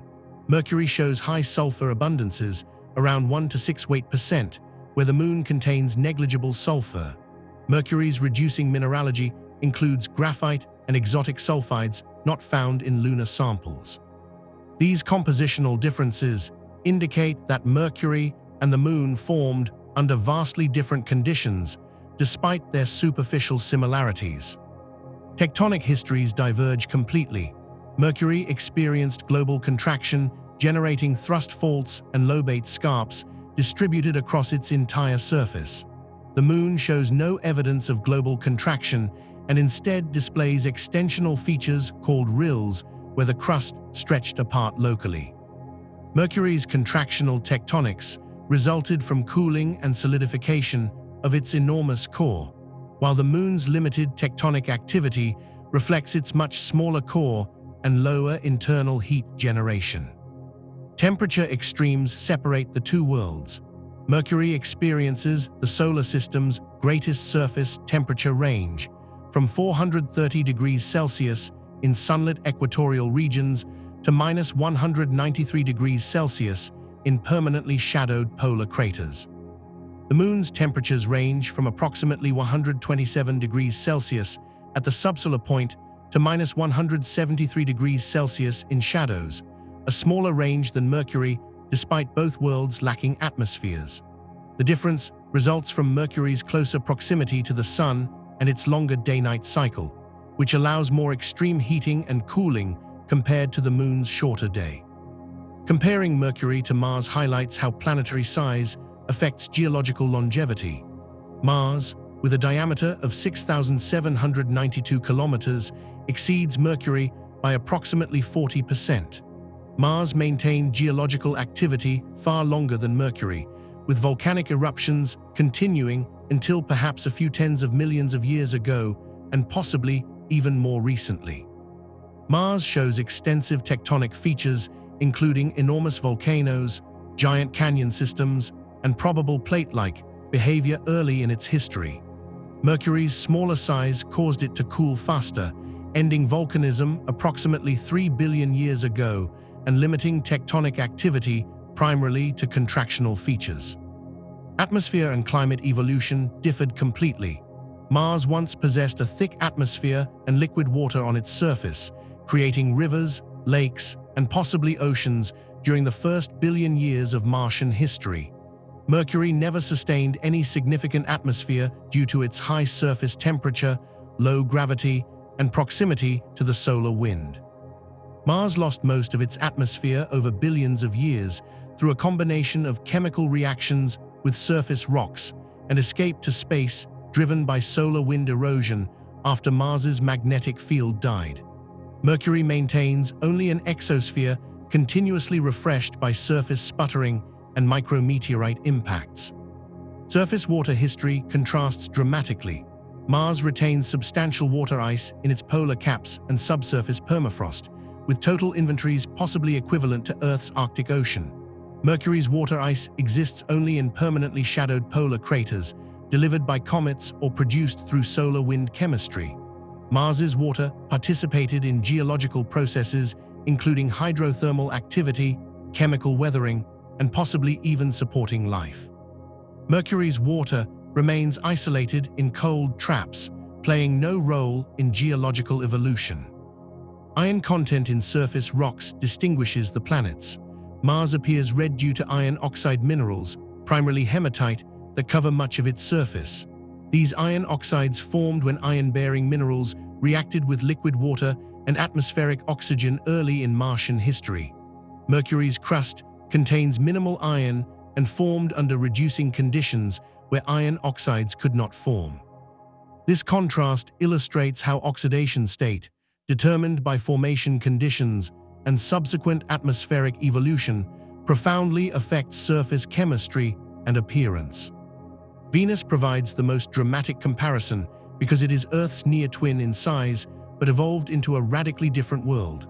Venus's diameter of 12,104 kilometers exceeds Earth's only slightly, making the two planets nearly identical in size. Mercury, at only 40% of Venus's diameter, seems tiny by comparison, despite the size similarity. Venus and Mercury followed opposite evolutionary paths regarding atmospheres and surface conditions. Venus developed a massive atmosphere with surface pressure 92 times Earth's atmospheric pressure, while Mercury maintained essentially no atmosphere. Venus's thick carbon dioxide atmosphere created a runaway greenhouse effect that raised surface temperatures to 467 degrees Celsius, hot enough to melt lead. Mercury achieves similar peak temperatures through direct solar heating at its subsolar point rather than greenhouse warming. Both worlds reached extreme temperatures through completely different mechanisms. The retention of Venus's atmosphere versus Mercury's lack of atmosphere results primarily from temperature and gravity differences. Venus receives less intense solar radiation than Mercury due to greater distance from the Sun, allowing it to maintain cooler temperatures in its upper atmosphere, where escape velocity must be reached for atmospheric loss. Venus's stronger gravity, approximately 90% of Earth's, makes it more difficult for gas molecules to escape. Mercury's combination of high temperature and low gravity ensures that any released gases quickly achieve escape velocity and dissipate into space. Comparing Mercury to Earth emphasizes how size and location determine habitability. Earth, with diameter 12,742 kilometers, possesses sufficient mass to maintain substantial atmosphere, generate strong magnetic field through dynamo action, and sustain plate tectonics that recycle crust and regulate atmospheric composition. Mercury's small size prevented long-term geological activity beyond contraction, limited magnetic field strength to 1% of Earth's, and made atmosphere retention impossible. Distance from the Sun profoundly affects temperature and water distribution. Earth's orbit at 1 astronomical unit places it in the habitable zone where liquid water can exist on the surface. Mercury's orbit between 0.3 and 0.5 astronomical units exposes it to radiation intensities 7 to 14 times greater than Earth experiences, creating surface temperatures incompatible with liquid water, except possibly in permanently shadowed regions. Earth's water covers 71% of its surface and participates actively in geology through weathering, erosion, transport, and hydrothermal circulation. Mercury's water hides frozen in polar shadows, playing no role in surface processes. What makes Mercury unique among terrestrial planets emerges from these comparisons. Mercury combines the smallest size with the largest metal core ratio, creating a planet that is essentially a giant iron sphere wrapped in a thin rocky shell. Mercury experiences the most extreme temperature variations while simultaneously hosting permanently cold regions. Mercury formed under the most reducing conditions, producing unusual mineralogy unlike any other terrestrial world. Mercury maintains an active magnetic dynamo despite its small size, violating conventional predictions about when dynamos should die. Mercury contains surprisingly high volatile abundances, including sulfur, water, and possibly organics despite forming in the hottest region of the solar nebula. The comparisons reveal universal processes operating across all terrestrial planets. Impact cratering affected every terrestrial world, with similar crater formation mechanics modified by different surface gravities and impact velocities. Volcanic activity occurred on every terrestrial planet, though with different durations, volumes, and compositions reflecting each planet's thermal evolution and internal chemistry. Magnetic field generation followed similar dynamo principles on Earth and Mercury, despite enormous differences in size and core structure. Atmospheric evolution obeyed the same physical laws on all planets, with temperature, gravity, and solar wind exposure determining which planets retained atmospheres and which lost them. Mercury also provides insights applicable to exoplanet studies. Astronomers have discovered numerous exoplanets with high densities suggesting metal-rich compositions similar to Mercury. Understanding how Mercury acquired its unusual composition through giant impacts or other processes helps interpret observations of these distant worlds.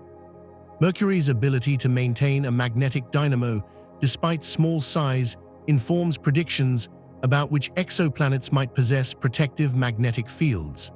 Mercury's extreme temperature environment and volatile loss mechanisms provide templates for understanding hot terrestrial exoplanets orbiting close to their stars. The terrestrial planets form a sequence from Mercury to Mars, each world providing a different outcome from the planet formation process. Mercury represents the extreme of small size, high density, close solar proximity, and environmental hostility. Venus shows what happens when an Earth-sized planet forms slightly closer to the Sun without plate tectonics to regulate atmospheric evolution. Earth demonstrates the narrow range of conditions compatible with maintaining liquid water and sustaining life. Mars illustrates how intermediate size leads to early geological death despite initially promising conditions for habitability. Comparing these worlds reveals that Mercury, far from being a boring, dead world, represents an essential data point in understanding terrestrial planet evolution. Mercury's extremes of composition, temperature, and environment make it scientifically invaluable. Every property that makes Mercury unique also makes it informative, revealing how planetary processes operate under boundary conditions not accessible through studying Earth, Venus, or Mars alone. The Scorched dwarf, smallest and most extreme of the terrestrial planets, holds secrets about planetary formation and evolution that cannot be learned from any other world in the solar system. Chapter 15: Mercury's Future Billions. Mercury has survived 4.6 billion years orbiting the Sun. The planet endured the late heavy bombardment, catastrophic giant impacts, global volcanic resurfacing, billions of years of contraction, and countless smaller collisions. Through all this violence, Mercury persisted, following its elliptical orbit faithfully while gradually cooling and contracting. But what awaits Mercury in the billions of years ahead? The planet's future depends on the complex gravitational interactions between planets and on the Sun's inevitable evolution as it ages towards stellar death. Understanding Mercury's destiny requires examining both the stability of its orbit over the next few billion years and the transformations the Sun will undergo as it exhausts its nuclear fuel. The solar system's orbital dynamics appear stable on human timescales, but reveal chaotic behavior when modeled over billions of years. Chaos in this context does not mean random motion, but rather extreme sensitivity to initial conditions. Two nearly identical solar systems with planets in almost the same positions will diverge dramatically over time, following completely different evolutionary paths after a few billion years. This chaotic behavior emerges from gravitational interactions between planets, particularly the resonances that develop when orbital periods form simple numerical ratios. Mercury occupies a particularly precarious position in this chaotic dance. The planet's orbit currently has an eccentricity of approximately 0.2, meaning the orbit deviates significantly from a perfect circle. This eccentricity undergoes slow variations caused by gravitational perturbations from Venus, Earth, and Jupiter. Over hundreds of thousands of years, Mercury's orbit precesses, meaning the ellipse's orientation rotates about 1 degree every 600 years, completing a full rotation every 200,000 years. This precession results primarily from gravitational tugs by the other planets, with general relativistic effects contributing a smaller amount. Numerical simulations that integrate the equations of motion for all planets over billions of years reveal disturbing possibilities for Mercury's future. In approximately 1 to 2% of simulations, Mercury's orbital eccentricity gradually increases over 3 to 4 billion years, driven by gravitational resonances with Jupiter. When two planets' orbital periods form a ratio of small integers, they repeatedly return to similar relative configurations, allowing small gravitational tugs to accumulate over time. If Mercury and Jupiter fall into such a resonance, Jupiter's massive gravity can systematically change Mercury's orbit, despite the enormous distance separating them. As Mercury's eccentricity increases in these scenarios, the orbit becomes progressively more elongated. At perihelion, Mercury approaches closer to the Sun, while at aphelion it retreats farther. Eventually, in some simulations, Mercury's eccentricity exceeds 0.93, creating an extremely elongated orbit.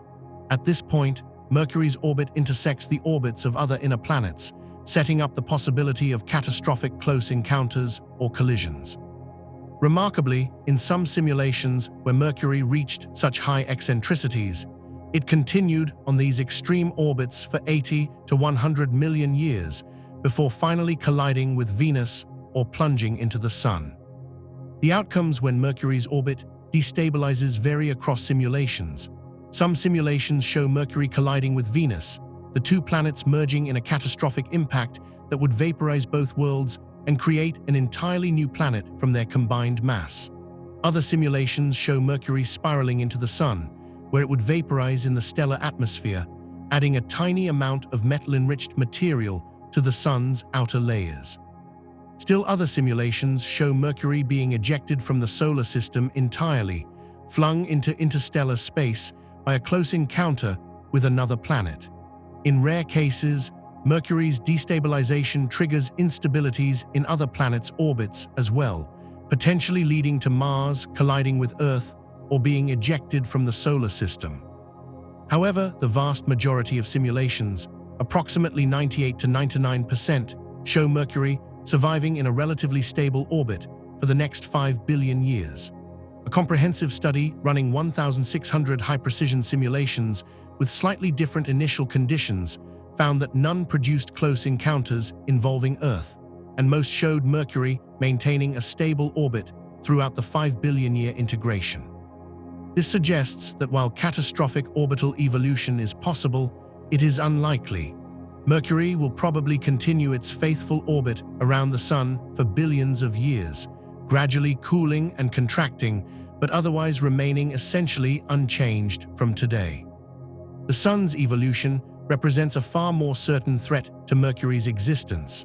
Unlike the probabilistic chaos of orbital dynamics, stellar evolution follows well-understood physics that allows confident predictions about the Sun's future. The Sun currently burns hydrogen in its core through nuclear fusion, converting approximately 600 million tons of hydrogen into helium every second. This process has continued for 4.6 billion years and will continue for approximately another 5 billion years before the hydrogen in the core is exhausted. When the core's hydrogen runs out, fusion will cease in the core but continue in a shell surrounding the now helium core. The core will contract and heat up under its own gravity. The shell fusion will produce energy faster than the current core fusion does, causing the Sun's outer layers to expand dramatically. Over approximately 1 billion years, the Sun will transform from its current main sequence configuration into a red giant star. At maximum expansion, the Sun's radius will reach approximately 1.2 astronomical units, 256 times its current radius. This expansion will have catastrophic consequences for the inner planets. Mercury, currently orbiting at an average distance of 0.39 astronomical units, will be engulfed by the expanding solar atmosphere. there is essentially no possibility that Mercury can survive the red giant phase. The planet will be consumed, vaporized in the hot, tenuous outer layers of the bloated sun. The metal-rich material that comprised Mercury will mix into the sun's envelope, slightly enriching the star's outer layers with iron and other heavy elements. Venus will suffer the same fate. At an average distance of 0.72 astronomical units, Venus sits well within the 1.2 astronomical unit maximum extent of the red giant sun. Like Mercury, Venus will spiral into the sun's atmosphere and evaporate. Earth's fate remains less certain. At 1.0 astronomical units, Earth sits near the maximum predicted extent of the red giant sun. Some models predict Earth will be engulfed and destroyed, while others suggest it might survive at the very edge of the sun's atmosphere. However, even if Earth avoids consumption, it will become uninhabitable. The intense radiation from the red giant will boil away the oceans, strip the atmosphere, and eventually melt the surface rocks. As the sun expands, it will also lose mass through an intense solar wind, ejecting perhaps 30% of its total mass over the red giant phase. This mass loss weakens the sun's gravitational pull on orbiting planets, causing their orbits to expand outward as they try to conserve angular momentum. Mercury's orbit will expand somewhat before the planet is consumed, but not enough to escape the advancing solar photosphere. The expansion might delay Mercury's demise by a few million years, but cannot prevent the eventual engulfment. The timeline for these events extends billions of years into the future. The Sun will remain a stable main-sequence star for approximately another 5 billion years, during which Mercury will continue orbiting much as it does today, aside from the slow cooling and contraction discussed earlier. Around 1 billion years from now, the Sun's gradually increasing luminosity will raise Earth's surface temperature enough that the oceans begin to evaporate, though this will have minimal effect on Mercury, which already experiences extreme temperatures. 4 billion years from now, the Sun's brightening will accelerate as the stellar core begins to exhaust its hydrogen. 5 billion years from now, the transformation to red giant begins. The expansion proceeds relatively quickly on astronomical timescales, taking only about 1 billion years from initiation to maximum size. Mercury will be consumed within the first few hundred million years of the expansion phase, long before the Sun reaches its maximum extent. By approximately 6 billion years from now, Mercury will no longer exist as a distinct body. The planet that formed 4.6 billion years ago, that survived giant impacts, volcanic resurfacing, and endless bombardment, will finally meet its end in the Sun that has warmed and tormented it since birth. After reaching maximum size, the red giant sun will shed its outer layers in a series of pulsations, creating a planetary nebula, a glowing shell of gas expanding into space. The sun's core will remain behind as a white dwarf, a dense stellar remnant about the size of Earth, but containing about half the sun's current mass. This white dwarf will slowly cool over trillions of years, eventually fading to a dark, cold sphere no longer capable of supporting nuclear fusion. The outer planets, Jupiter, Saturn, Uranus, and Neptune, will survive the red giant phase, though their orbits will expand as the Sun loses mass. These gas giants will continue orbiting the white dwarf remnant, slowly spiraling inward over trillions of years due to emission of gravitational radiation. Mercury's magnetic field will die long before the Sun becomes a red giant. As Mercury's core continues to cool, the convection that drives the magnetic dynamo will eventually cease. The exact timing depends on uncertain factors, including the sulfur content of the core, the rate of inner core growth, and the efficiency of heat transport through the mantle. Optimistic estimates suggest the dynamo might survive another 1 to 2 billion years. More conservative estimates place its death much sooner, perhaps within a few hundred million years. Once the dynamo stops, Mercury's magnetic field will decay away over a few tens of thousands of years, leaving Mercury unprotected against the solar wind for the remaining billions of years before the Sun's expansion consumes the planet. Volcanic activity on Mercury has already ended and will not resume. The last major eruptions occurred approximately 3.2 billion years ago, and the planet has cooled too much to generate new magmas. The mantle temperature will continue declining as Mercury radiates heat to space, eventually dropping below 1000 degrees Celsius in the upper mantle, far too cold for melting. Without volcanism, no new surface features will form except impact craters from the ongoing but slowly declining flux of asteroids and comets. Contractional tectonics will continue for the next billion years or more as Mercury's core continues to cool and crystallize. New lobate scarps may form, and existing scarps may experience renewed movement as accumulated stresses occasionally exceed the strength of the lithosphere, causing earthquakes and thrust faulting. These tectonic events will gradually decrease in frequency and magnitude as the cooling rate slows and as the planet approaches thermal equilibrium. Eventually, perhaps 2 billion years from now, Mercury will become completely inactive, with no volcanism, no tectonism, and no magnetic field generation. Only impact cratering will continue to modify the surface. The impact flux will decline over the next few billion years as the solar system continues to clear itself of debris. Currently, Mercury experiences approximately one impact large enough to create a 10-kilometer crater every 10 million years, based on crater counts and age dating. This rate will drop by factors of 2 to 10 over the next few billion years, as asteroids and comets are gradually removed through collisions with planets or ejection from the solar system. By the time the Sun becomes a red giant, Mercury's surface will be even more heavily cratered than today, with nearly every square meter having been struck multiple times by impactors large and small. Mercury's polar ice will persist until the Sun's evolution vaporizes it.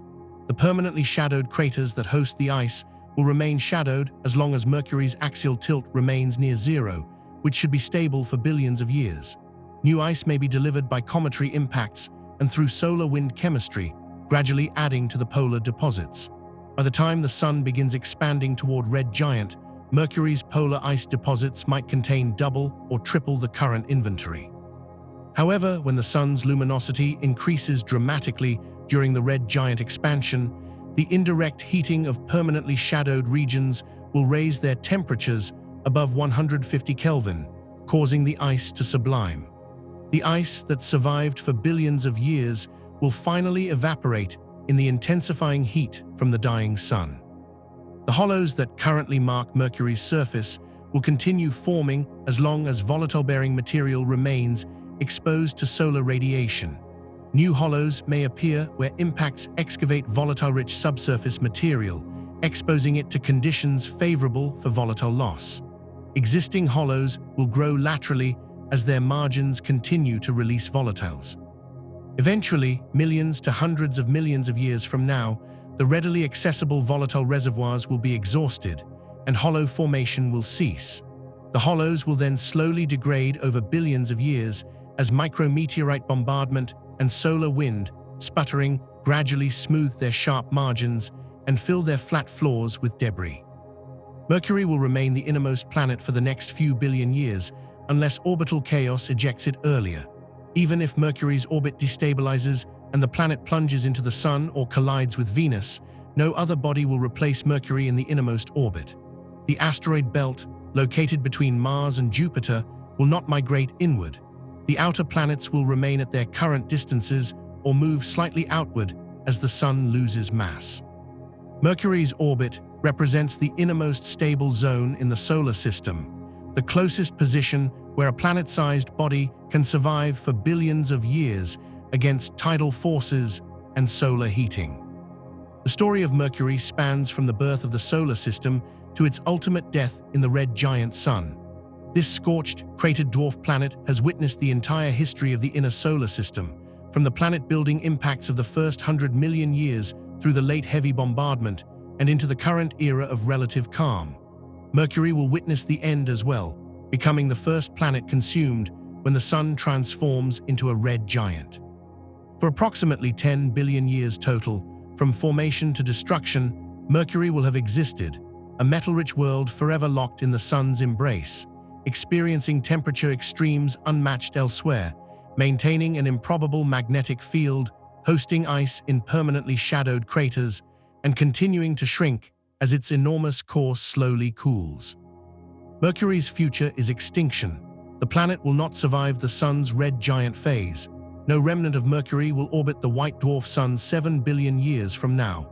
The planet will be completely vaporized, its atoms mixed into the expanding nebula of gas that the red giant Sun ejects into space. Some of Mercury's atoms may eventually be incorporated into new planetary systems forming around younger stars in the distant future.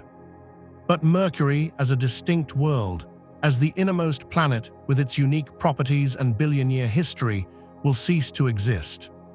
Before that end, Mercury has billions of years remaining. The BP Colombo mission will reveal new secrets when it arrives in 2026. Future missions may land on Mercury's surface, deploy rovers to explore volcanic plains and cratered highlands, establish bases in the permanently shadowed craters to mine water ice, and study Mercury's interior structure through seismic networks. Humans may even walk on Mercury's scorched surface, protected by advanced cooling suits, experiencing the extremes of temperature and the weak gravity that makes jumping effortless. All of this could happen in the centuries ahead. The complete history of Mercury, from its violent birth through giant impacts to its death in the expanding Sun, represents one planet's journey through time. This history reveals how terrestrial planets form, how they evolve, and how they die. Mercury, the scorched yet cold dwarf, extreme in every measure, small yet massive, ancient yet active, holds lessons about planetary science that cannot be learned from any other world. Understanding Mercury means understanding the boundaries of terrestrial planet evolution, the extremes of temperature and composition, the persistence of magnetic fields against expectations, and the survival of volatiles in the most hostile environments. The journey through Mercury's complete history has taken us from the solar nebula 4.6 billion years ago to the red giant Sun 7 billion years in the future. We have explored Mercury's formation through accretion and differentiation, its violent reshaping through giant impacts that created its enormous core, the calorous catastrophe that scarred an entire hemisphere, the rivers of fire that flooded vast plains with lava, the great shrinking that continues today, the bombardment that never ends, the mysterious hollows that reveal unexpected volatiles, the magnetic field that should not exist, the ghost atmosphere constantly renewed, the polar ice surviving in hell, the chemical mysteries of its unique composition, Messenger's revolution in understanding, BP Colombo's upcoming observations, and Mercury's place among its planetary siblings. Mercury's 4.6 billion-year story of survival against extreme conditions, of maintaining geological activity longer than its size predicts, of preserving secrets in permanently shadowed vaults, and of continuing to surprise us with every new observation, demonstrates that even the smallest worlds can harbor the greatest mysteries. The scorched dwarf, orbiting closer to the Sun than any other planet, experiencing the most extreme temperature swings in the solar system, maintaining ice deposits on the hottest planet, generating magnetic fields despite its tiny size, continues to challenge our understanding and reward our exploration.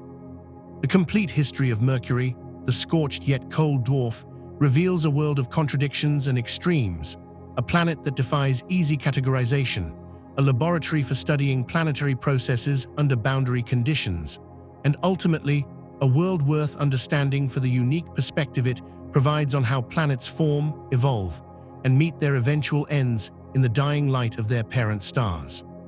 If this journey through Mercury's complete history has expanded your understanding of our solar system's most extreme terrestrial planet, if you have learned something new about how planets evolve, or if you simply enjoyed exploring the scorched, yet cold dwarf that has orbited the Sun since the solar system's birth, I would greatly appreciate your support.